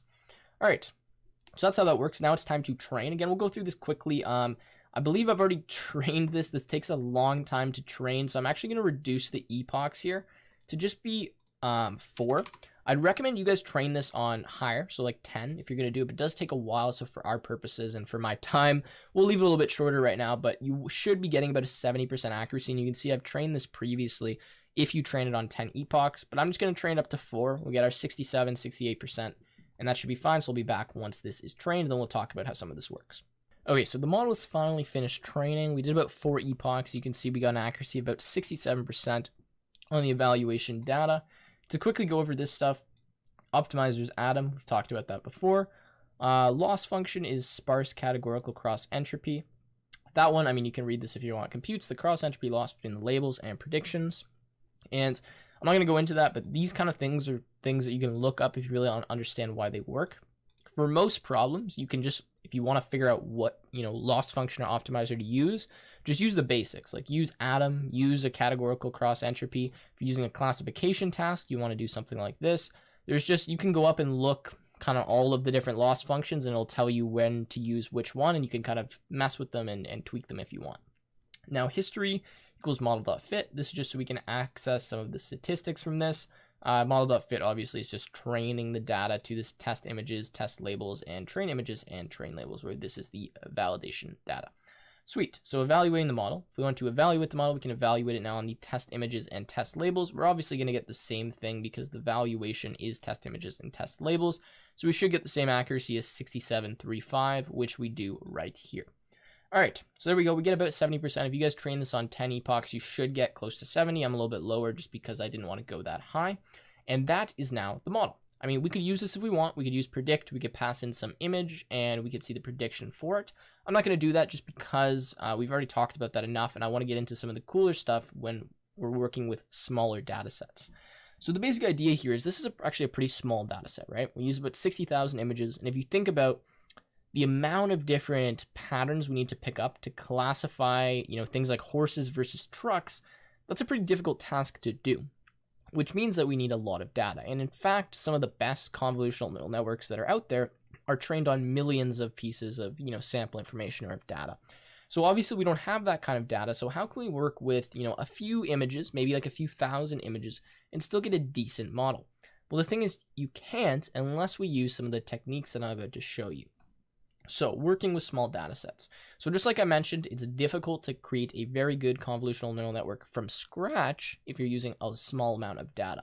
That is why we can actually employ these techniques. The first one, data augmentation, but also using pre-trained models to kind of accomplish what we need to do. And that's what we're going to be talking about now in this second part of the tutorial. We're going to create another convolutional neural network. So just to clarify, this is created. We've made the model up here already. This is all we need to do it. This is the architecture, and this was just to get you familiar with the idea. So data augmentation. So this is basically the idea. If you have one image, we can turn that image into several different images and train and pass all those images to our model. So essentially, if we can rotate the image, if we can flip it, if we can stretch it, compress it, shift it, zoom it, whatever it is, and pass that to our model, it should be better at generalizing, because we'll see the same image, but modified and augmented multiple times, which means that we can turn a data set, say, of 10,000 images into 40,000 images by doing 4 augmentations on every single image. Now, obviously, you still want a lot of unique images, but this technique can help a lot and is used quite a bit because that allows our kind of model to be able to pick up images that maybe are orientated differently or zoomed in a bit or stretched, something different, right? Just better at generalizing, which is the whole point. So I'm not going to go through this in too much depth, but this is essentially a script that does data augmentation for you. We're going to use this image data generator from the keras.preprocessing.image module. And we're going to create an image data generator object. Now, essentially what this allows us to do is specify some parameters on how we want to modify our image. In this case, we have the rotation range, some shifts, shear, zoom, horizontal flip, and the mode. Now, I'm not going to go into how this works. You can look up the documentation if you'd like, but essentially this will just allow us to augment our images. Now, what I'm going to do is pick one arbitrary image from the test image dataset, or test image, I guess, group of photos, whatever you want to call it. I'm going to convert that to an image array, which essentially takes it from the weird dataset object that it kind of is and turns it into a NumPy array. Then we're going to reshape this so that it's in the form 1, which essentially means 1, and then this will figure out what the rest of the shape should be. 1, and then plus the image shape, which is whatever this shape is. So we'll reshape that. And then what we're going to do is we're going to say for batch in dataflow gen.flow. We'll talk about how that works in a second. Essentially, this is just going to augment the image for us and actually save it onto our drive. So in this instance, what's going to happen is this datagen.flow is going to take the image, which we've created here, right? And we formatted it correctly by doing these 2 steps, which you need to do beforehand. It's going to save this image as test.jpg, and this will be the prefix, which means there'll be some information after. And it will do this as many times until we break. So essentially, given an image, it will do test 1, test 2, test 3, test 4, test 5, with random augmentations using this until eventually we decide to break out of this. Now, what I'm doing is just showing the image by doing this, and batch 0 is just showing us, that first image in there. And that's kind of how this works. So you can mess with this script and figure out a way to use it, but I would recommend if you want to do data augmentation, just look into image data generator. This is something that I just wanted to show you so you're aware of, and I'll just run it so you can see exactly how this works. So essentially, given an image of a truck, what it will do is augment it in these different ways. You can see kind of the shifts, the translations, the rotations, all of that. And we'll do actually a different image here to see what one looks like. Let's just do image, say 20. See if we get something different. So in this case, I believe this is maybe like a deer or a rabbit or a dog or something. I don't really know exactly what it is because it's so blurry, but you can see that's kind of the shifts we're getting, and it makes sense because you want to have images in different areas so that we have a better generalization. All right, so let's close that. Okay, so now we're going to talk about using, pre-trained models. Okay, so we talked about data augmentation. That's a great technique if you want to increase the size of your data set. But what if even after that, we still don't have enough images in our data set? Well, what we can do is use something called a pre-trained model. Now, companies like Google and, TensorFlow, which is owned by Google, make their own amazing convolutional neural networks that are completely open source that we can use. So what we're going to do is actually use part of a convolutional neural network that they've trained already on, I believe, 1.4 million images. And we're just going to use part of that model as kind of the base of our model so that we have a really good starting point. And all we need to do is what's called fine tune the last few layers of that network so that they work a little bit better for our purposes. So what we're going to do essentially is say, all right, we have this model that Google's trained. They've trained it on 1.4 million images. It's capable of classifying, let's say, 1,000 different classes, which is actually the example we'll look at later. So obviously the beginning of that model is what's picking up on the smaller edges and, kind of the very general things that appear in all of our images. So if we can use the base of that model, so kind of the beginning of it, that does a really good job picking up on edges and general things that will apply to any images, then what we can do is just change the top layers of that model a tiny bit or add our own layers to it to classify for the problem that we want. And that should be a very effective way to use this pre-trained model. We're saying we're going to use the beginning part that's really good at kind of the generalization step. Then we'll pass it into our own layers that will do whatever we need to do specifically for our problem. That's what's like the fine tuning step. And then we should have a model that works pretty well. And in fact, that's what we're going to do in this example now. So that's kind of the point of what I'm talking about here, is using part of a model that already exists that's very good at generalizing and it's been trained on so many different images. And then we'll pass our own training data in. We won't modify the beginning aspect of our neural network because it already works really well. We'll just modify the last few layers that are really good at classifying, for example, just cats and dogs, which is exactly the example we're actually going to do here. So I hope that makes sense. As we get through, this should be cleared up a little bit, but using a pre-trained model is now the section we're getting into. So this is based on this documentation. As always, I'm referencing everything so you guys can go see that if you'd like. We can do our imports like this. We're going to load a data set. This actually takes a second to load the data set, I believe. Oh, maybe not. And essentially the problem we're doing is trying to classify dogs versus cats with a fair degree of accuracy. In fact, we'd like to get above 90%. So this is the data set we're loading in from TensorFlow datasets as TFDS. This is kind of a weird way to load it in. Again, stuff like this, you just have to reference the documentation. I can explain it to you, but it's not really going to help when the next example is going to be a different way of loading the data, right? So long as you know how to get the data in the correct form, you can get it into some kind of NumPy array, you can split it into training, testing, and validation data, you should be okay. And if you're using a TensorFlow dataset, it should tell you in the documentation how to load it in properly. So we'll load it in here. We're training 80% train. We'll go 10% for, raw validation and 10% for the testing data. So we've loaded that. And now what we're doing here is just we're going to look at a few images. So this actually creates a function. I know this is a weird thing. This is pretty unique to this example that allows us to call this function with some integer essentially and get what the actual string representation of that is, so the label for it. And what I'm doing here is just taking two images from our raw training data set and just displaying them. And you can see that's what we're getting here, dog and dog. And if I go ahead and take 5, we'll see these are what our images look like. Right, so here's an example of a dog. We have a cat, right, and so on and so forth. You get the point there. Now, notice though that these images are different dimensions. In fact, none of these images, other than these two, actually are the same dimension at all. Oh, actually, I don't think these ones are either. So obviously, there's a step that we need to do, which is we need to scale all these images to be the same size.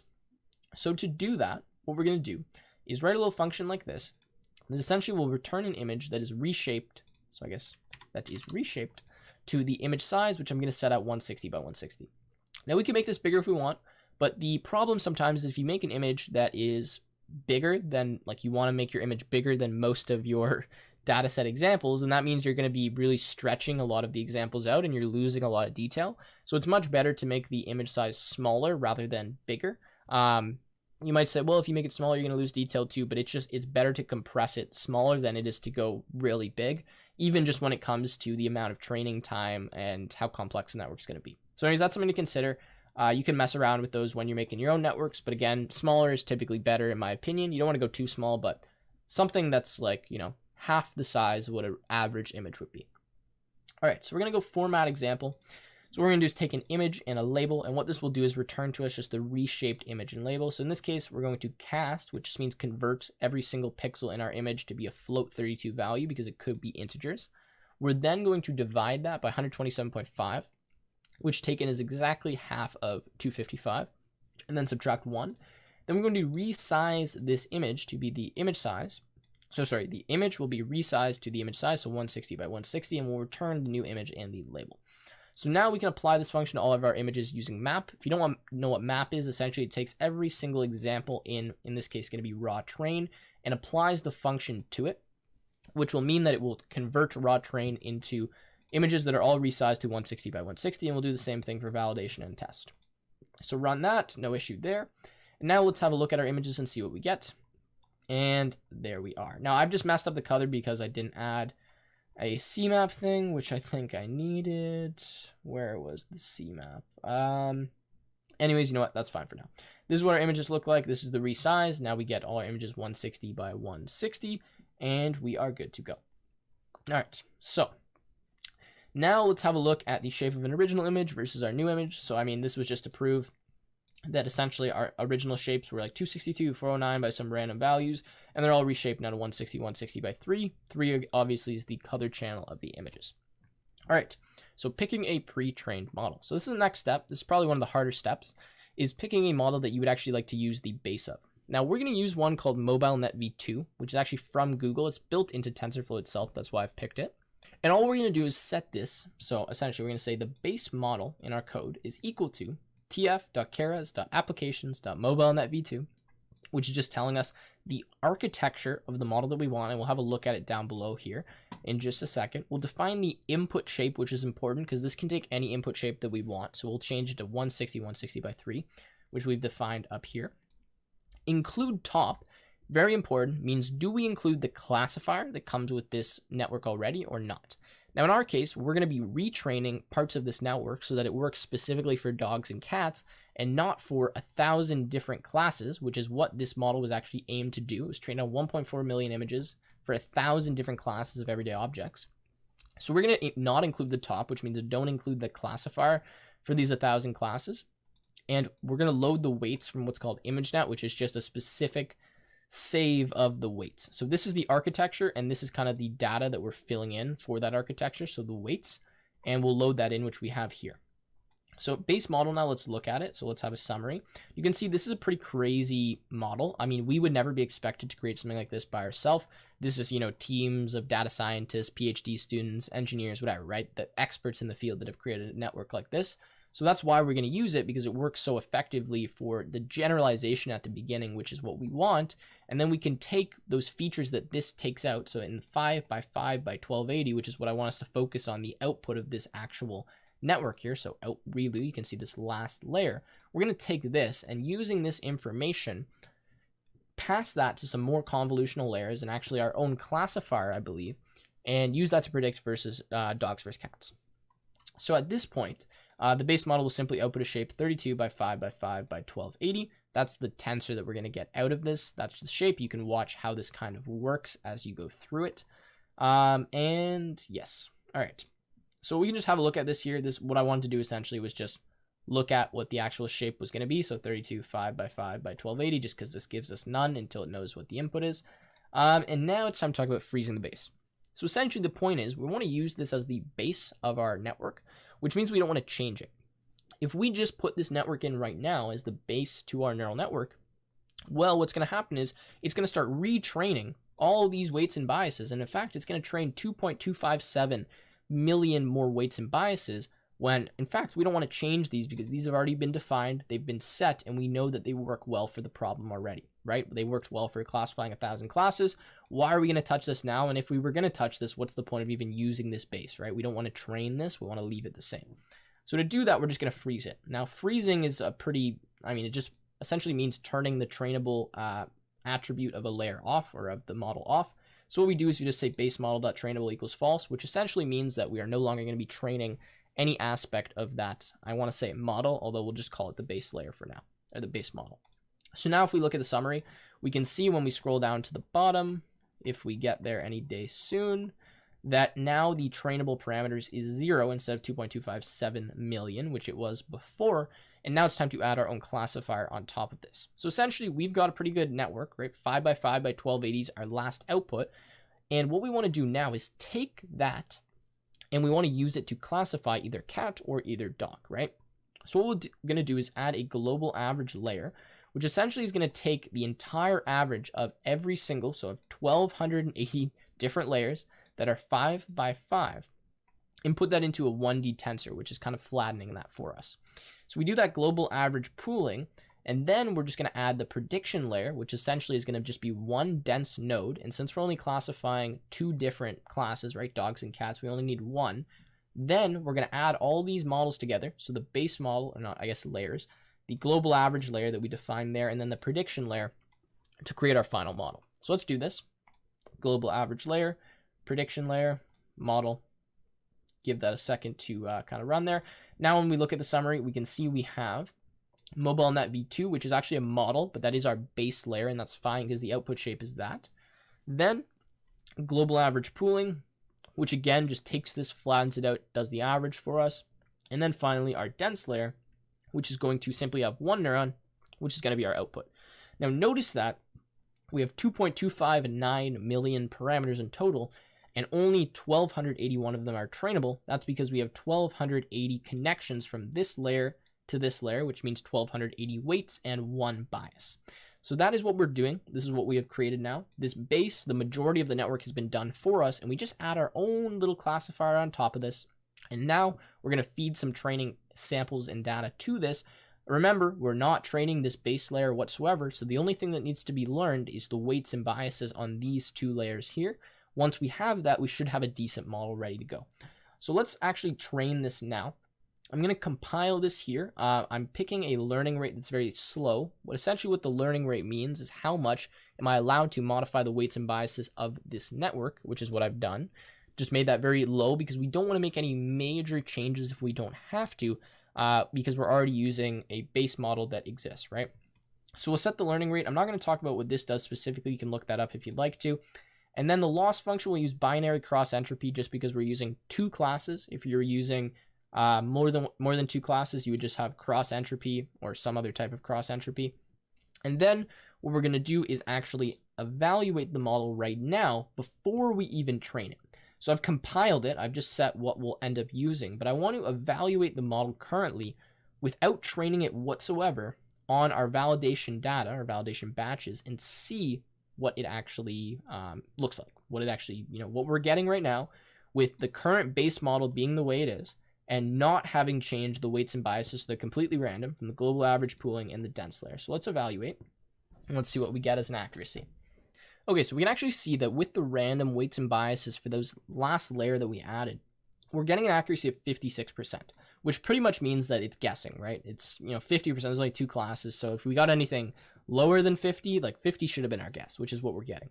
So now what we're going to do, and I've trained this already, I think, so I might not have to do it again, is train this model on all of our images, so all of our images in cats and dogs that we've loaded in before, which will allow us now to modify these weights and biases of this layer, so hopefully it can determine what features need to be present for a dog to be a dog and for a cat to be a cat, right? And then it can make a pretty good prediction. And in fact, I'm not going to train this in front of us right now because it actually takes close to an hour to train, just because there is a lot of images that it needs to look at and a lot of calculations that need to happen.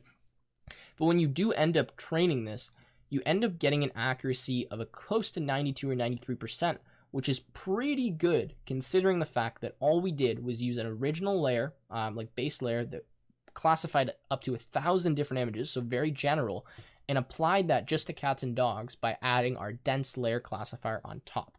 So you can see this was kind of the accuracy I had from training this previously. I don't want to train again because it takes so long, but I did want to show that you can save a model and load a model by doing this syntax.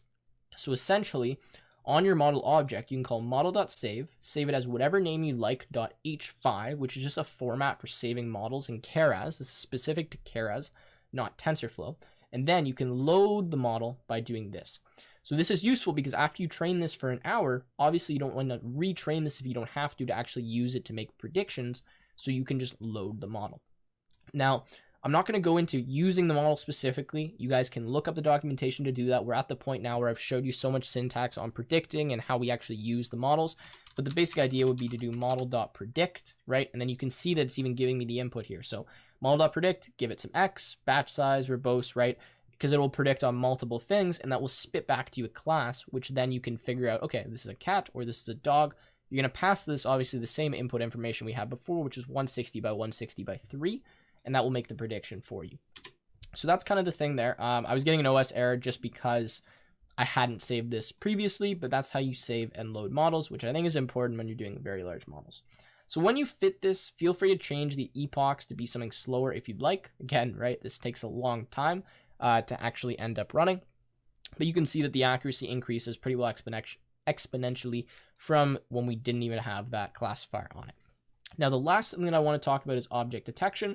I'm just going to load up a page. We're not going to do any examples. I'm just going to give you a brief introduction because we're kind of running out of time for this module, because you can use TensorFlow to do object detection and recognition, which is kind of cool. So let's get into that now. Okay, so right now I'm on a GitHub page that's built by TensorFlow here. I'm going to leave that link in the notebook where it said object detection so you guys can look at that. But essentially, there is an API for TensorFlow that does object detection for you. And in fact, it works very well and even gives you confidence scores. So you can see this is what you'll actually end up getting if you end up using this API. Now, unfortunately, we don't have time to go through this because this will take a good amount of time to talk about the setup and how to actually use this project properly. But if you go through this documentation, you should be able to figure it out. And now you guys are familiar with TensorFlow and you understand some of the concepts here. This runs a very different model than what we've discussed before. Unfortunately, again, we don't have time to get into it, but just something I wanted to make clear is that you can do something like this with TensorFlow, and I will leave that resource so that if you'd like to check this out, you can use it. There's also a great module in Python called facial recognition. It's not a part of TensorFlow, but it does use some kind of convolutional neural network to do facial detection and recognition, which is pretty cool as well. So I'll put that link in here, but for now, that's going to be our, convolutional neural network kind of module. So I hope this has cleared some things up on how deep vision works and how convolutional neural networks work. I know I haven't gone into crazy examples, but what I've shown you some different techniques that hopefully you'll go look up kind of on your own and really dive into, because now you have that base kind of domain knowledge where you're going to be able to follow along with the tutorial and understand exactly what to do. And if you want to create your own model, so long as you can get enough sufficient training data, if you can load that training data into your computer, put that in a NumPy array, then what you can do is create a model like we've just done using even something like the MobileNet, V2 that we talked about previously. If I could even get up, I need to close this output. Oh my gosh, this massive output here. Where is this? Beginner pre-trained model. Yeah, MobileNet V2, you can use the base of that and then add your own classifier on, do a similar thing to what I've done with that dense neuron and that global average layer, and hopefully you should get a decent result from that. So this is just showing you what you can do. Obviously, you can pick a different base layer depending on what kind of problem you're trying to solve. So anyways, that has been convolutional neural networks. I hope you enjoyed that module. Now we're on to recurrent neural networks, which is actually going to be pretty interesting. So I'll see you in that module. Hello everyone, and welcome to the next module in this course, which is covering natural language processing with recurrent neural networks. Now what we're going to be doing in this module here is first off discussing what natural language processing is, which I guess I'll start with here. Essentially, for those of you that don't know, natural language processing, or NLP for short, is the field or discipline in computing or machine learning that deals with trying to understand natural or human languages. Now, the reason we call them natural is because these are not computer languages or programming languages per se, and actually computers are quite bad at understanding textual information and human languages, and that's why we've come up with this entire discipline focused on how they can do that. So we're going to do that using something called recurrent neural networks, but some examples of natural language processing would be something like spell check, autocomplete, voice assistance, translation between languages. There's all different kinds of things, chatbots, but essentially anything that deals with textual data. So like paragraphs, sentences, even words, that is probably going to be classified under natural language processing in terms of doing some kind of machine learning stuff with it. Now, we are going to be talking about a different kind of neural network in this series called recurrent neural networks. Now, these are very good at classifying and understanding textual data, and that's why we'll be using them, but they are fairly complex, and there's a lot of stuff that goes into them. Now, in the interest of time and just not knowing a lot of your math background, I'm not going to be getting into the exact details of how this works on a lower level, like I did when I explained kind of our, I guess, fundamental learning algorithms, which are a bit easier to grasp, and even just regular neural networks in general. We're going to be kind of skipping over that and really focusing on why this works the way it does rather than how and when you should use this. And then maybe understanding a few of the different kinds of layers that have to do with recurrent neural networks. But again, we're not going to get into the math. If you'd like to learn about that, there will be some sources at the bottom of the guide. And you can also just look up recurrent neural networks and you'll find lots of resources that explain all of the fancy math that goes on behind them. Now, the exact applications and kind of things we'll be working towards here is sentiment analysis. That's the first kind of task or thing we're going to do. We're actually going to use movie reviews and try to determine whether these movie reviews are positive or negative by performing sentiment analysis on them. Now, if you're unfamiliar with sentiment analysis, we'll talk about it more later, but it essentially means trying to determine how positive or negative a sentence or piece of text is, which you can see why that would be useful for movie reviews. Next, we're going to do character/text generation. So essentially, we are going to use a natural language processing model, I guess if you want to call it that, to generate the next character in a sequence of text for us. And we're going to use that model a bunch of times to actually generate an entire play. Now, I know this seems a little bit ridiculous compared to some of the trivial examples we've done before. This will be quite a bit more code than anything we've really looked at yet, but this is very cool because we're actually going to train a model to learn how to write a play. That's literally what it's going to do. It's going to read through a play. I believe it's Romeo and Juliet, and then we're going to give it a little prompt when we're actually using the model and say, okay, this is the first part of the play. Write the rest of it, and then it will actually go and write the rest of the characters in the play, and we'll see that we can get something that's pretty good using the techniques that we'll talk about. So the first thing that I want to do is talk about data. So I'm going to hop onto my drawing tablet here, and we're going to compare the difference between textual data and numeric data like we've seen before, and why we're going to have to employ some pretty complex and different steps to turn something like this, a block of text, into some meaningful information that our neural network's actually going to be able to understand and process. So let's go ahead and get over to that. Okay, so now we're going to get into the problem of how we can turn some textual data into numeric data that we can feed to our neural network. Now, this is a pretty interesting problem, and we'll kind of go through, as we start going through it, you should see why this is interesting and why there's a lot of difficulties with the different methods that we pick. But the first method that I want to talk about is something called bag of words in terms of how we can kind of encode and pre-process text into integers. Now, obviously, I'm not the first person to come up with this. Bag of words is a very famous, almost I want to say algorithm or method of converting textual data to numeric data, although it is pretty flawed and it only really works for simple tasks. And we're going to understand why in a second. So we're going to call this bag of words. Essentially, what bag of words says is what we're going to do is we're going to look at our entire training data set, right? Because we're going to be turning our training data set into a form the network can understand. And we're going to create a dictionary lookup of the vocabulary. Now, what I mean by that is we're going to say that every single unique word in our data set is the vocabulary, right? That's the amount of words that the model is expected to understand because we're, going to show all those words to the model. And we're going to say that every single one of these words, so every single one of these words in the vocabulary is going to be placed in a dictionary. And beside that, we're going to have some integer that represents it. So for example, maybe the vocabulary of our data set is the words, I, a, maybe Tim, maybe day, me, right? We're going to have a bunch of arbitrary words. I'll just put ... to show that this kind of goes to the length of the vocabulary. And every single one of these words will be placed in a dictionary, which we're just going to call kind of our lookup table or our word index table. And we're going to have a number that represents every single one of them. So you can imagine that in very large data sets, we're going to have, tens of thousands of hundreds of thousands, sometimes even maybe millions of different words, and they're all going to be encoded by different integers. Now, the reason we call this bag of words is because what we're actually going to do when we look at a sentence is we're only going to keep track of the words that are present and the frequency of those words. And in fact, what we'll do, is we'll create what we call a bag. And whenever we see a word appears, we'll simply add its number into the bag.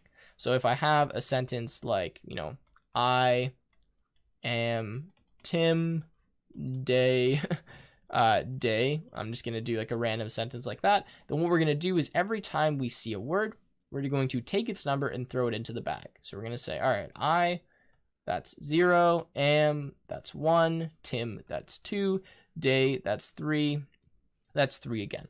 And notice that what's happening here is we're losing the ordering of these words, but we're just keeping track of the frequency. Now, there's lots of different ways to kind of format how we want to do bag of words, but this is the basic idea. I'm not going to go too far in because we're not actually really going to use this technique, but essentially you lose the ordering in which words appear, but you just keep track of the frequency and what words appear. So this could be very useful when you're looking, you're doing very simple tasks where the presence of a certain word will really influence the kind of type of sentence that it is or the meaning that you're going to get from it. But when we're looking at more complex input, where, different words have different meanings depending on where they are in a sentence, this is a pretty flawed way to encode this data. Now, I won't go much further into this. This is not the exact way the bag of words works, but I just wanted to show you kind of an idea here, which is we just encode every single unique word by an integer, and then we don't even really care about where these words are. We just throw them into a bag and we say, all right, if this is our bag right here that I'm doing the arrow to, we'll just throw in 3 as many times as, the word day appears. We'll throw in 1 as many times as the word, am appears, and so on and so forth. And then what will happen is we'll feed this bag to our neural network in some form, depending on the network that we're using, and it will just look at and say, okay, so I have all these different numbers. That means these words are present, and try to do something with it. Now, I'm going to show you a few examples of where this kind of breaks down, but just understand that this is how this works. This is the first technique called bag of words, which again, we will not be using. So what happens when we have a sentence where the same word conveys a very different meaning, right? And I think I have an example on the slides here that I'll go into. Yes, so like this. Okay, so for our bag of words technique, which we can kind of see here, and maybe we'll go through it, let's consider the two sentences. Where are they here? I thought the movie was going to be bad, but it was actually amazing, and I thought the movie was going to be amazing, but it was actually bad, right? So consider these two sentences. Now, I know you guys already know what I'm going to get at, but essentially these sentences use the exact same words. In fact, they use the exact same number of words, the exact same words in total, and well, they have a very different meaning. With our bag of words technique, we're actually going to encode these two sentences using the exact same representation. Because remember, all we do is we care about the frequency and what words appear, but we don't care about where they appear. So we end up losing that meaning from this sentence because the sentence, I thought the movie was going to be bad, but it was actually amazing, is encoded and represented by the same thing as this sentence is. So that, obviously is an issue, that's a flaw, and that's one of the reasons why bag of words is not very good to use, because we lose the context of the words within the sentence. We just pick up the frequency and the fact that these words exist. So that's the first technique, that's called bag of words. I've actually written a little function here that does this for us. This is not really the exact way that we would write a bag of words function, but you kind of get the idea that when I have a text, this is a test to see if this test will work. Is test AA. I just did a bunch of random stuff so we could see. What I'm doing is printing out the bag, which I get from this function, and you guys can look at this if you kind of want to see how this works. And essentially what it tells us is the word 1 appears 2 times. Yes, the word 2 appears 3 times, the word 3 appears 3 times, the word 4 appears 3 times, 5 once, 6 once, 7 once, so on. That's the information we get from our bag, right, from that encoding. And then if we look up here, this is our vocabulary, so this stands for 1, is 2, A is 3, so on, and you can kind of get the idea from that. So that is how we would use bag of words, right? If we did an encoding kind of like this, that's what that does, and that's one way of encoding it. Now I'm going to go back and we'll talk about another method here as well, actually a few more methods before we get into anything further. All right, so I'm sure a lot of you were looking at the previous example I did, and you saw the fact that what I did was completely remove the idea of kind of sequence or ordering of words, right? And what I did was just throw everything in a bag, and I said, all right, we're just going to keep track of the fact that we have 3 A's, or we have 4 thes, or 7 Tims, right? And we're just going to lose the fact that, words come after one each other, and we're going to lose their ordering in the sentence. and that's how we're going to encode it. And I'm sure a lot of you are saying, well, why don't we just not lose the ordering of those words? We'll just encode every single word with an integer and just leave it in its space where it would have been in the original string. Okay, good idea. So what you're telling me to do is something like this. Tim is here will be our sentence. Let's say we encode the word Tim with 0, is 1, here is 2, and then that means our translation goes 0, 1, 2. And that means, right, if we have a translation, say like 2, 1, 0, even though these use the exact same number of words and exact same representation for all these words, well, this is a different sentence, and our model should be able to tell that because these words come in a different order. And to you, good point if you made that point, but I'm going to discuss where this falls apart as well and why we're not going to use this method. So although this does solve the problem I talked about previously, where we're going to kind of lose out on the context of a word, there still is a lot of issues with this, and they come especially when you're dealing with very large vocabularies. Now let's take an example where we actually have a vocabulary of, say, 100,000 words. And we know that that means we're going to have 100,000 unique mappings from words to integers. So let's say our mappings are something like this. 1 maps to the string happy, the word happy, right? 2 maps to sad. And let's say that the string 100,000, or the number 100,000, maps to the word, I don't know, let's say good. Now we know as humans, by kind of just thinking about, let's consider the fact that we're going to try to classify sentences as, say, positive or negative, so sentiment analysis, that the words happy and good in that regard, sentiment analysis, are probably pretty similar words, right? And then if we were going to group these words, we'd probably put them in a similar group, we'd classify them as similar words, we could probably interchange them in a sentence and it wouldn't change the meaning a whole ton. I mean, it might, but it might not as well. And that we could say these are kind of similar.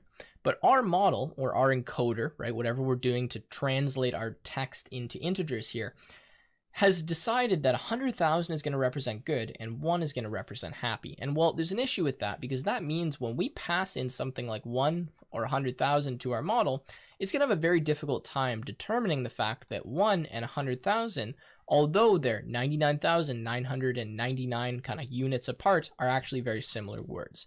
And that's the issue we get into when we do something like this, is that the numbers we decide to pick to represent each word are very important, and we don't really have a way of being able to look at words, group them, and saying, okay, well, we need to put all of the happy words in the range like 0 to 100, all of the like adjectives in this range. We don't really have a way to do that. And this gets even harder for our model when we have these arbitrary mappings, right?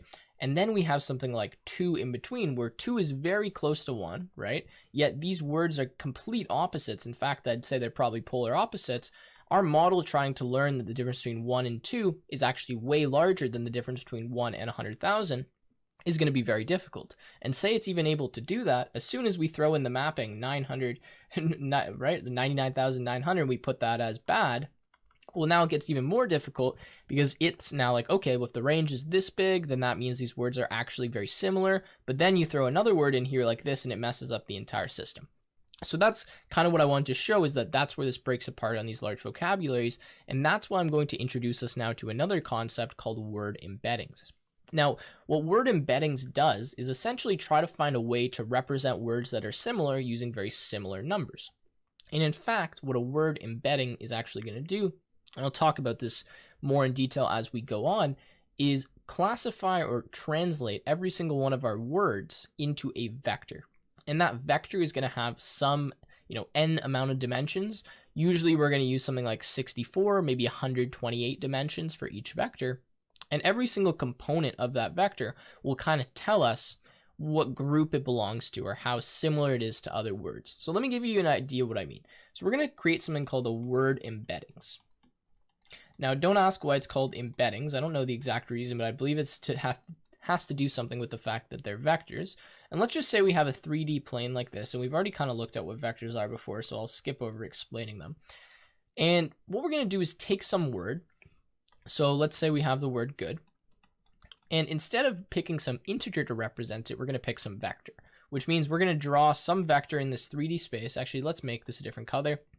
Let's make this vector, say, red, like this.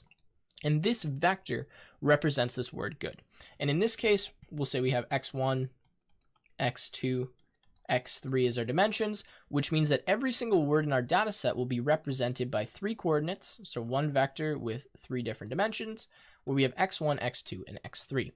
And our hope is that by using this word embeddings layer, and we'll talk about how it accomplishes this in a second, is that we can have vectors that represent very similar words being very similar, which means that, if we have the vector good here, we would hope the vector happy from our previous example, right, would be a vector that points in a similar direction to it, that is kind of a similar looking thing, where the angle between these two vectors, right, and maybe I'll draw it here so we can see, is small so that we know that these words are similar. And then we would hope that if we had a word that was much different, maybe say like the word bad, that would point in a different direction, the vector that represents it, and that would tell our model, because the angle between these two vectors is so big, that these are very different words, right? Now, in theory, does the embedding layer work like this? Not always, but this is what it's trying to do, is essentially pick some representation in a vector form for each word, and then these vectors, we hope, if they're similar words, are going to be pointing in a very similar direction. And that's kind of the best explanation of a word embeddings layer I can give you. Now, how do we do this though? How do we actually, go from word to vector and have that be meaningful? Well, this is actually what we call a layer. So word embeddings is actually a layer, and it's something we're going to add to our model. And that means that this actually learns the embeddings for our words. And the way it does that is by trying to kind of pick out context in the sentence and determine, based on where a word is in a sentence, kind of what it means, and then encodes it doing that. Now, I know that's kind of a rough explanation to give to you guys. I don't want to go too far into word embeddings in terms of the math, because I don't want to get, waste our time or get too complicated if we don't need to. But just understand that our word embeddings are actually trained, and that the model actually learns these word embeddings as it goes. And we hope that by the time it's looked at enough training data, it's determined really good ways to represent all of our different words so that they make sense to our model in the further layers.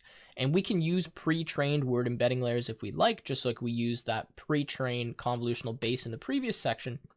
And we might actually end up doing that. Actually, probably not in this tutorial, but it is something to consider that you can do that. So that's how word embeddings work.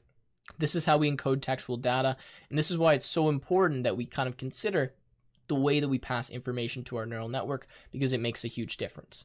Okay, so now that we've talked about kind of the form that we need to get our data in before we can pass it further in the neural network, right? Before it can get past that embedding layer, before it can get put into any dense neurons, before we can even really do any math with it, we need to turn it into numbers, right? Our textual data. So now that we know that, it's time to talk about recurrent neural networks.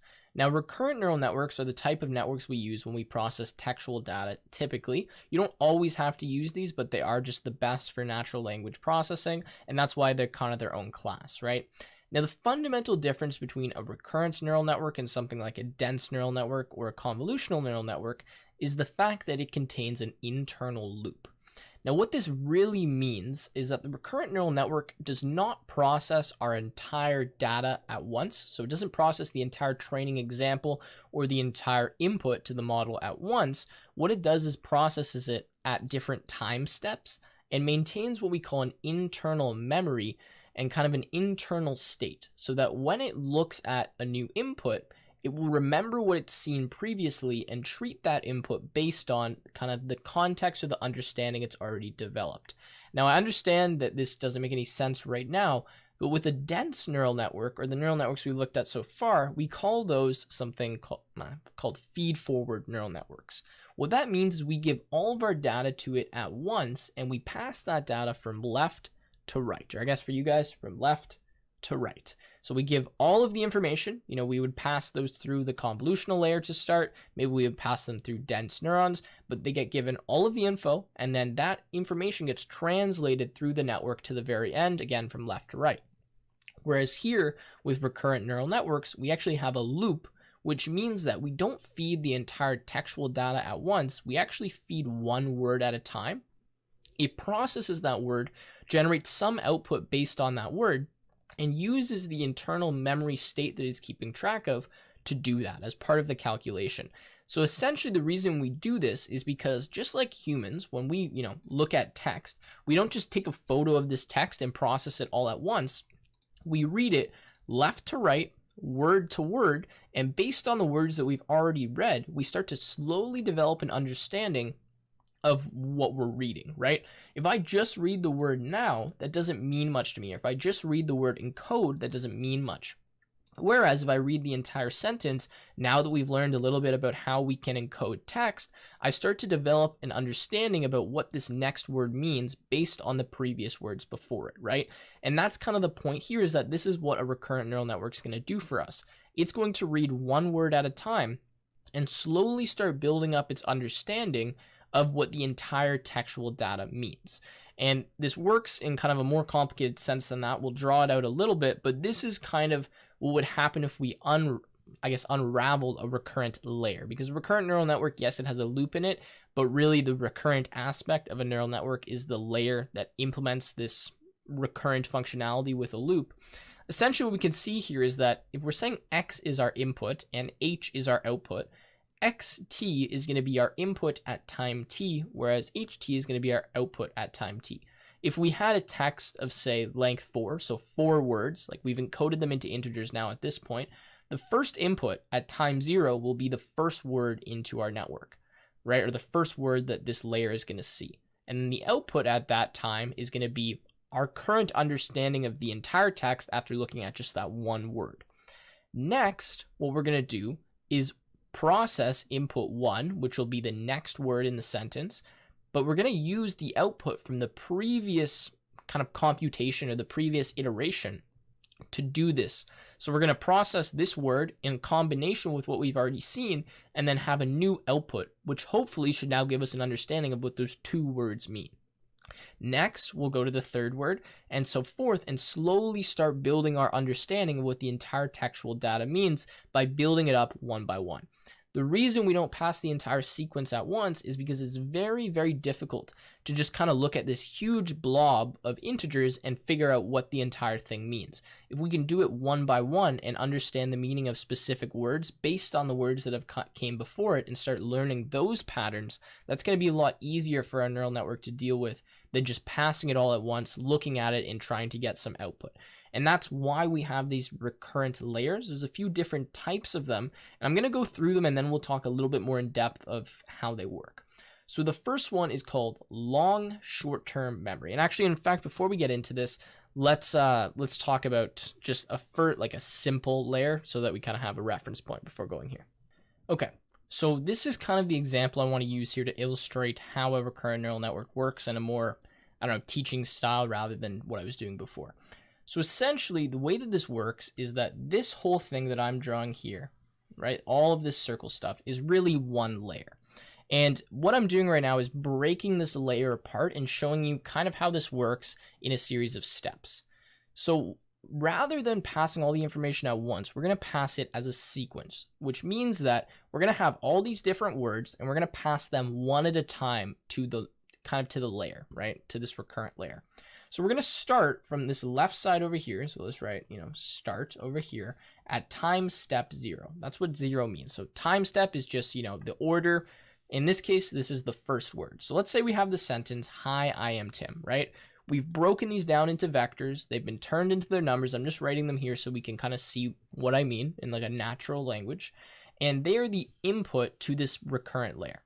So all of our different words, right? That's how many kind of little cells we're going to draw here, is how many words we have in this sequence that we're talking about. So in this case, we have 4, right? 4 words. So that's why I've drawn 4 cells to illustrate that. Now what we do is at time step 0, the internal state of this layer is nothing. There's no previous output. We haven't seen anything yet, which means that this first kind of cell, which is what I'm looking at right here, what I'm drawing in this first cell, is only going to look and consider this first word and kind of make some prediction about it and do something with it. We're going to pass "hi" to this cell. Some math's going to go on in here. And then what it's going to do is it's going to output some value, which, tells us something about the word "hi," right? Some numeric value. We're not going to talk about what that is, but there's going to be some output. Now, what happens is after this cell has finished processing this, so this one's done. This is completed. H0, the output's there. We'll do a check mark to say that that's done. It's finished processing. This output gets fed into actually the same thing again. We're kind of just keeping track of it. And now what we do is we process the next input, which is I, and we use the output from the previous cell to process this and understand what it means. So now, technically, we should have some output from the previous cell, so from whatever high was, right? We do some analysis on the word I, we kind of combine these things together, and that's the output of this cell, is our understanding of not only the current input, but the previous input with the current input. So we're slowly kind of building up our understanding of what this word I means based on the words we saw before. And that's the point I'm trying to get at, is that this network uses what it's seen previously to understand the next thing that it sees. It's building a context. It's trying to understand not only the word, but what the word means, in relation to what's come before it. So that's what's happening here. So then this output here, right? We get some output, we finish this, we get some output H1. H1 is passed into here, and now we have the understanding of what high and I means, and we add am like that. We do some kind of computations, we build an understanding of what this sentence is, and then we get the output H2. That passes to H3, and now finally we have this final output H3, which is going to understand, hopefully, what this entire thing means. Now, this is good, this works fairly well, and this is called a simple RNN layer, which means that all we do is we take the output from the previous cell or the previous iteration, because really all of these cells is just an iteration almost in a for loop, right, based on all the different words in our sequence, and we slowly start building to that understanding as we go through the entire sequence. Now, the only issue with this is that as we have a very long sequence, so sequences of length, say 100 or 150, the beginning of those sequences starts to kind of get lost as we go through this. Because remember, all we're doing, right, is the output from H2 is really a combination of the output from H0 and H1, and then this new word that we've looked at. And H3 is now a combination of everything before it and this new word. So it becomes increasingly difficult for our model to actually build a really good understanding of the text in general when the sequence gets long, because it's hard for it to remember what it's seen at the very beginning, because that is now so insignificant. There's been so many outputs tacked onto that it's hard for it to go back and see that, if that makes any sense. Okay, so what I'm going to do now is try to explain the next layer we're going to look at, which is called LSTM. So the previous layer we just looked at, the recurrent layer, was called a simple RNN layer. So simple recurrent neural network layer, whatever you want to call it, right? Simple recurrent layer. Now we're going to talk about the layer, which is LSTM, which stands for long short-term memory. Now, long and short are hyphenated together, but essentially what we're doing, and it just gets a little bit more complex, but I won't go into the math, is we add another component that keeps track of the internal state. So right now, the only thing that we were tracking as kind of our internal state, as the memory for this model, was the previous output. So whatever the previous output was, so for example, at time 0 here, there was no previous output, so there was nothing being kept in this model. But at time 1, the output from this cell right here was what we were storing. And then at cell 2, the only thing we were storing was the output at time 1, right? And we've lost now the output from time 0. What we're adding in long short-term memory is an ability to access the output from any previous state at any point in the future when we want it. Now, what this means is that rather than just keeping track of the previous output, we'll add all of the outputs that we've seen so far into what I'm going to call my little kind of conveyor belt that's going to run at the top up here. I know it's kind of hard to see, but it's just what I'm highlighting. That's almost just like a lookup table that can tell us the output at any previous cell that we want. So we can kind of add things to this conveyor belt, we can pull things off, we can look at them, and this just adds a little bit of complexity to the model. It allows us to not just remember the last state, but look anywhere at any point in time, which can be useful. Now, I don't want to go into much more depth about exactly how this works, but essentially, just think about the idea that as the sequence gets very long, it's pretty easy to forget the things we saw at the beginning. So if we can keep track of some of the things we've seen at the beginning and some of the things in between on this little conveyor belt, and we can access them whenever we want, then that's going to make this probably a much more useful layer, right? We could look at the first sentence and the last sentence of a big piece of text at any point that we want, and say, okay, you know, this tells us X about the meaning of this text, right? So that's what this LSTM does. Again, I don't want to go too far. We've already spent a lot of time kind of covering, you know, recurrent layers and how all this works anyways. If you do want to look it up, some great mathematical definitions. Again, I will source everything at the bottom of this document so you can go there. But again, that's LSTM, long short-term memory. That's what we're going to use for some of our examples, although simple RNN does work fairly well for shorter length sequences. And again, remember, we're treating our text as a sequence now, where we're going to feed each word into the recurrent layer, and it's going to slowly start to develop an understanding as it reads through each word, right, and processes that. Okay, so now we are on to our first example, where we're going to be performing sentiment analysis on movie reviews to determine whether they are positive reviews or negative reviews. Now, we already know what sentiment means. That's essentially what I just described. So picking up, you know, whether a block of text is considered positive or negative. And for this example, we're going to be using the movie review dataset. Now, as per usual, this is based off of this TensorFlow tutorial / guide. I found this one kind of confusing to follow on the TensorFlow website, but obviously you can follow along with that if you prefer that version over mine.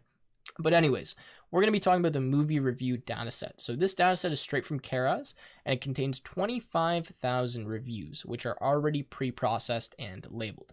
Now, what that means for us is that every single word is actually already encoded by an integer. And in fact, they've done kind of a clever encoding system where what they've done is said, if a character is encoded by, say, integer 0, that represents how common that word is in the entire data set.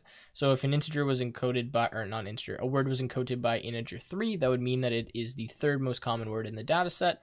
And in this specific data set, we have a vocabulary size of 88,584 unique words, which means that something that was classified as this, so 88,584, would be the least common word in the data set.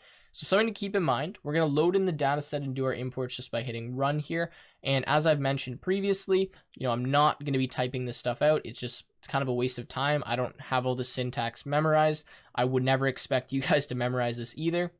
But what I will do is obviously walk through the code step by step and make sure you understand why it is that we have what we have here.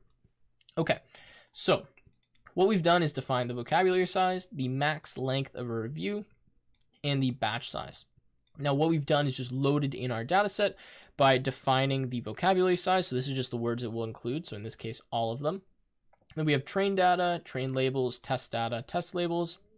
And we can look at a review and see what it looks like by doing something like this. So this is an example of our first review. We can see kind of the different encodings for all of these words. And this is what it looks like. They're already in integer form. Now, just something to note here is that the length of our reviews are not unique. So if I do the len of train data, I guess I wouldn't say unique, but I mean, they're just all different. So the len of train data 0 is different than the len of train data 1, right? So that's something to consider as we go through this and something we're actually going to have to handle. Okay, so more pre-processing. So this is what I was talking about. If you have a look at our loaded in reviews, we'll notice they're of different lengths. This is an issue. We cannot pass different length data into our neural network, which is true. Therefore, we must make each review the same length.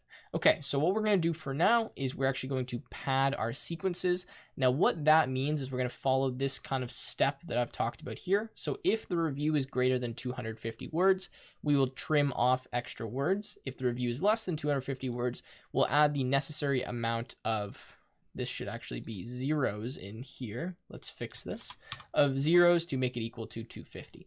So what that means is we're essentially going to add some kind of padding to our review. So in this case, I believe we're actually going to pad to the left side, which means that, say we have a review of length, 200, we're going to add 50 just kind of blank words, which will represent with the index 0 to the left side of the review to make it the necessary length. So that's good. We'll do that. So if we look at train data and test data, what this does is we're just going to use something from Keras, which we've imported above. So we're saying from Keras.preprocessing import sequence. Again, we're treating our text data as a sequence, as we've talked about. We're going to say sequence.pad sequences train data, and then we define the length that we want to pad it to. So that's what this will do. It will perform these steps that we've already talked about. And again, we're just going to assign test data and train data to, whatever this does for us. We can pass the entire thing. It'll pad all of them for us at once. Okay, so let's run that. And then let's just have a look at, say, train data 1 now, because remember this was length 189, right? So if we look at train data, so train_data 1, like that, we can see that it's an array with a bunch of zeros before, because that is the padding that we've employed to make it the correct length. Okay, so that's padding. That's something that we're probably going to have to do most of the time when we feed something to our neural networks. All right, so the next step is actually to create the model. Now this model is pretty straightforward. We have an embedding layer, an LSTM, and a dense layer here. So the reason we've done dense with the activation function of sigmoid at the end is because we're trying to pretty much predict the sentiment of this, right? Which means that if we have the sentiment between 0 and 1, then if a number is greater than 0.5, we could classify that as a positive review. And if it's less than 0.5 or equal, whatever you want to set the bounds at, then we could say that's a negative review. So sigmoid, as we probably might recall, squishes our values between 0 and 1. So whatever the value is at the end of the network will be between 0 and 1, which means that, we can make the accurate prediction. Now here, the reason we have the embedding layer, you're like, well, we've already pre-processed our review, is even though we've pre-processed this with these integers, and they are a bit more meaningful than just our random lookup table that we've talked about before, we still want to pass that to an embedding layer, which is going to find a way more meaningful representation for those numbers than just their integer values already. So it's going to create those vectors for us. And this 32 is denoting the fact that we're going to make the output of every single one of our embeddings or vectors that are created 32 dimensions, which means that when we pass them to the LSTM layer, we need to tell the LSTM layer it's going to have 32 dimensions for every single word, which is what we're doing. And this will implement that long short-term memory process we talked about before and output the final output to tf.keras.layers.dense, which will tell us, that's what this is, right? It'll make the prediction. So that's what this model is. We can see, I'm going to give this a second to run here, the model summary, which is already printed out.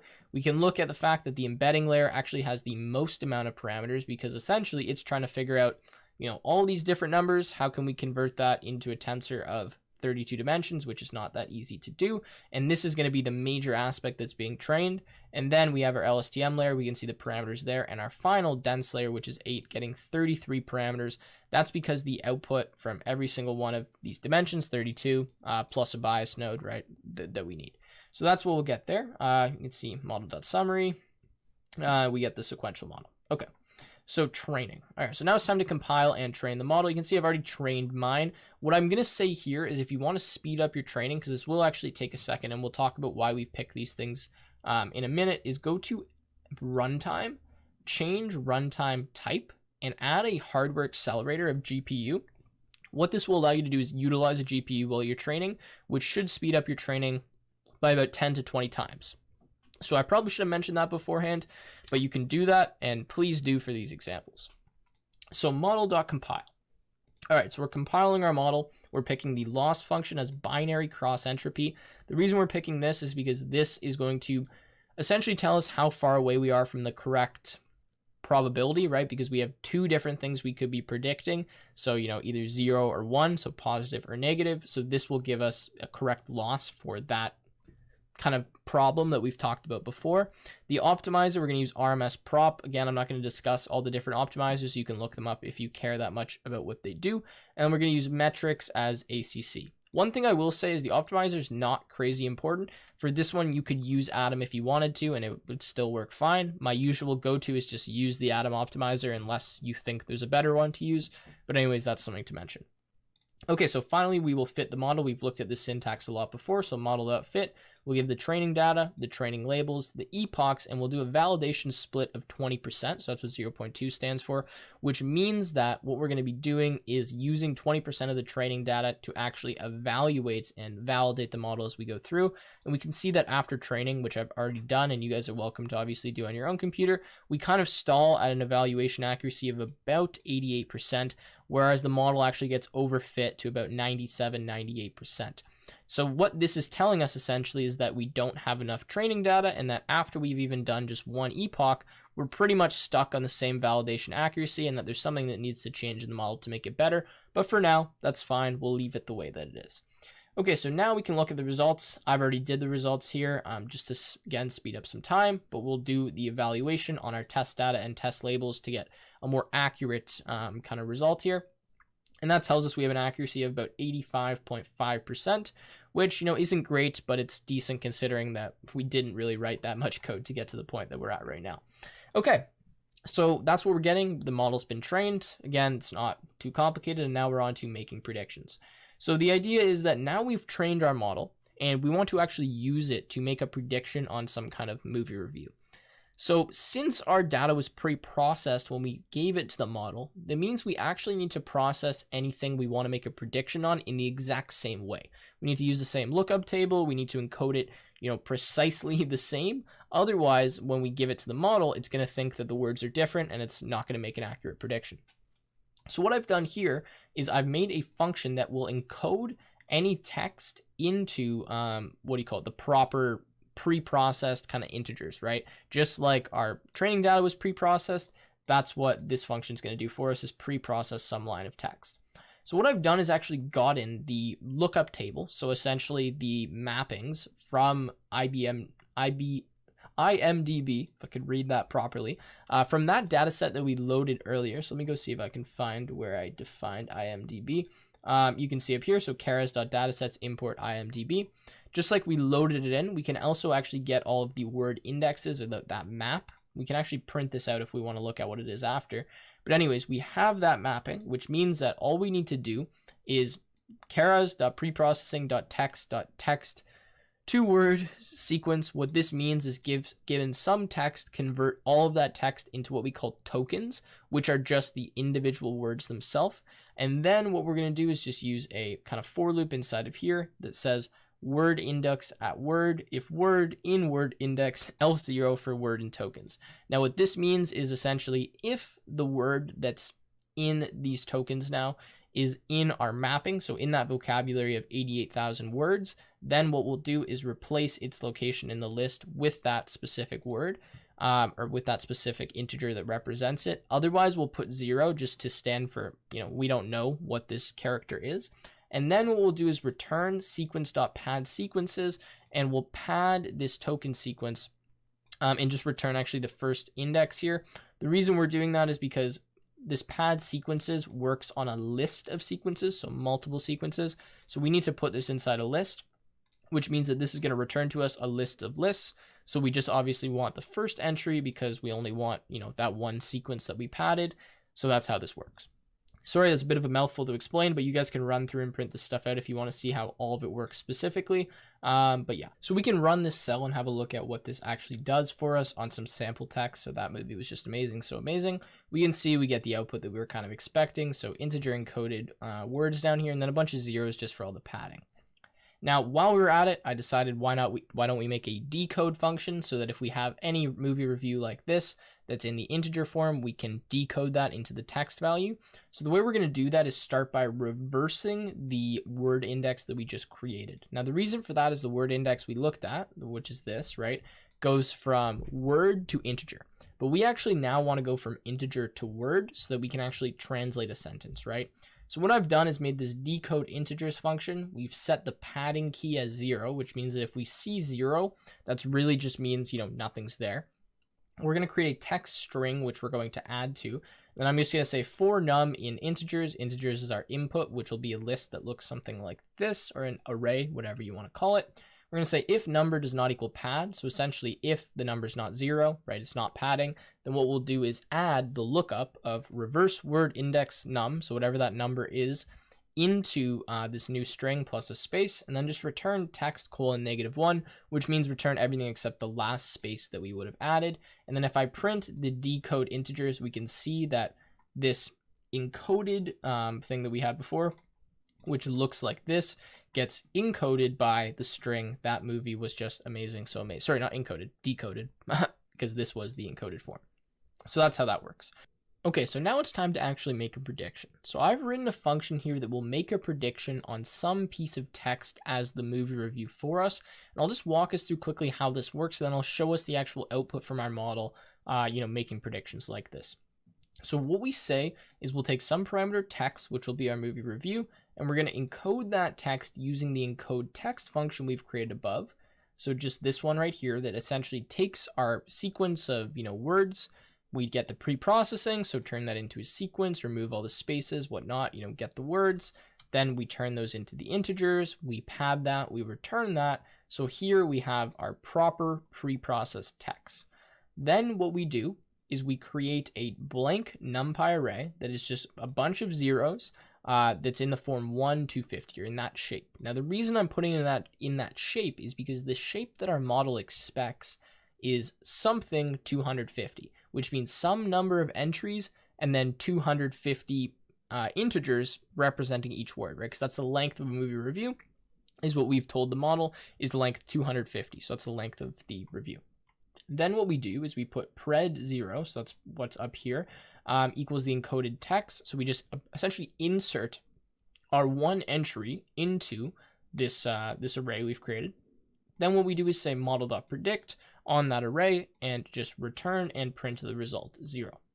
Now, that's pretty much all there is to it. I mean, that's how it works. The reason we're doing result 0 is because, again, model is optimized to predict on multiple things, which means like I would have to do, list of encoded text, which is kind of what I've done by just doing this prediction lines here, which means it's going to return to me an array of arrays. So if I want the first prediction, I need to index 0 because that will give me the prediction for our first and only entry. All right, so I hope that makes sense. Now we have a positive review I've written and a negative review, and we're just going to compare the analysis on both of them. So that movie was so awesome, I really loved it and would watch it again because it was amazingly great. And then that movie sucked, I hated it and wouldn't watch it again. It was one of the worst things I've ever watched. So let's look at this now. And we can see the first one gets predicted at 72% positive, whereas the other one is 23% positive. So essentially what that means is that, if the lower the number, the more negative we're predicting it is. The higher the number, the more positive we're predicting it is. If we wanted to not just print out this value, and instead what we wanted to do was print out, positive or negative, we could just make a little if statement that says, if this number is greater than 0.5, say positive, otherwise say negative, right?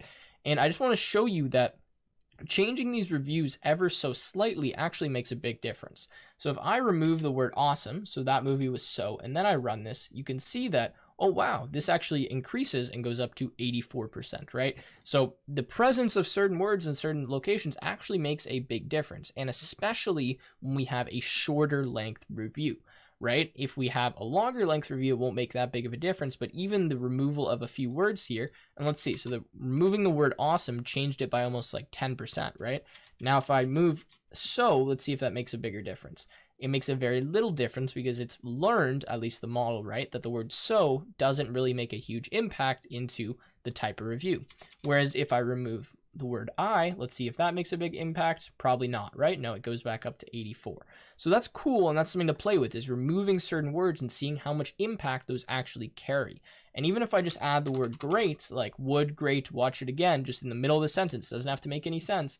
Let's look at this here. Oh, boom, we increase like a little bit, right? And let's say if I add this movie you really sucked, let's see if that makes a difference. No, that just reduces it like a tiny bit. So something cool, something to play with. Anyways, now let's move on to the next example. So now we're on to our last and final example, which is going to be creating a recurrent neural network play generator. Now this is going to be the first kind of neural network we've done that's actually going to be creating something for us. But essentially what we're going to do is make a model that's capable of predicting the next character in a sequence. So we're going to give it some sequence as an input, and what it's going to do is just simply predict the most likely next character. Now there's quite a bit that's going to go into this, but the way we're going to use this to predict a play is we're going to train the model on a bunch of sequences of text from the play Romeo and Juliet, and then we're going to have it so that we'll ask the model, we'll give it some starting prompt, some string to start with, and that'll be the first thing we pass to it. It will predict to us what the most likely next character for that sequence is, and we'll take the output from the model and feed it as the input again to the model and keep predicting sequence of characters. So keep predicting the next character from the previous output as many times as we want to generate an entire play. So we're going to have this neural network that's capable of predicting one letter at a time actually end up generating an entire play for us by running it multiple times on the previous output from the last iteration. Now, that's kind of the problem. That's what we're trying to solve. So let's go ahead and get into it and talk about what's involved in doing this. So the first thing we're going to do obviously is our imports. So from keras.preprocessing, import sequence, import keras, we need TensorFlow, NumPy, and OS. So we'll load that in. And now what we're going to do is download the file. So the data set for Romeo and Juliet, which we can get by using this line here. So Keras has this utils thing, which will allow us to get a file, save it as whatever we want. In this case, we're going to save it as shakespeare.txt, and we're going to get that from this link. Now, I believe this is just some like shared drive that we have access to from Keras. So we'll load that in here, and then this will simply give us the path on this machine, because remember, this is Google Collaboratory, to this text file. Now, if you want, you can actually load in your own text data, so we don't necessarily need to use the Shakespeare play. We could use anything we want. In fact, an example that I'll show later is using the B-movie script, but the way you do that is run this block of code here, and you'll see that it pops up this thing for choose files. Just choose a file from your local computer, and then what that will do is just save this on Google Collaboratory, and then that will allow you to actually use that.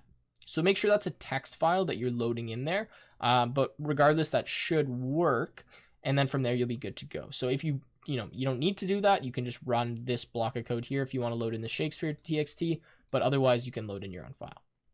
Now, after we do that, what we want to do is actually open this file. So remember, that was just saving the path to it. So we'll open that file in RB mode, which is read bytes mode, I believe.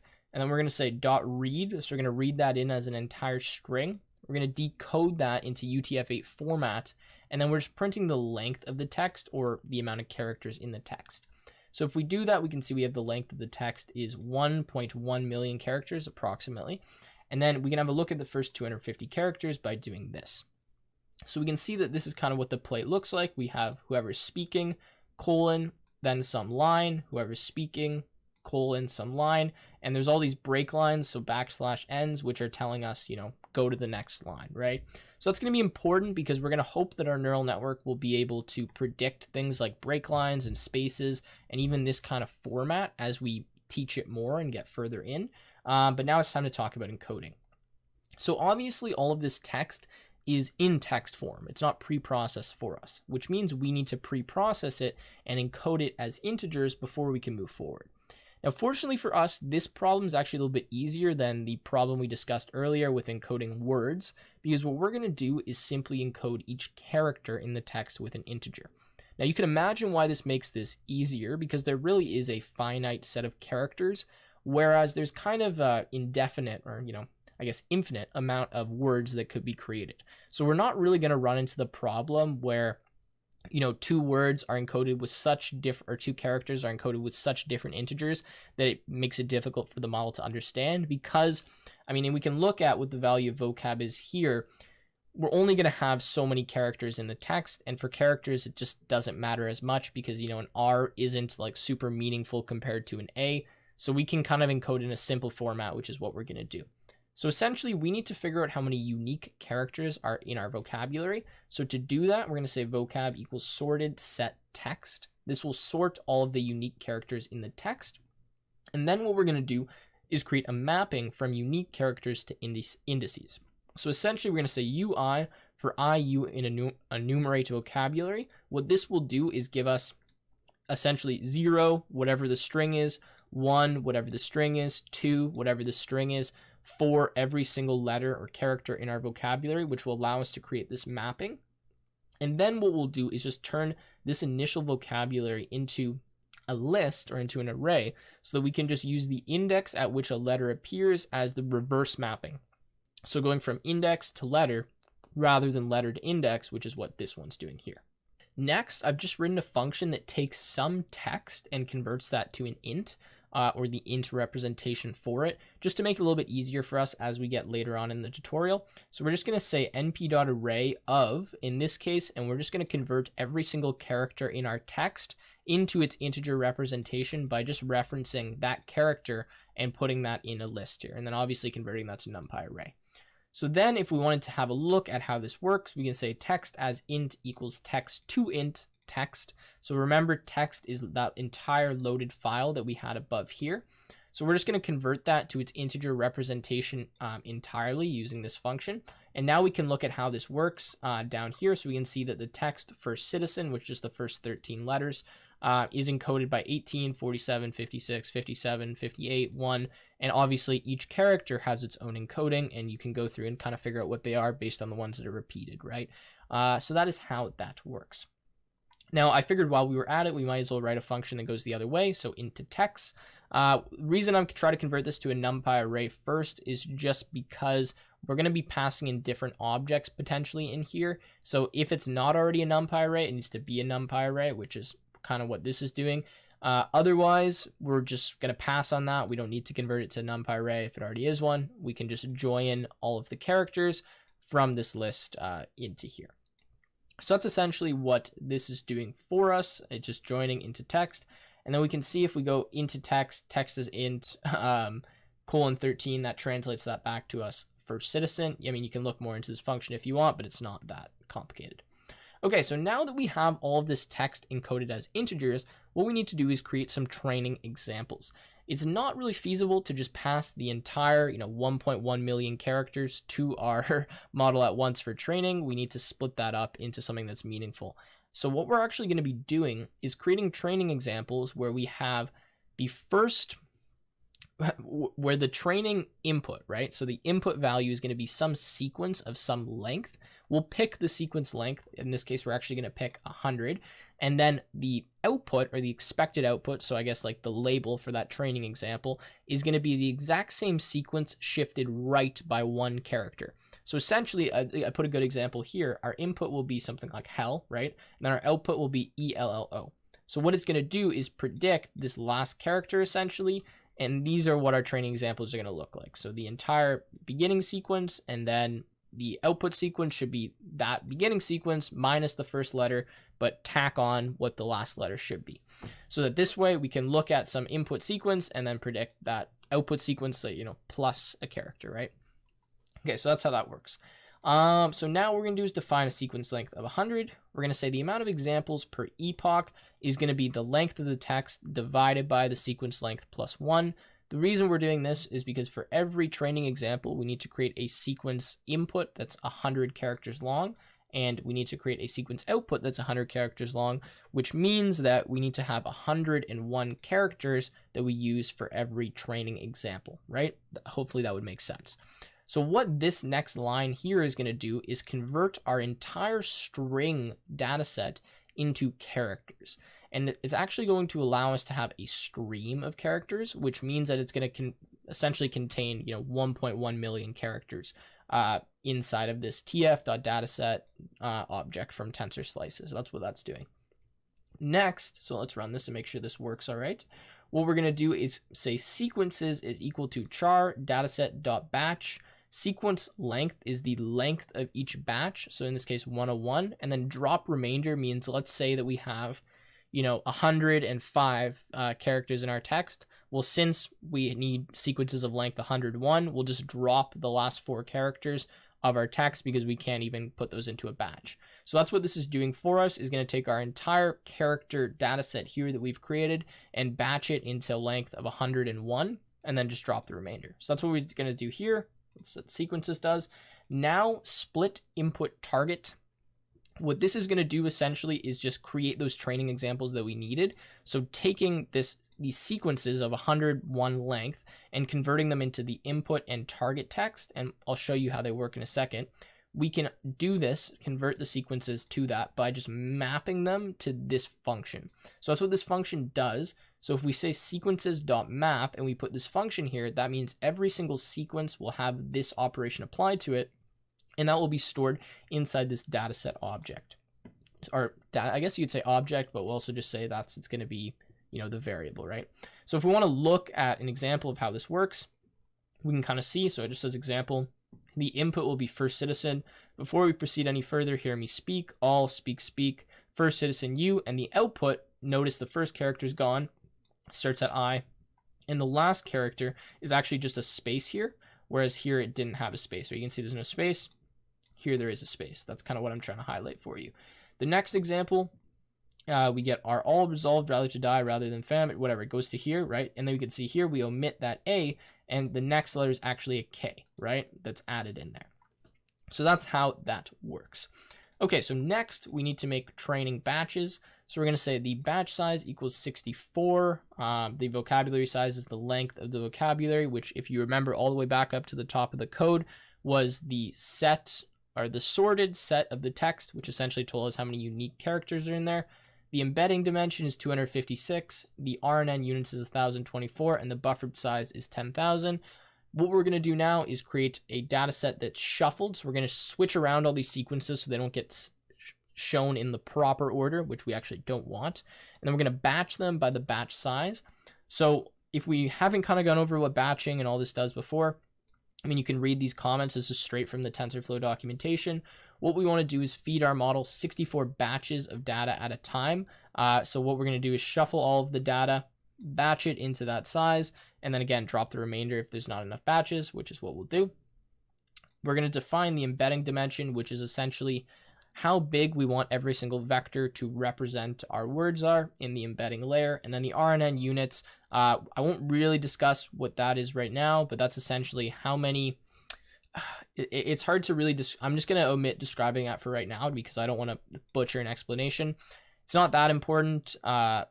Anyways, okay. So now we're going to go down to building the model. So we've kind of set these parameters up here. Remember what those are. We've batched and we've shuffled the data set. And again, that's how this works. You can print it out if you want to see what a batch actually looks like, but essentially it's just 64 entries of those sequences, right? So 64 different training examples is what a batch of that is. All right. So now we go down here and we're going to say build model. We're actually making a function that's going to return to us a built model. The reason for this is because right now we're going to pass the model batches of size 64 for training, right? But what we're going to do later is save this model, and then we're going to pass it batches of 1 pieces of, training, whatever data, so that it can actually make a prediction on just 1 piece of data. Because for right now, what it's going to do is takes a batch size of 64. It's going to take 64 training examples and return to us 64 outputs. That's what this model is going to be built to do the way we build it now to start. But later on, we're going to rebuild the model using the same parameters that we've saved and trained for the model, but change it to just be a batch size of 1 so that way we can get 1 prediction for 1 input sequence, right? So that's why I'm creating this build model function. Now in here, it's going to have the vocabulary size as its first argument, the embedding dimension, which remember was 256 as its second argument, but also these are the parameters up here, right? And then we're going to define the batch size as, batch size none. What this none means is we don't know how long the sequences are going to be in each batch. All we know is that we're going to have 64 entries in each batch. And then of those 64 entries, so training examples, right? We don't know how long each one will be. Although in our case, we're going to use ones that are length 100. But when we actually use the model to make predictions, we don't know how long the sequence is going to be that we input. So we leave this none. Next, we'll make an LSTM layer, which is long short-term memory, RNN units, which is 1024, which again, I don't really want to explain, but you can look up if you want. Return sequences means return the intermediate stage at every step.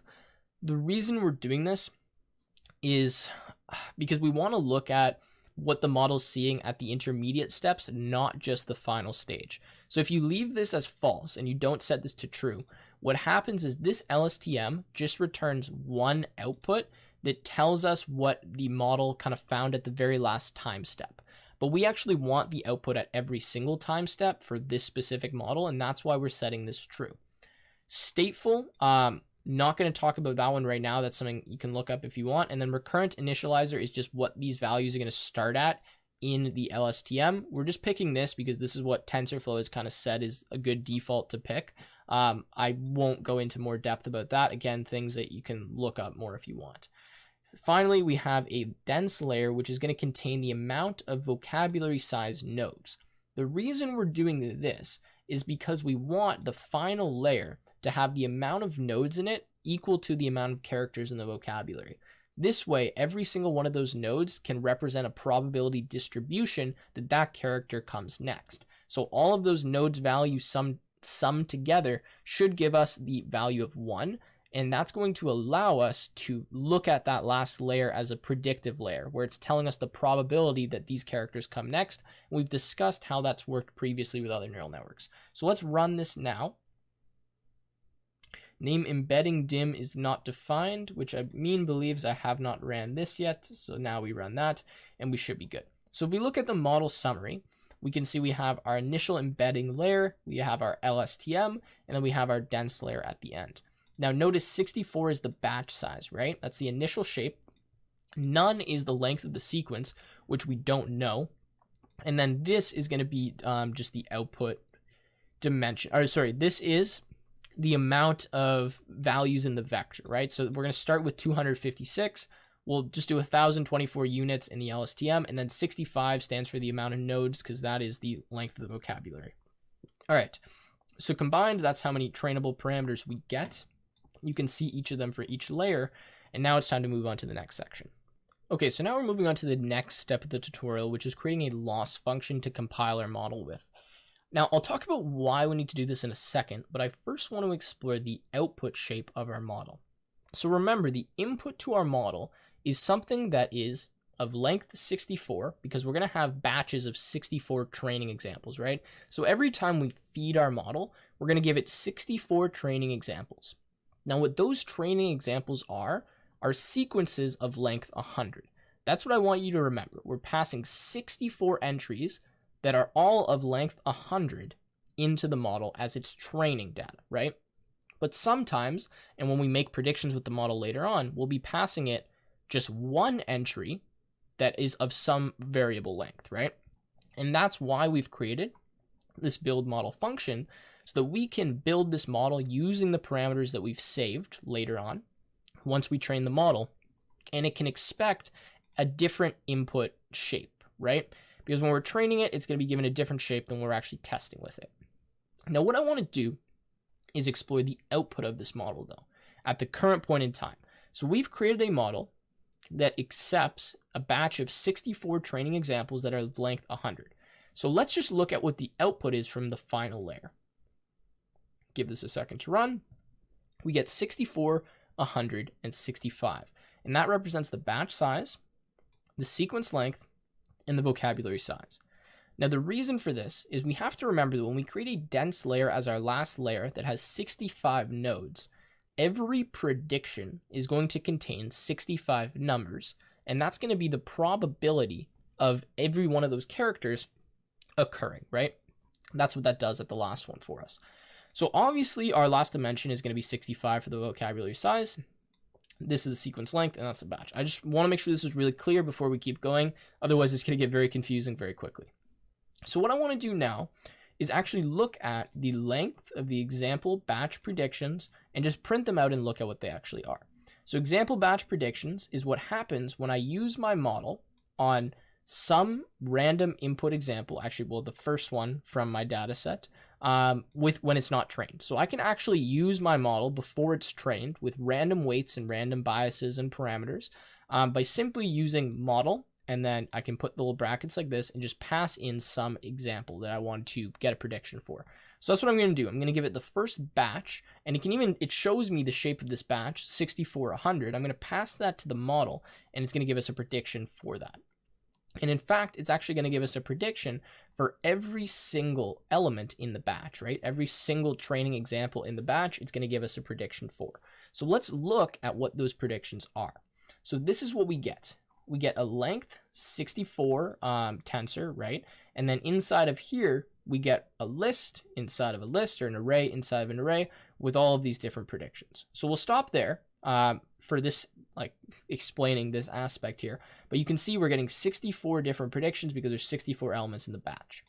Now let's look at one prediction. So let's look at the very first prediction for, say, the first element in the batch, right? So let's do that here. And we see now that we get a length 100 tensor, and that this is what it looks like. There's still another layer inside, and in fact, we can see that there's another nested layer here, right? Another nested array inside of this array. So the reason for this is because at every single time step, which means the length of the sequence, right? Because remember, our recurrent neural network is going to feed one at a time every word in the sequence. In this case, our sequences are length 100. At every time step, we're actually saving that output as a prediction, right? And we're passing that back.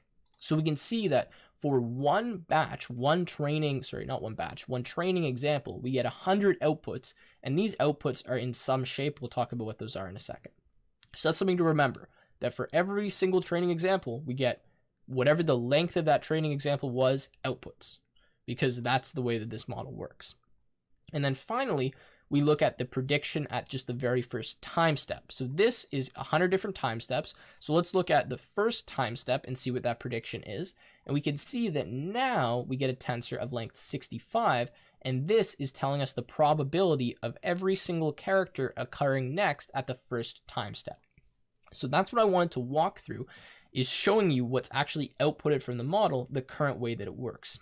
And that's why we need to actually make our own loss function to be able to determine how good our model is performing when it outputs something ridiculous that looks like this, because there is no just built-in loss function in TensorFlow that can look at a three-dimensional nested array of probabilities over the vocabulary size and tell us how different the two things are.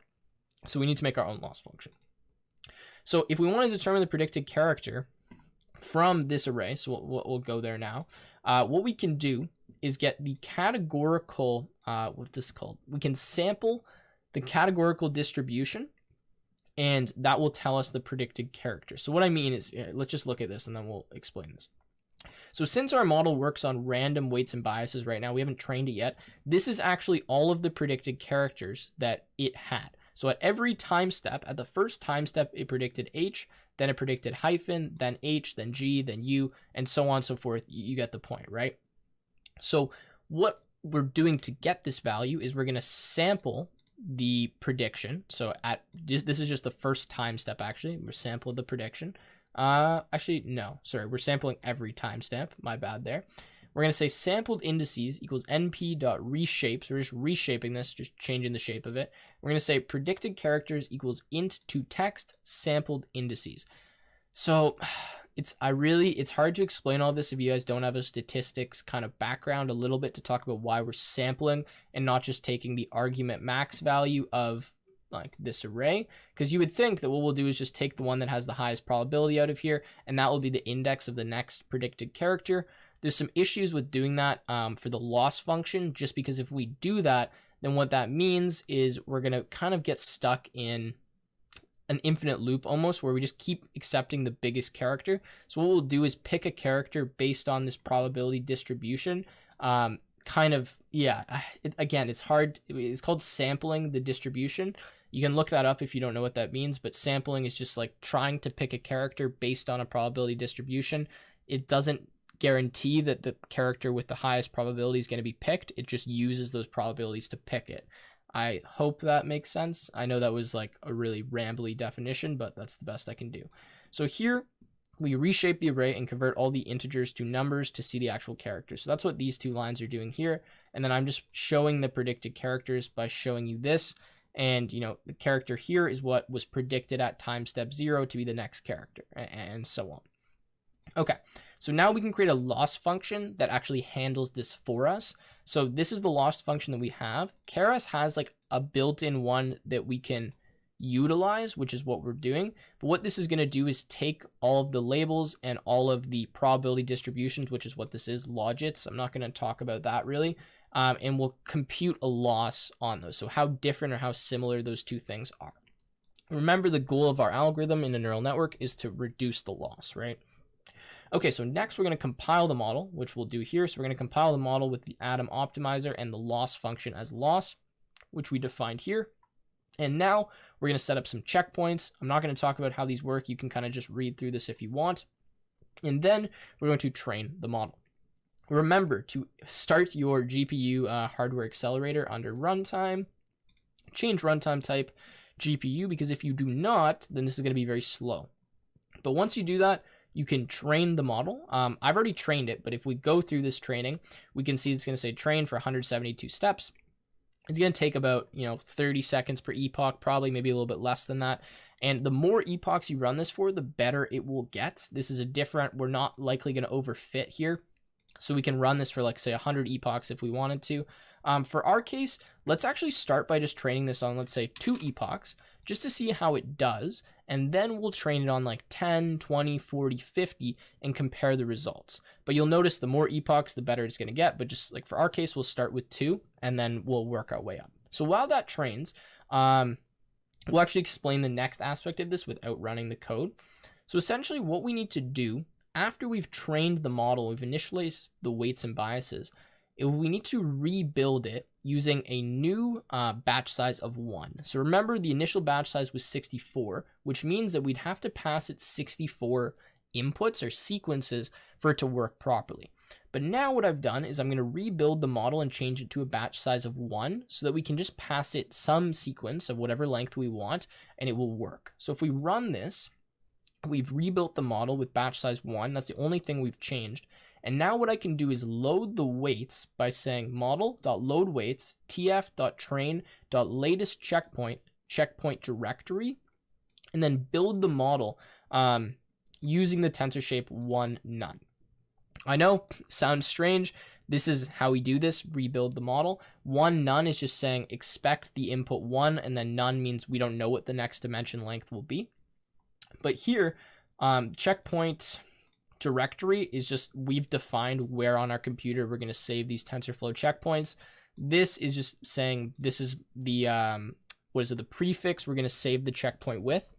So we're going to do the checkpoint directory and then checkpoint epoch, where epoch will stand for obviously whatever epoch we're on. So we'll save checkpoint here. We'll save a checkpoint at epoch 1, a checkpoint at epoch 2. To get the latest checkpoint, we do this. And then if we wanted to load any intermediate checkpoint, say like checkpoint 10, which is what I've defined here, we could use this block of code down here. And I've just hardwired the checkpoint that I'm loading by saying tf.train.load checkpoint, whereas this one just gets the most recent. So we'll get the most recent, which should be checkpoint 2 for me. And then what we're going to do is generate the text. So this function, I'll dig into it in a second, but I just want to run and show you how this works because I feel like we've done a lot of work for not very many results right now.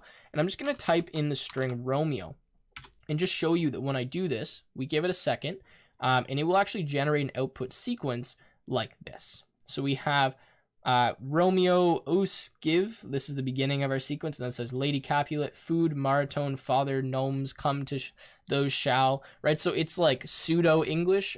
Most of it are like kind of proper words, but again, this is because we trained it on just 2 epochs. So I'll talk about how we build this in a second, but if you wanted a better output for this part, then you would train this on more epochs. So now let's talk about how I actually generated that output. So we rebuilt the model to accept a batch size of 1, which means that I can pass it a sequence of any length. And in fact, what I start by doing is passing the sequence that I've typed in here, which was Romeo. Then what that does is we run this function generate text. I just stole this from TensorFlow's website, like I've stolen almost all of this code. And then we say the number of characters to generate is 800.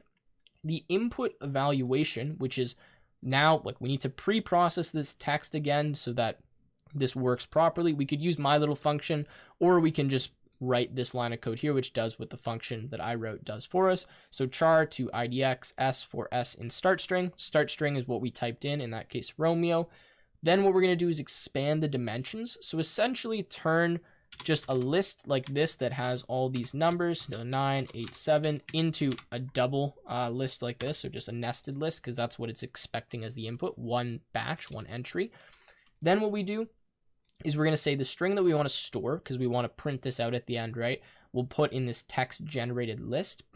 Temperature equals 1.0. What this will allow us to do is if we change this value to be higher, well, I mean, you can read the comment here, right? Low temperature results in more predictable text. Higher temperature results in more surprising text. So this is just a parameter to mess with if you want. You don't necessarily need it. And I've just left mine at 1 for now. We're going to start by resetting the states of the model. This is because when we rebuild the model, it's going to have stored the last state that it remembered when it was training. So we need to clear that before we pass new input text to it. And we say for I in range num generate, which means however many characters we want to generate, which is 800 here. What we're going to do is say predictions equals model input eval. That's going to start as the start string that's encoded, right? And then what we're going to do is say predictions equals tf.squeeze prediction 0. What this does is take our predictions, which is going to be in a nested list, and just removes that exterior dimension. So we just have the predictions that we want. We don't have that extra dimension that we need to index again. And then we're going to say using a categorical distribution to predict the character returned by the model. That's what it writes here. We'll divide by the temperature. If it's 1, that's not going to do anything. And we'll say predicted ID equals, we'll sample whatever the output was from the model, which is what this is doing. And then we're going to take that output, so the predicted ID, and we are going to add that to the input evaluation. And then what we're going to say is text generated.append, and we're going to convert the text that is integers now back into a string and return all of this. Now, I know this seems like a lot. Again, this is just given to us by TensorFlow to create this aspect. You can read through the comments yourself if you want to understand it more, but I think that was a decent explanation of what this is doing. So yeah, that is how we can generate, sequences using a recurrent neural network.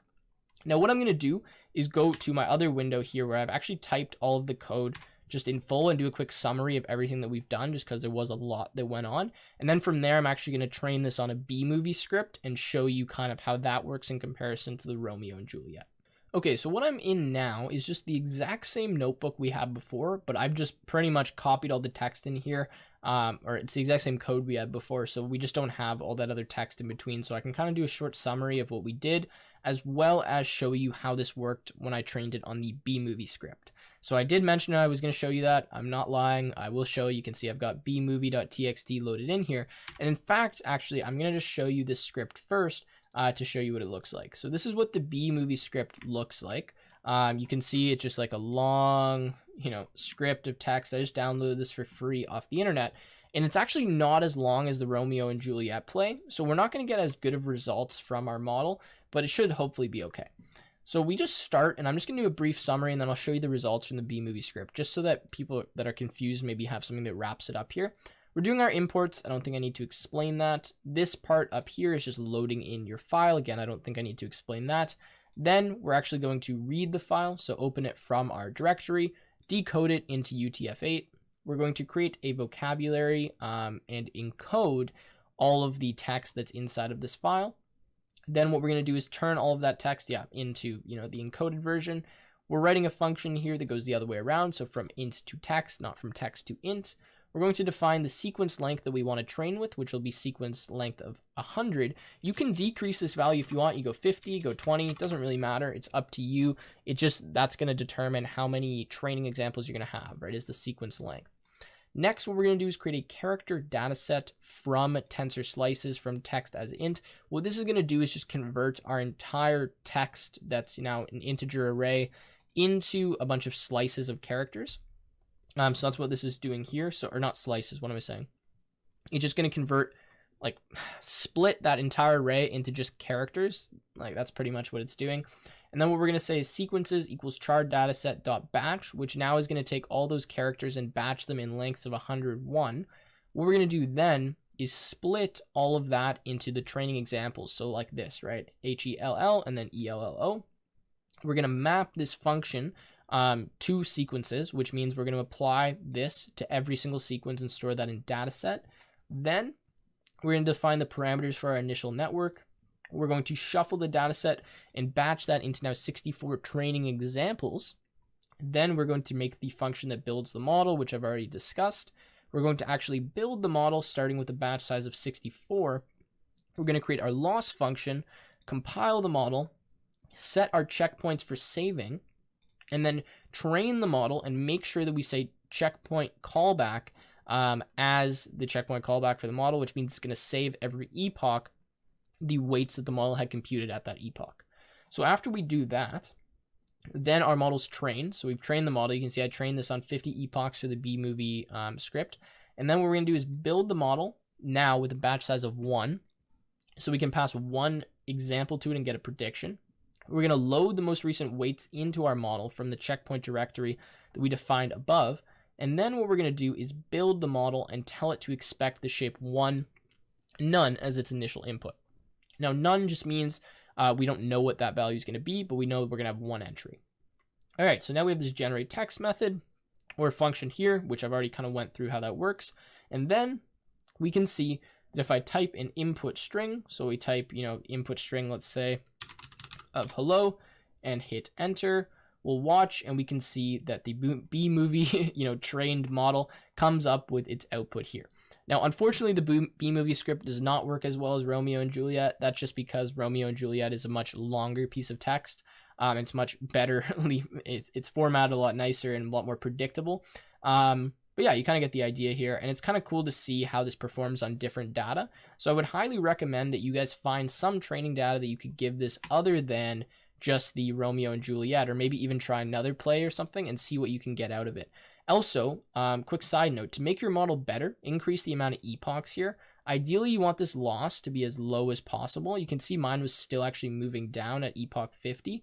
You will reach a point where the amount of epochs won't make a difference, although with models like this, the more epochs typically the better, because it's difficult for it to kind of overfit, because all you want it to do really is just kind of learn how the language works and then be able to replicate that to you almost, right?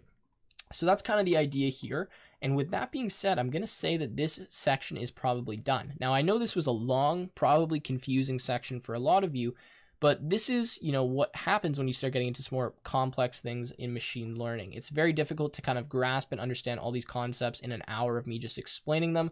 What I try to do in these videos is introduce you to the syntax, show you how to get a working, kind of prototype, and hopefully give you enough knowledge to the fact where if you're confused by something that I said, you can go and you can look that up and you can figure out kind of the more important details for yourself, because I can't go into all, the extremes in these videos. So anyways, that has been this section. I hope you guys enjoyed doing this. I thought this was pretty cool. And in the next section, we're going to be talking about reinforcement learning.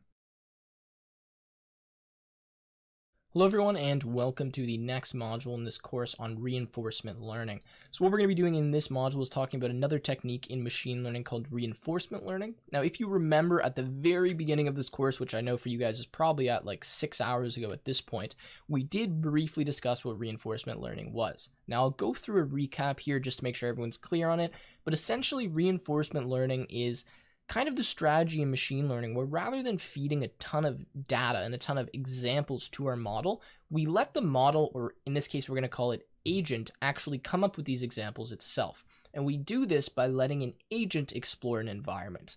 Now, essentially, the concept here is just like humans, the way that we learn to do something, say like play a game, is by actually doing it. We get put in the environment, we try to do it, and then, we'll make mistakes, we'll encounter different things, we'll see what goes correctly, and based on those experiences, we learn and we figure out the correct things to do.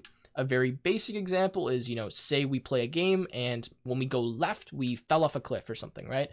Next time we play that game and we get to that point, we're probably not going to go left because we're going to remember the fact that that was bad and hence learned from our mistakes. So that's kind of the idea here with reinforcement learning. I'm going to go through exactly how this works and give some better examples and some math behind one of the implementations we're going to use. But I just want to make this clear that there's a lot of different types of reinforcement learning. In this example, we're just going to be talking about something called Q learning. And I'm going to keep this module shorter compared to the other ones because this field of AI and machine learning is pretty complex and can get pretty difficult pretty quickly. So it's something that's maybe a more advanced topic for some of you guys. All right, so anyways, now we need to define some terminology before I can even start really explaining the technique we're going to use and how this works. So we have something called an environment, agent, state, action, and reward. Now I'm hoping that some of you guys will remember this from the very beginning, but environment is essentially what we're trying to solve or what we're trying to do. So in reinforcement learning, we have this notion of an agent, and the agent is what's going to explore the environment. So if we're thinking about reinforcement learning when it comes to, say, training an AI to play a game, well, in that instance, say we're talking about Mario, the agent would be Mario, as that is the thing that's moving around and exploring our environment, and the environment would be the level in which we're playing in. So, in another example, maybe in the example we're going to use below, we're actually going to be kind of in almost a maze. So the environment is going to be the maze and the agent is going to be the character or the entity or whatever you want to call it that's exploring that maze. So it's usually pretty intuitive to come up with what the environment and the agent are, although in some more complex examples, it might not always be clear, but just understand that reinforcement learning deals with an agent, something exploring an environment, and a very common application of reinforcement learning is in training AIs on how to play games, and it's actually very interesting what they've been able to do in that field recently. Okay, so we have environment and agent. Hopefully that makes sense. The next thing to talk about is state. So essentially, the state is where you are in the environment. So obviously inside of the environment, we can have many different states, and a state could also be associated with the, agent itself. So we're going to say the agent is in a specific state whenever it is in some part of the environment. Now, in the case of our game, the state that an agent would be in would be their position in the level. Say if they're at, X, Y coordinates like 10, 20, they would be at state or in state 10, 20. That's kind of how we think about state. Now, obviously, state can be applied in some different instances as well. If we're playing, say, maybe a turn-based game, actually, that's not really a great example. I'm trying to think of something where the state wouldn't necessarily be a position. Maybe if you're playing a game where you have like health or something like that, and part of the state might be the health of the character. This can get complicated depending on what you're trying to do, but just understand the notion that for most of our examples, state is simply going to be location, although it really is just kind of telling us information about where the agent is and its status in the environment. So next we have this notion of an action. So in reinforcement learning, our agent is exploring the environment. It's trying to figure out the best way or how to accomplish some kind of goal in the environment. And the way that it interacts with the environment is with something called actions. Now, actions could be, say, moving the left arrow key, right? Moving to the left in the environment, moving to the right. It could be something like jumping. And an action can actually be not doing something at all. So when we say, agent performed action, that could really mean that the action in that maybe time step was that they didn't do something, right? That they didn't do anything. That was their action. So that's kind of the idea of action. In the example of our Mario one, which I keep going back to, an action would be something like jumping. And typically actions will change the state of our entity or our agent, although they might not necessarily do that. In fact, we will observe with a lot of the different actions that we could actually be in the same state after performing that action. All right, so now we're on to the last part, which is actually the most important to understand, and this is reward. So reward is actually what our agent is trying to maximize while it is in the environment. So the goal of reinforcement learning is to have this agent navigate this environment, go through a bunch of the different states of it, and determine which actions maximize the reward at every given state. So essentially, the goal of our agent is to maximize a reward. But what is a reward? Well, after every action that's taken, the agent will receive a reward. Now, this reward is something that us as the programmer need to come up with. The reason we need to do this is because we need to tell the agent when it's performing well and when it's performing poorly. And just like we had like a loss function in neural networks when we were using those before, this is almost like our loss function. The higher this number is, the more reward that an agent gets, the better. The lower the reward, it's not as good. It's not doing as well. So that's how we kind of monitor and assess performance for our agents, is by determining the almost average amount of reward that they're able to achieve. And their goal is really to, it's almost an optimization problem where they're trying to maximize this reward. So what we're going to do in reinforcement learning is have this agent exploring the environment, going through these different states and performing these different actions, trying to maximize its reward. And obviously, if we're trying to get the agent to, say, finish a level or, complete the game, then the maximum reward will be achieved once it's completed the level or completed the game. And if it does things that we don't like, say like dying or like jumping in the wrong spot, we could give it a negative reward to try to influence it to not do that. And our goal, when we train these agents, is for them to get the most reward, and we hope that they're going to learn the optimal route through a level or through some environment that will maximize that reward for them. Okay, so now I'm going to talk about a technique called Q learning, which is actually just an algorithm that we're going to use to implement this idea of reinforcement learning. We're not going to get into anything too crazy in this last module because this is meant to be more of an introduction into the kind of field of reinforcement learning than anything else.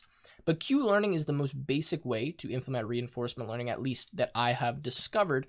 And essentially what Q learning is, and I don't actually really know why they call it Q, although I should probably know that, is creating some kind of table or matrix-like data structure that's going to contain as the, the rows every single state, and as the columns every single action that could be taken in all of those different states. So for an example here, and I'll do one on kind of the whiteboard later on if we can get there. But here we can see that this is kind of my Q table. And what I'm saying is that we have A1, A2, A3, A4 as all of the possible actions that could be performed in any given state. And we have 3 states denoted by the fact that we have 3 rows, and the numbers in this table, or this Q, what do they call it? Q matrix, Q table, whatever you want to call it. The numbers that are present here represent what the predicted reward will be given that we take an action, whatever this action is, in this state. So I'm not sure if this is making sense to you guys, but essentially if we're saying that row 0 is state 0, action 2, A2, this value tells us what reward we should expect to get if we take this action while we're in this state. That's what that is trying to tell us. That's what that means. Same thing here in, state 2. We can see that the optimal action to take would be action 2 because that has the highest reward for this state. And that's what this table is that we're going to try to generate with this technique called Q learning.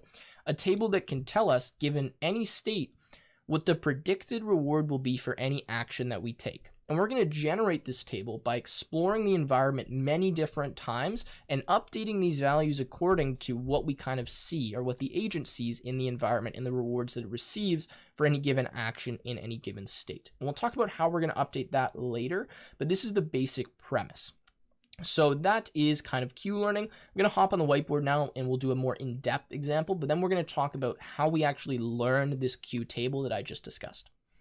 Okay, so I've drawn a pretty basic example right now that I'm going to try to use to illustrate the idea of Q learning and talk about some problems with it and how we can kind of combat those as we learn more about how Q learning works.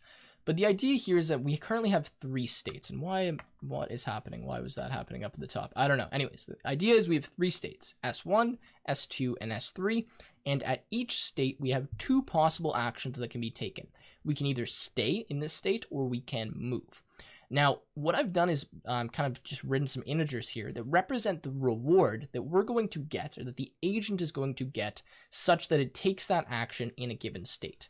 So if we take the action here in S1, right, of moving, then we will receive a reward of 1 because that's what we've written here as the reward that we get for moving. Whereas if we stay, we'll get a reward of 3. Same concept here. If we stay, we get 2. If we move, we get 1. And I think you understand the point. So the goal of our agent, remember, is to maximize its reward in the environment. And what we're going to call the environment is this right here. The environment is essentially defines the number of states, the number of actions, and the way that the agent can interact with these states and these actions. So in this case, the agent can interact with the states by taking actions that change its state, right? So that's what we're getting at with this. Now, what I want to do is show you how we use this Q table, or learn this Q table, to come up with kind of the the model, like the machine learning model that we're going to use. So essentially what we would want to have here is we want to have a kind of pattern in this table that allows our agent to receive the maximum reward. So in this case, we're going to say that our agent will start at state S1. And obviously, whenever we're doing this reinforcement learning, we need to have some kind of start state that the agent will start in. This could be a random state. It could change, but it does need to start in some state. So in this case, we're going to say it starts at S1. Now, when we're in S1, the agent has 2 things that it can do. It can stay in the current state and receive a reward of 3, or it can move and receive a reward of 1, right? If we get to S2, in this state, what can we do? We can stay, which means we receive a reward of 2, or we can move, which means we get a reward of 1. And same thing for S3, we can stay, we get a reward of 4, and we can move, we get a reward of 1. Now, right now, if we had just ran this one time and had the agent stay in each state, like start in each unique state, this is what the Q table we would get would look like. Because after looking at this just one time, starting in each state, what the agent would be able to, or I guess 2 times because it would have to try each action. Let's say we had the agent start in each state twice. So it started in S1 twice, it started in S2 twice, and it started in S3 twice. And every time it started there, it tried one of the different actions. So when it started in S1, it tried moving once, and then it tried staying once. We would have a Q table that looked like this. Because what would happen is we would update values in our Q table to represent the reward we received when we took that action from that state. So we can see here that when we were in state S1 and we decided to stay, what we did is we wrote a 3 inside of the stay column because that is how much reward we received when we moved, right? Same thing for state 2. When we moved for state 2, stayed, when we stayed in state 2, we received a reward of 2. Same thing for 4.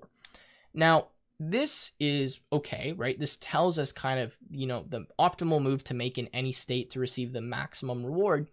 But what if we introduce the idea that, our agent, we want it to receive the maximum total reward possible, right? So if it's in state 1, ideally we'd like it to move to state 2 and then move to state 3 and then just stay in state 3 because it will receive the most amount of reward. Well, with the current table that we've developed, if we just follow this and we look at the table and we say, okay, if we want to use this Q learning table now to, move an agent around our level, what we'll do is we'll say, okay, what state is it in? If it's in state 2, we'll do stay because that's the highest reward that we have in this table. If that's the approach we use, then we could see that if our agent started in state 1 or state 2, it would stay in what we call a local minima because it's not able to kind of realize from this state that it can move any further and receive a much greater reward, right? And that's kind of the concept we're going to talk about as we implement and, discuss further how Q learning works. But hopefully this gives you a little bit of insight into what we do with this table. Essentially, when we're updating these table values is when we're exploring this environment. So when we explore this environment and we start in a state, when we take an action to another state, we observe the reward that we got from going there. And we observe the state that we changed to, right? So we observe the fact that in state 1, when we go to state 2, we receive the reward of 1.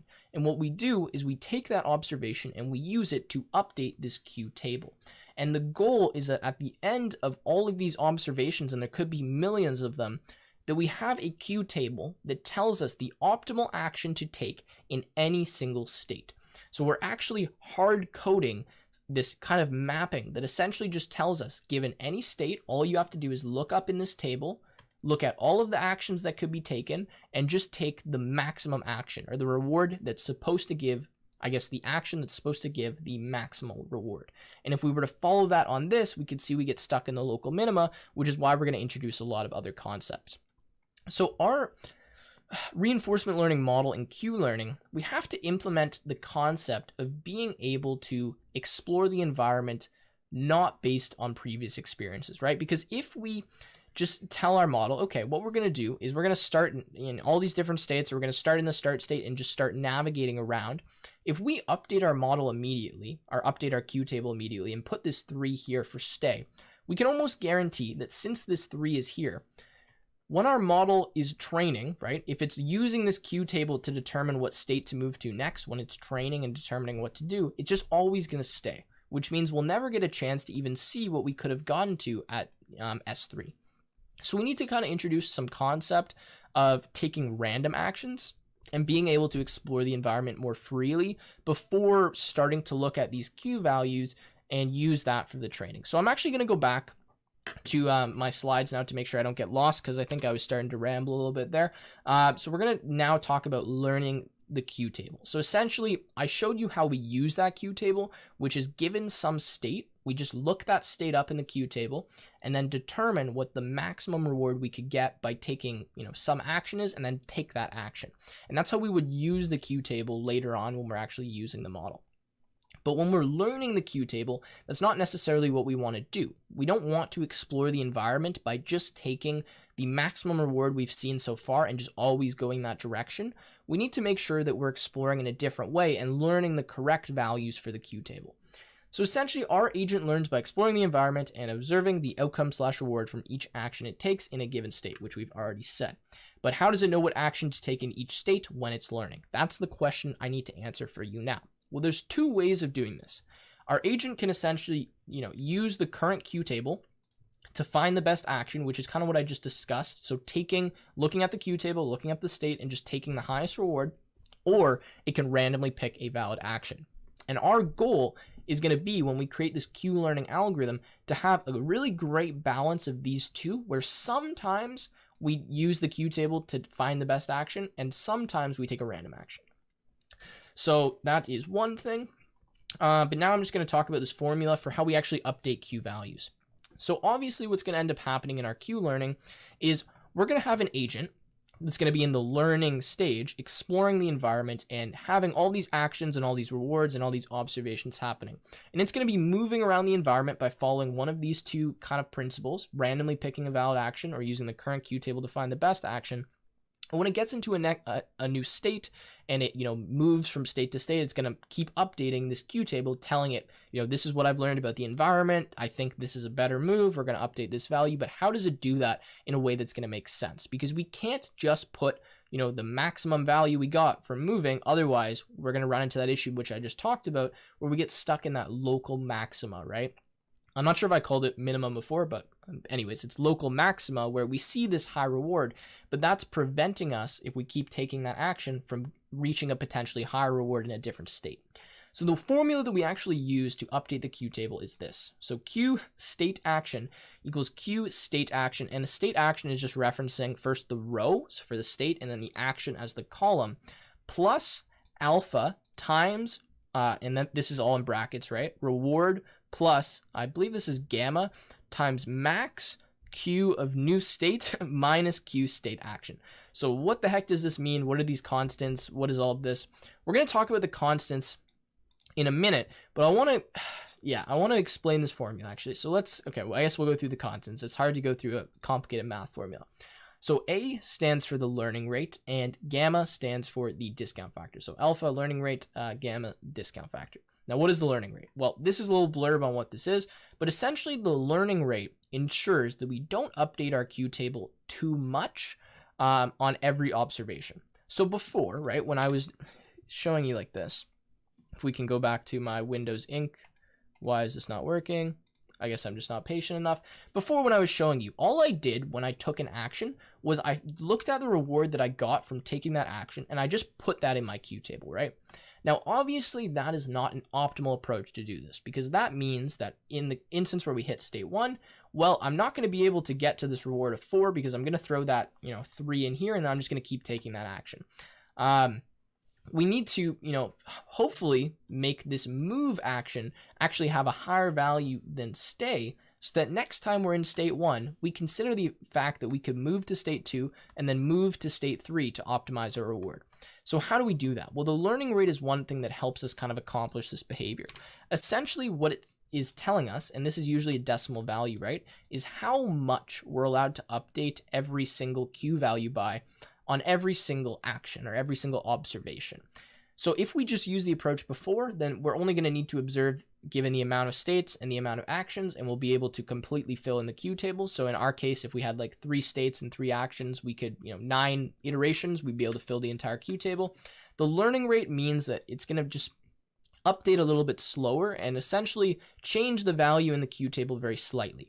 So you can see that what we're doing is taking the current value of the Q table, so whatever's already there, and then what we're going to do is add some value here. And this value that we add is either going to be positive or negative, essentially telling us, whether we should take this new action or whether we shouldn't take this new action.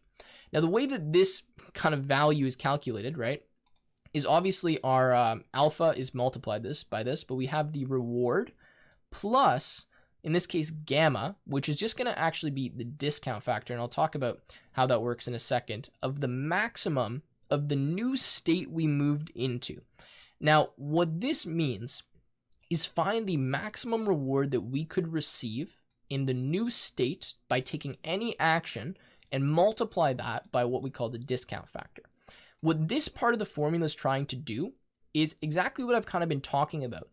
Try to look forward and say, okay, so I know if I take this action in this state, I receive this amount of reward. But I need to factor in the reward I could receive in the next state so that I can determine the best place to move to. That's kind of what this max and this gamma are trying to do for us, or this discount factor, whatever you want to call it. It's trying to factor in a little bit about what we could get from the next state into this equation so that hopefully our kind of agent can learn a little bit more about the transition states. So states that maybe are actions that maybe don't give us an immediate reward, but lead to a larger reward in the future. That's what this y and max are trying to do. Then what we do is we subtract from this the state and action. This is just to make sure that we're adding what the difference was in, you know, what we get from this versus what the current value is, and not like multiplying these values crazily. I mean, you can look into more of the math here and plug in like some values later and you'll see how this kind of works, but this is the basic formula and I feel like I explained that in depth enough. Okay, so now that we've done that and we've updated this, we've learned kind of how we update the cells and how this works. I could go back to the whiteboard and draw it out, but I feel like that makes enough sense. We're going to look at what the next state is. We're going to factor that into our calculation. We have this learning rate, which tells us essentially how much we can update each cell value by.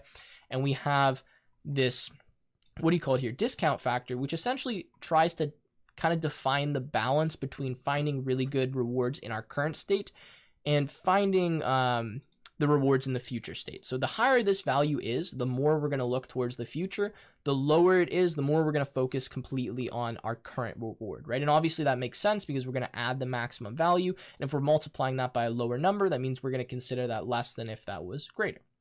Awesome. Okay.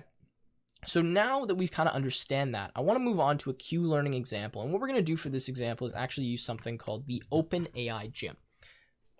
Now, I just need to throw my drawing tablet away right there so that we can get started. But OpenAI Gym is actually a really interesting kind of module. I don't even really know the way to describe it. Almost tool. It was actually developed by OpenAI, you know, coincidentally by the name, which is founded by Elon Musk and someone else. So he's actually, you know, made this kind of, I really don't know the word to describe it. I almost want to say tool that allows programmers to work with these really cool gym environments and train reinforcement learning models. So you'll see how this works in a second, but essentially there's a ton of graphical environments that have very easy interfaces to use. So like moving characters around them that you're allowed to experiment with completely for free as a programmer to try to, you know, make some cool reinforcement learning models. That's what OpenAI Gym is. And you can look at it. I mean, we'll click on it here actually to see what it is.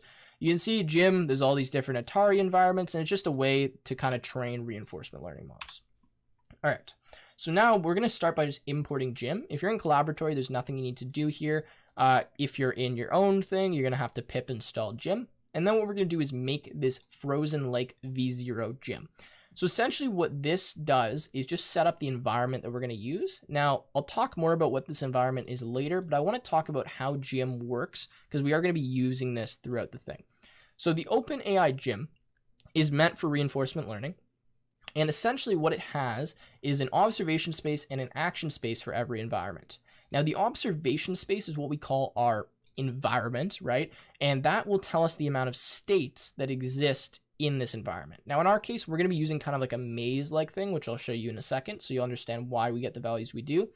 Action space tells us how many actions we can take when we do the .n at any given state. So if we print this out, we get 16 and 4, representing that the observation space, in other words, the number of states is 16, and the amount of actions we can take in every single state is 4.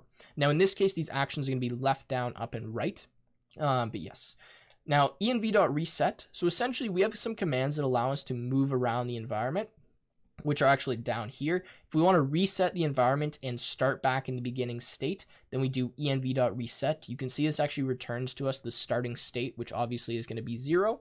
Now we also have the ability to take a random action or select a random action from the action space. So what this line does right here is say of the action space, so of all the commands that are there, or all the actions we could take, pick a random one and return that. So if you do that, actually, let's just print action and see what this is. You see we get 0, 2, right? It just gives us a random action that is valid from the action space. All right, next what we have is this env.step in action. Now what this does is take whatever action we have, which in this case is 3, and perform that in the environment. So tell our agent to take this action in the environment and return to us a bunch of information. So the first thing is the observation, which essentially means what state do we move into next. So I could call this new_state, Reward is what reward did we receive by taking that action. So this will be some value, right? In this case, the reward is either 1 or 0, but that's not that important to understand. And then we have a bool of done, which tells us, did we lose the game or did we win the game? Yes or no, so true. So if this is true, what this means is we need to reset the environment because our agent either lost or won and is no longer in a valid state in the environment. Info gives us a little bit of information. It's not showing me anything here. We're not going to use info throughout this, but figured I'd let you know that. Now, env.render, I'll actually render this for you and show you. Renders a graphical user interface that shows you the environment. Now, if you use this while you're training, so you actually watch the agent do the training, which is what you can do with this, it slows it down drastically, like probably by 10 or 20 times, because it actually needs to draw the stuff on the screen. But you can use it if you want. So this is what our frozen lake example looks like. You can see that the highlighted square is where our agent is, and in this case we have 4 different blocks. We have S, F, H, and G. So S stands for start, F stands for frozen, because this is a frozen lake, and the goal is to navigate to the goal without falling in one of the holes, which is represented by H. And this here tells us the action that we just took. Now, I guess the starting action is up because that's 0, I believe.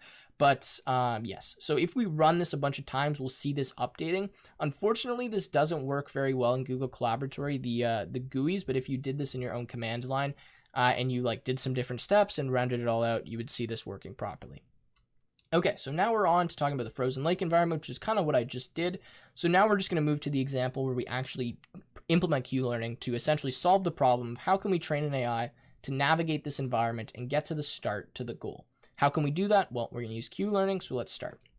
So the first thing we need to do is import gym, import numpy, and then create some constants here. So we'll do that. We're going to say the amount of states is equal to the line I showed you before, so env.observation space.n. Actions is equal to env.action space n. And then we're going to say Q is equal to np.zeros, states and actions. So something I guess I forgot to mention is when we initialize the Q table, we just initialize all blank values or 0 values, because obviously at the beginning of our learning, our model or our agent doesn't know anything about the environment yet, so we just leave those all blank, which means we're going to more likely be taking random actions at the beginning of our training, trying to explore the environment space more. And then as we get further on and learn more about the environment, those actions will likely be more calculated based on the Q table values.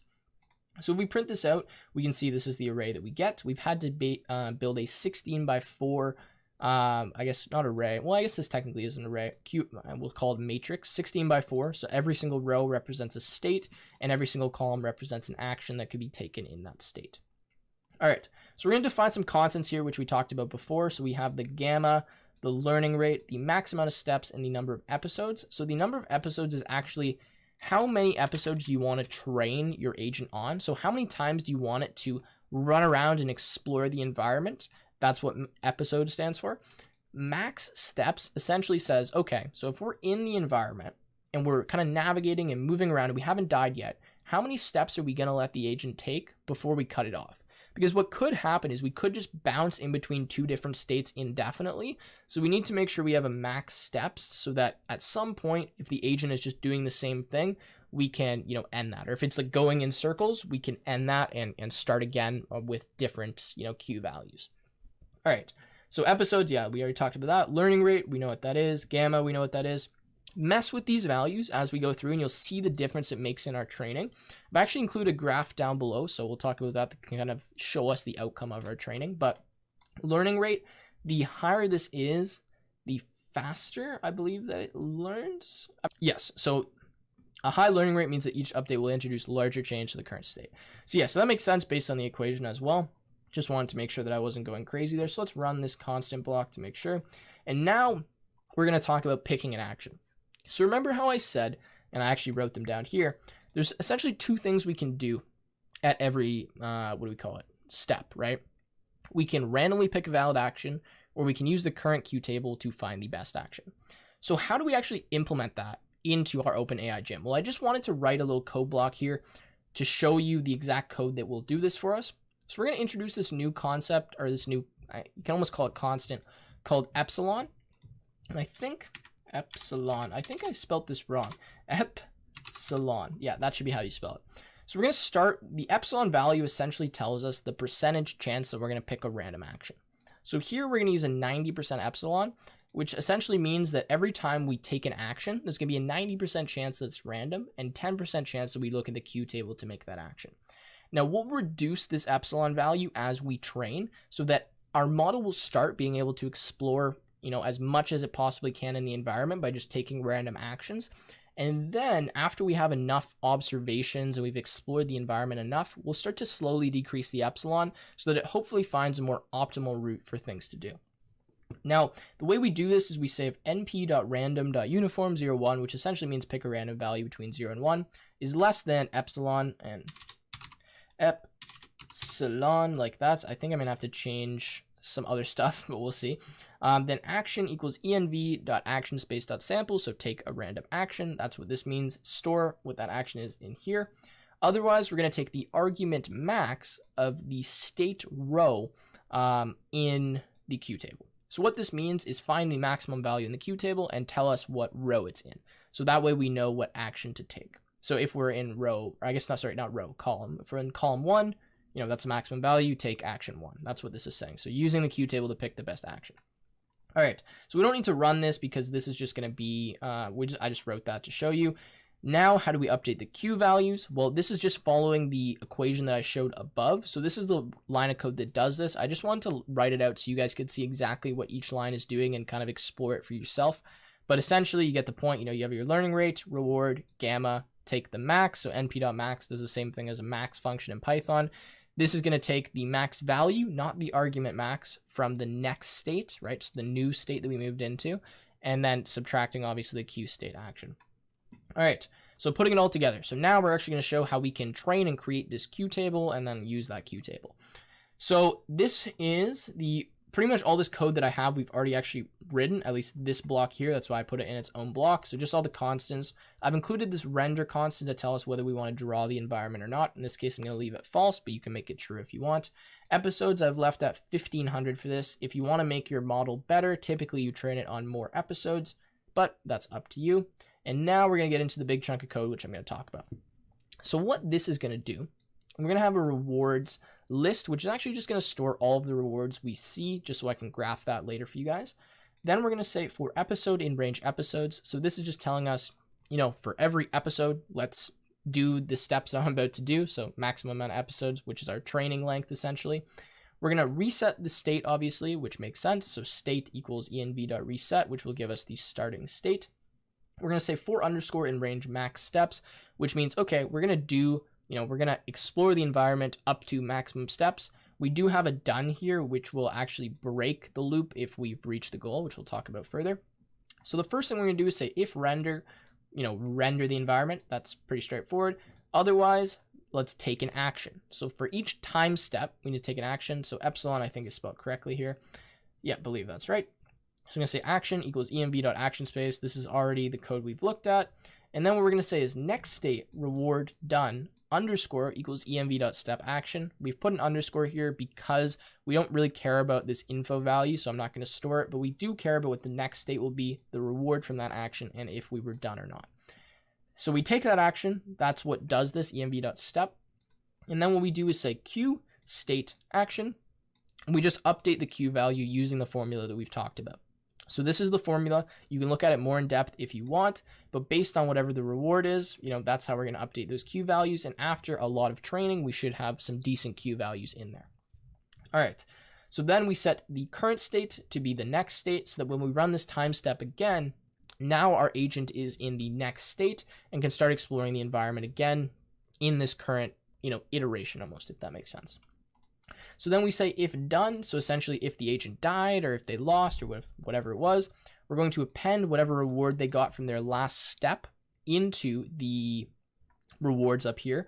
And it's worthy of noting that the way the rewards work here is you get 1 reward if you move to a valid block and you get 0 reward if you die. So every time we move to a valid spot, we get 1, otherwise we get 0. I'm pretty sure that's the way it works at least, but that's something that's important to note. So then what we're going to do is reduce the epsilon if we die by just a fraction of an amount, 0.001, just so we slowly start decreasing the epsilon and moving in the correct direction. And then we're going to break, because we've reached the goals, print the Q table, and then print the average reward. Now this takes a second to train, a few seconds really. That one is pretty fast because I've set this at, was it 1500? But if you want, you can set this at say 10,000, wait another, few minutes or whatever, and then see how much better you can do.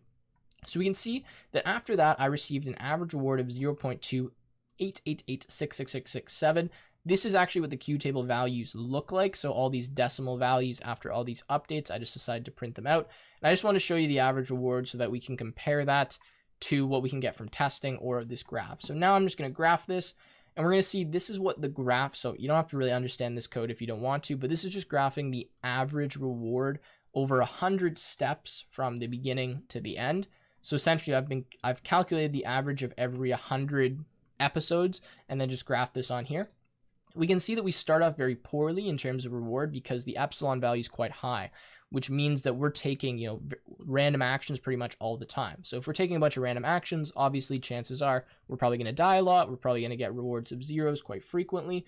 And then after we get to about 600 episodes, you can see that 6 actually represents 600 because this is in hundreds. We start to slowly increase, and then actually we go on a crazy increase here where we start to take values more frequently. So the epsilon is increasing, right? And then after we get here, we kind of level off. And this does show a slight decline, but I guarantee you if we ran this for, like 15,000, it would just go up and down and bob up and down. And that's just because even though we have increased the epsilon, there is still a chance that we take a random action and, get 0 reward. So that is pretty much it for this Q learning example. And that's pretty straightforward.